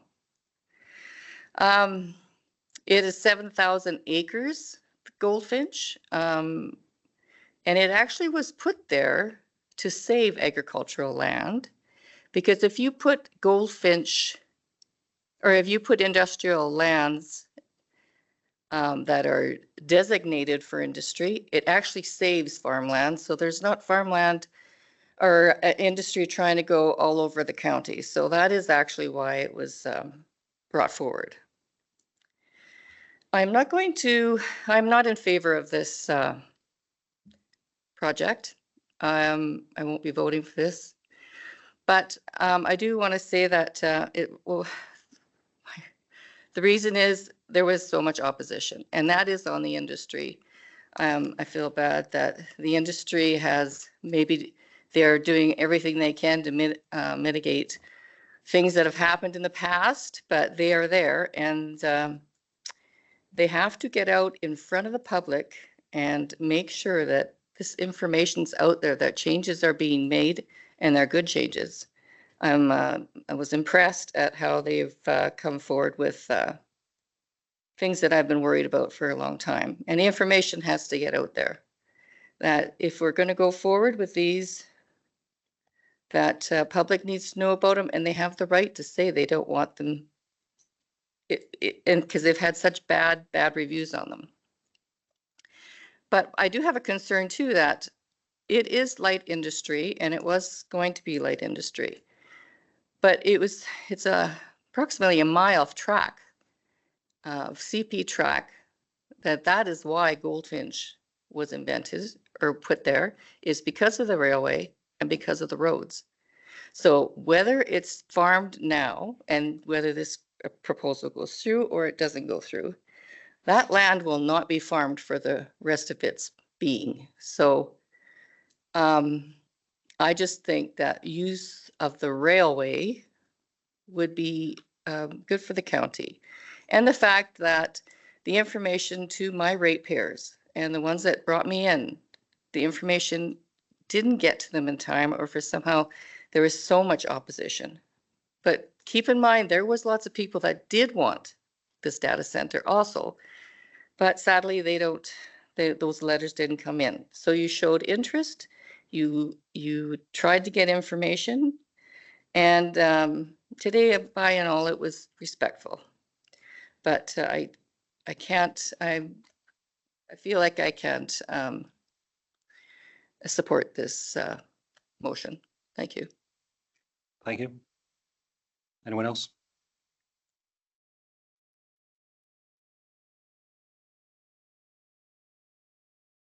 No, that's up to you. Go ahead, Councillor Kester. Once again, it was a good public hearing. People come out, they spoke, and I appreciate that.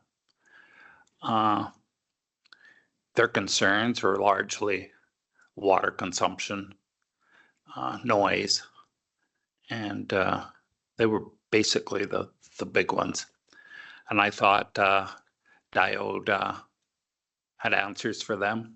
They're not using water for cooling. It's the only thing that would maybe would be the noise from the cooling from the center.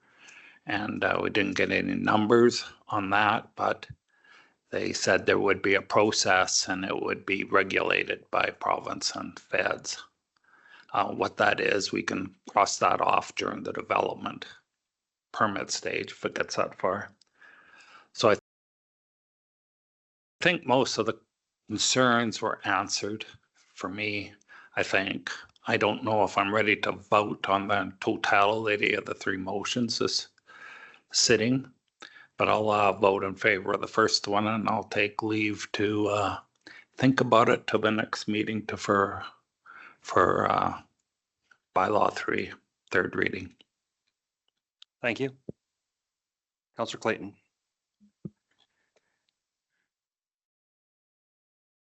as I say, I appreciate everybody coming out, making their opinions known.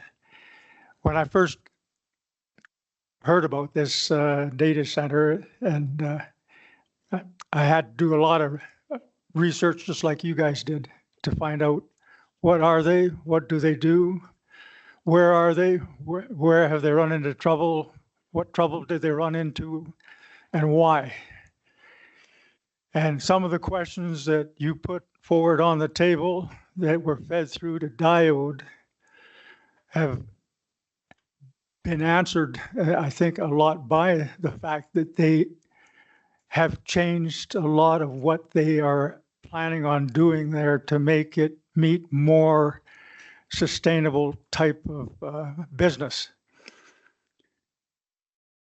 I know that it doesn't sound like a lot, but 100 jobs of the kind that are brought into the area like this provide very, very good income. And we did at Kamenko, our initial amount of people there was 107. We trained through that organization over half of the first class steam engineers in the province, almost 55% of the class second, and the majority of the third class. And we also ended up operating SAIT. Most of the guys that came through there were teaching at SAIT to do the same thing. So these kind of organizations bring a lot to the table with the kind of jobs that they can present to the community. And as I say, right across the province or the county of Wheatland, we've got guys that have worked at that plant, not out of Calgary, but right across Wheatland. Anyway, I appreciate the look at what can be done by Diode to make it a more sustainable organization, and I personally will be voting in favor.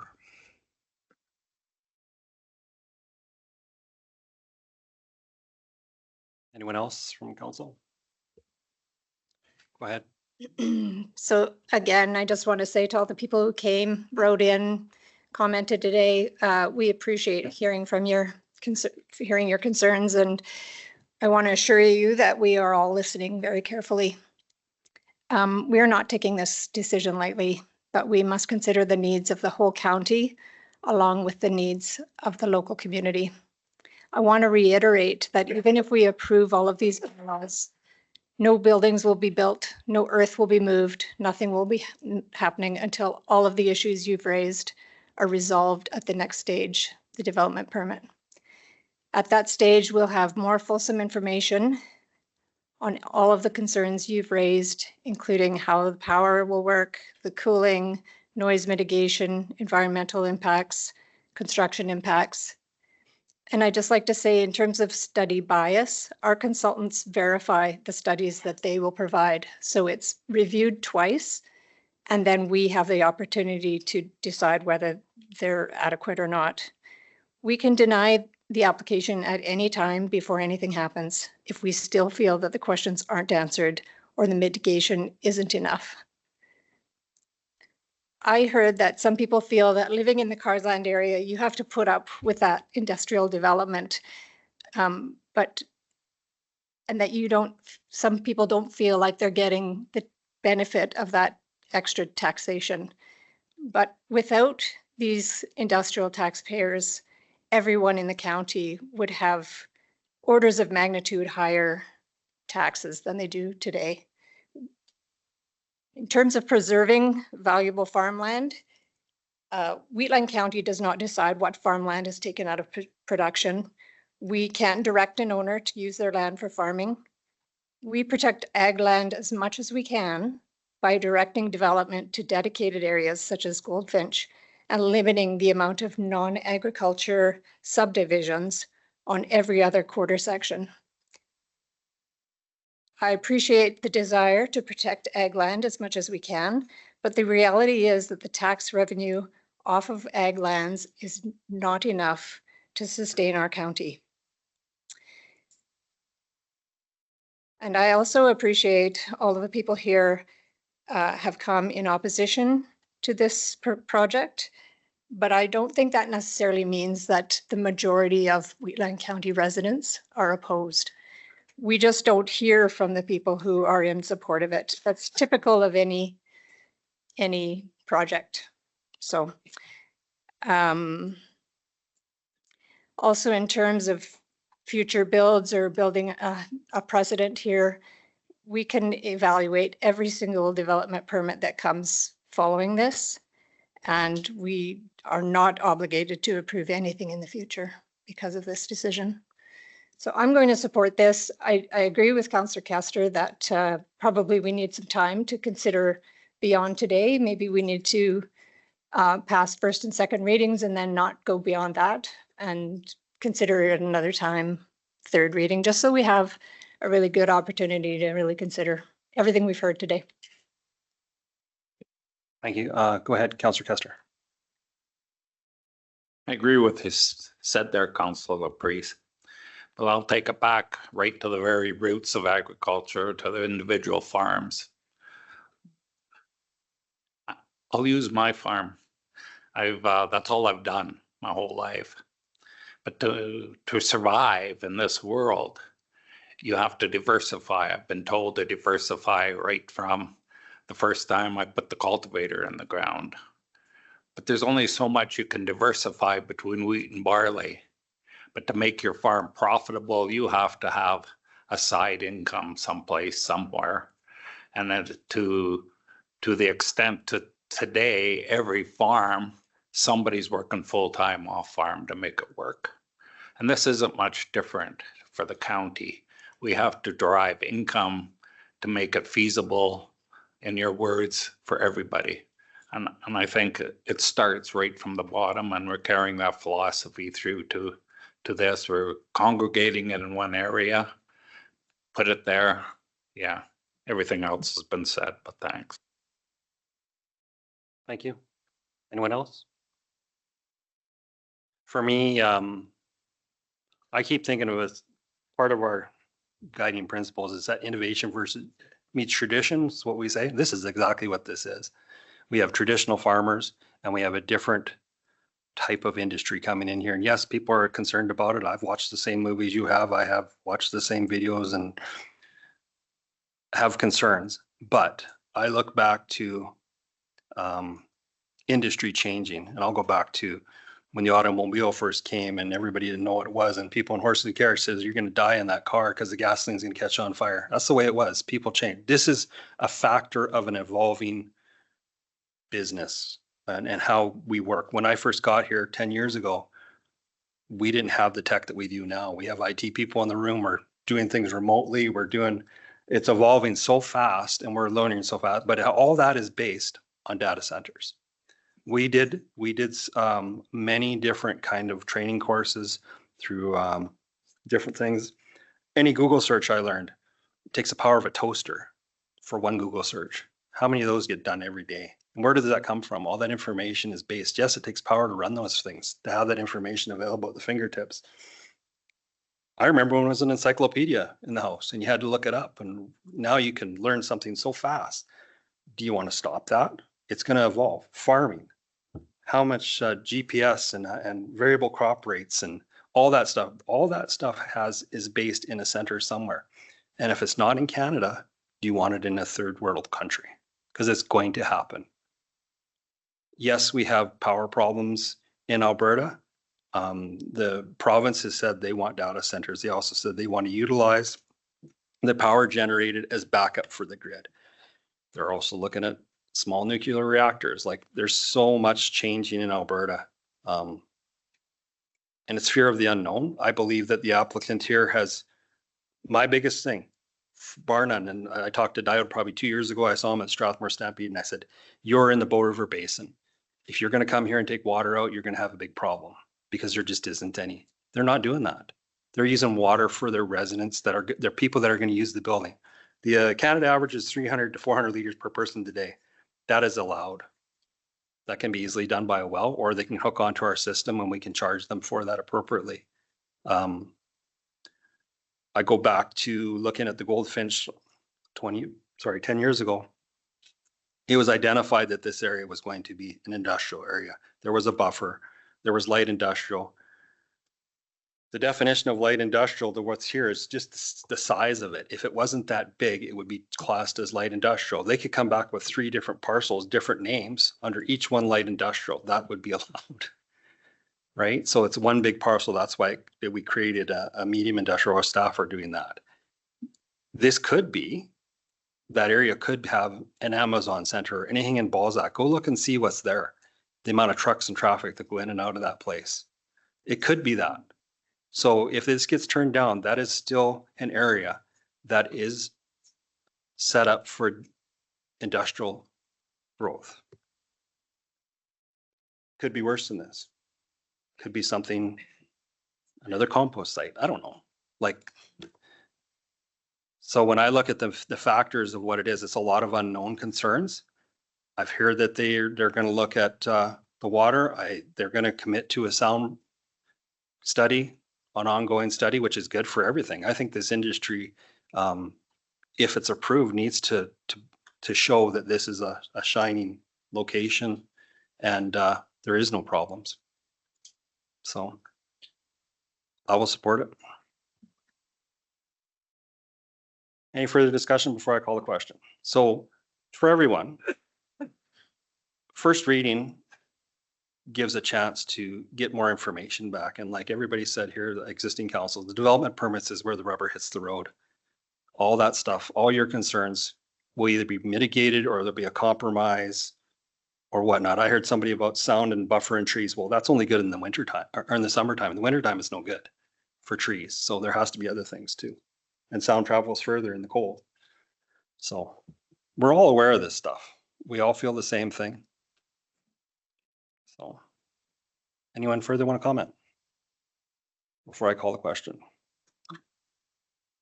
Okay, go ahead. There's been a lot of information here today. Some of it isn't quite accurate. I come from Division 7, which along with Division 6 represents the bulk of the income this county gets, not Division 3.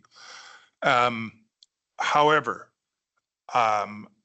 I live there and I have to put up with the noise of oil and gas activity every single day. But that's a choice I have to live with because I like to put fuel in my vehicles and I like natural gas in my house. Now, having said all that, I've never seen this many people come and say they are opposed to something in the time I've been here. So I have a difficult time supporting something when the bulk of the people that put us in office don't want it. So I won't be supporting this as much as I might think it's an okay idea. Thank you. Any further discussion before I call the question? I'm calling the question.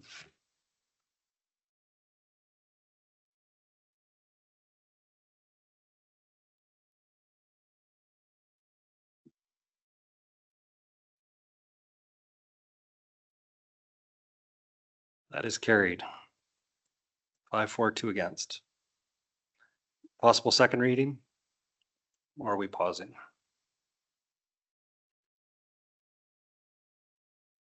Go ahead.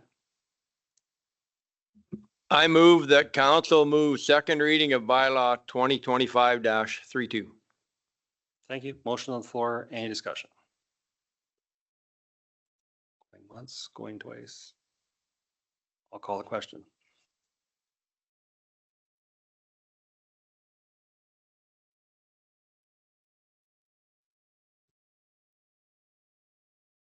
That is carried.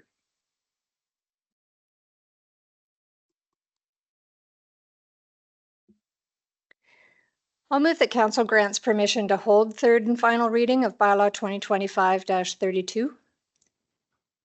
Thank you. Motion on the floor to discuss third and final. For everybody in the room, this has to have unanimous support to carry forward. If it does not, it will have to be put to a different date. It doesn't mean it's dead. It means it will just come back at a different date, which August 11th is what I'm, okay. Motion on the floor. Any further discussion before I call the question? I will call the question.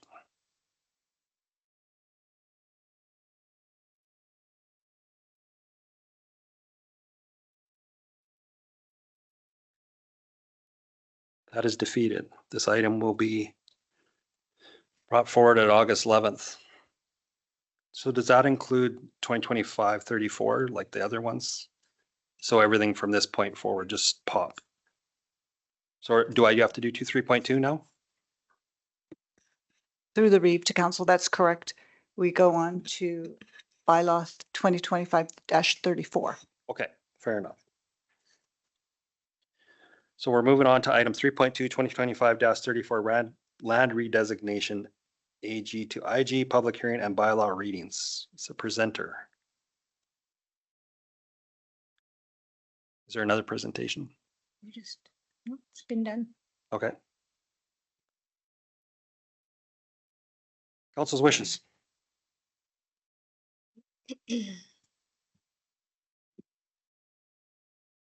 I'll move. Oh, your mic's off. I'm sorry. Your mic went off.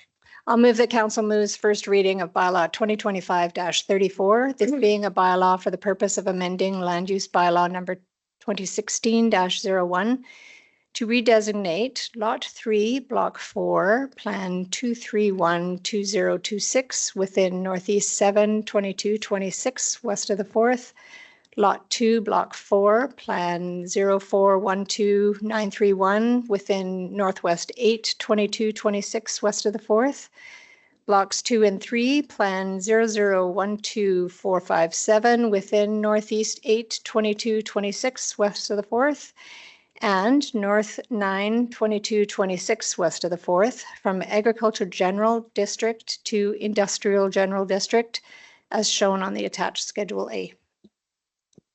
Thank you. Motion's on the floor for discussion. Council discussion.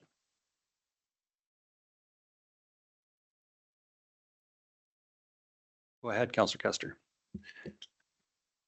Just to be clear, agriculture to industrial general, that makes way for medium and as we were talking about. Through the chair, that's correct. In the industrial general land use district, light industrial uses are permitted and medium industrial uses are discretionary, meaning future development permits will be coming back again if we get to that stage to the Municipal Planning Commission for review. Any other questions or discussion? Not seeing any. Final before I call the question? I'm calling the question.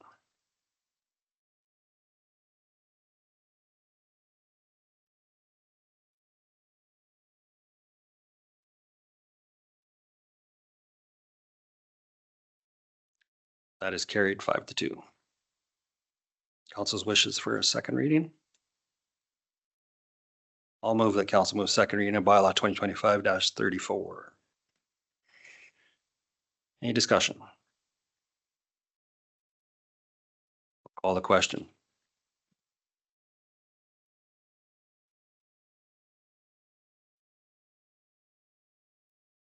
That is carried. Permission to hold third and final.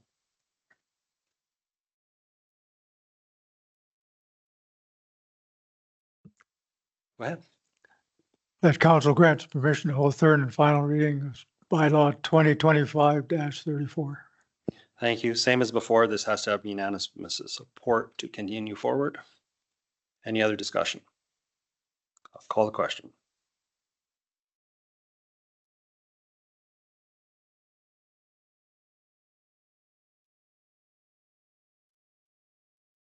And that is defeated, so that we pushed August as well.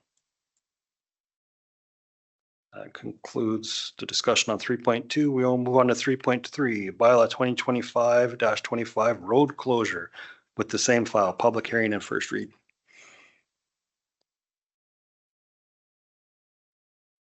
Since I'm against it, I'll move it. How's that? You can move it for discussion. For That's what I'm talking about. Yeah. That council moves first reading of bylaw 2025-25.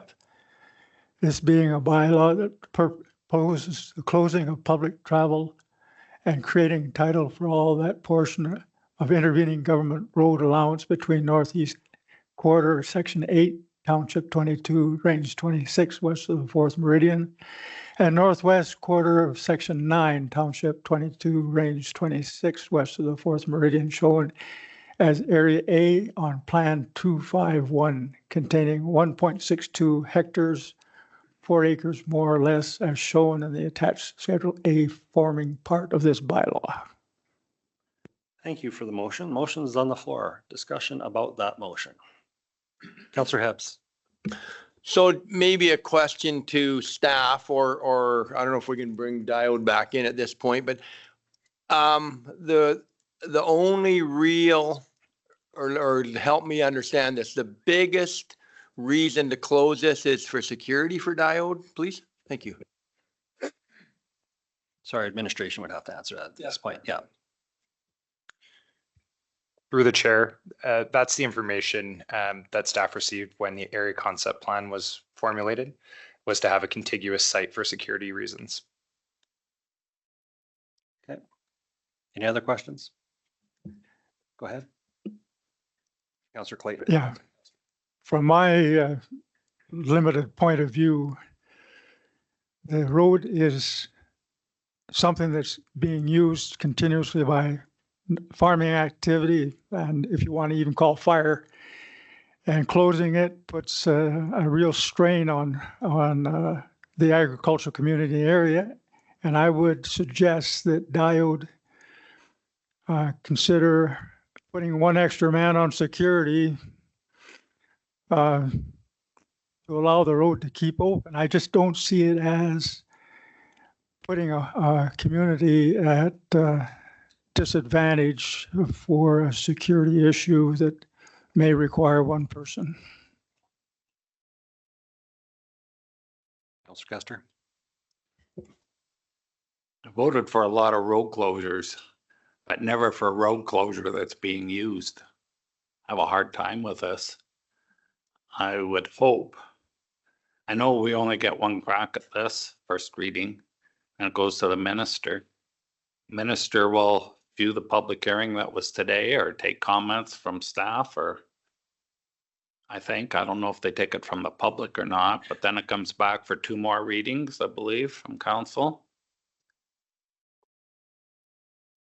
If I don't hear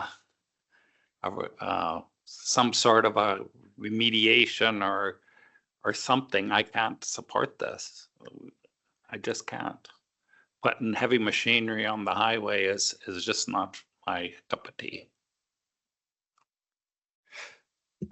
Administration answer the process as to what happens if it goes to the province. Is there public engagement, that kind of thing? Yeah. Through the chair, the road right of way is essentially owned by the province, maintained by the county.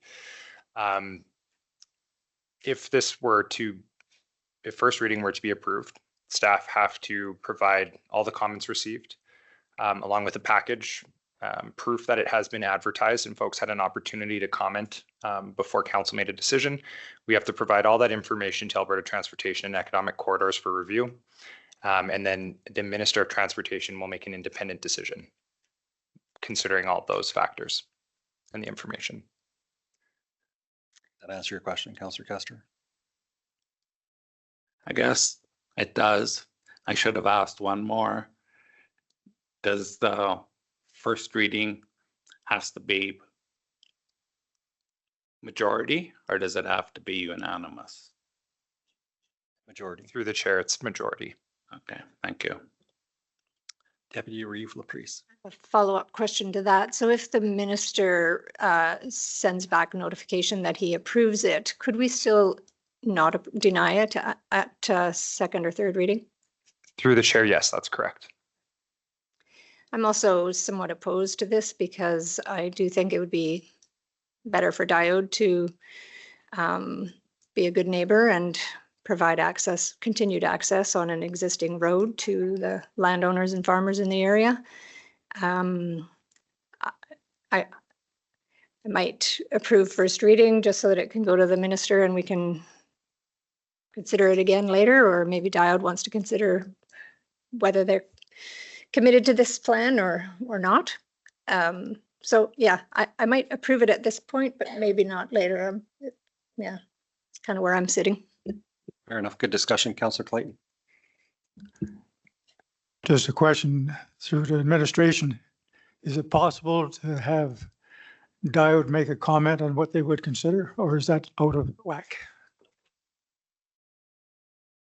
Through the Reeve. Shaking of heads, I understood. It's through the Reeve to council. The public hearing's closed, so this is just for council to consider the readings and debate among yourselves. So with this, for the new councillors, first reading just triggers it. If it's approved, it goes to the province. They do their comments and stuff. It comes back to us and we still have to do second and third at some point in time. Typically that takes up to a year. No, it used to before. How long? I guess, what's the timeline? Through the chair, province has improved their turnaround times. Recently, we have seen 2 to 3 months, 3 to 4 months, but it can take 6 to 8. That's not a bad ballpark for it to return with minister's approval or refusal. Okay, thank you for that information. Anything further for council to make the decision? Not seeing anything. Motion's on the floor. I will call the question.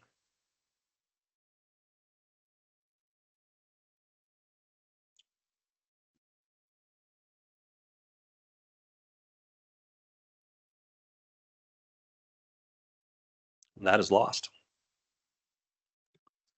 That takes us, the public hearing and bylaw reading section of this is done. So the people that are still here, we're going to carry on with the rest of the agenda as much as we can today. We're on to development permit, which is with the Lakes of Muirfield, which I'm sure a lot of you are not here for. We'll take a 5-minute break for everyone to clear out. Thank you, everyone. Good discussion. We're moving forward with the agenda. DP 2026-105, item 4.1. Kendra, welcome. Thank you and good afternoon. I am Kendra Rosada, Planning and Development Technician with Wheatland County, and here presenting the application, which begins on page 657.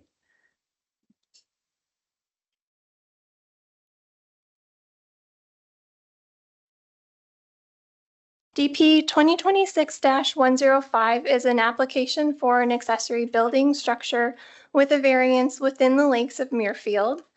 The location plan shown on page 662 shows the parcel, which is approximately 0.55 kilometers southwest of the intersection of Muirfield Boulevard and Muirfield Crescent. Following this page are site plan and aerial photos. This application is to address the non-compliant building structure located on the subject lands. A compliance review identified one structure which does not meet setback requirements. The shed does not meet the setback to the east property line or the south property line. Shown here is the real property report received, and the shed is located in the bottom corner here. The following page has a zoomed in view of the shed and a photo of the shed existing. In order to receive a compliant status, a variance would be required for the building. Alternatively, the building structure may either be removed from the parcel, a permit may be issued with a requirement that the structure be moved into compliance, or approval of a development permit with a variance to the setbacks is required. A variance request for the setbacks has been submitted as follows. The shed is located 1.1 meters from the east property line and 0.58 meters from the south property line. The required setback to both being 1.22 meters. The property is surrounded by similarly sized residential properties within the Lakes of Muirfield and is backing onto the golf course. A circulation notice was sent to adjacent landowners +2, and responses received are as follows. Lakes of Muirfield Homeowners Association did not provide any comment. There were no comments or concerns from fire services, and we did receive 2 responses from adjacent landowners. Both were in favor of this application.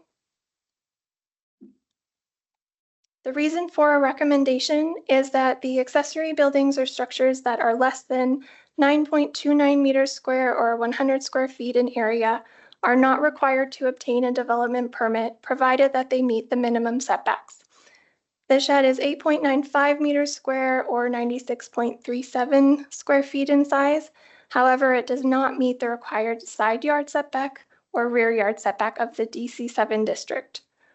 There are no concerns regarding the variance to the setback from the shed to the east and south property lines. The following recommendation considered that no concerns were raised from internal circulation or from surrounding landowners. Administration is of the opinion that the land use bylaw variance criteria has been met and has provided a recommendation on that basis. In conclusion, administration recommends approval of application DP 2026-105 for an existing shed with a variance subject to the 4 conditions noted on page 657.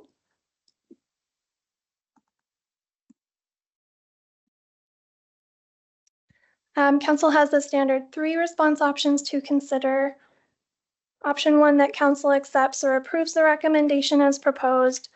Option 2, that council does not accept or approve the recommendation as proposed. And option 3, that council accepts or approves an alternative recommendation of council's choosing. That concludes my presentation. Please let me know if you have any questions. Thank you. Any questions? I'll move the recommendation as presented with all the conditions attached. Motion on the floor, any discussion? I'll call a question.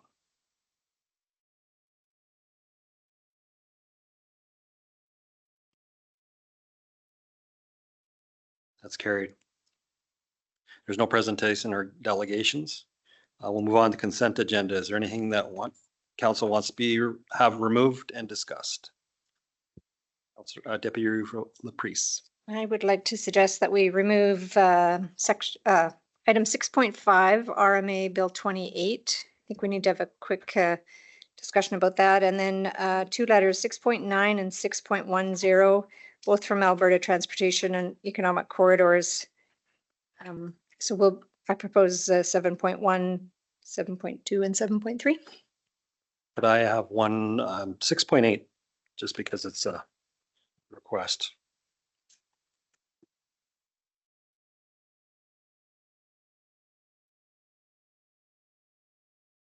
So we have a remove a consent item 6.5, 6.9,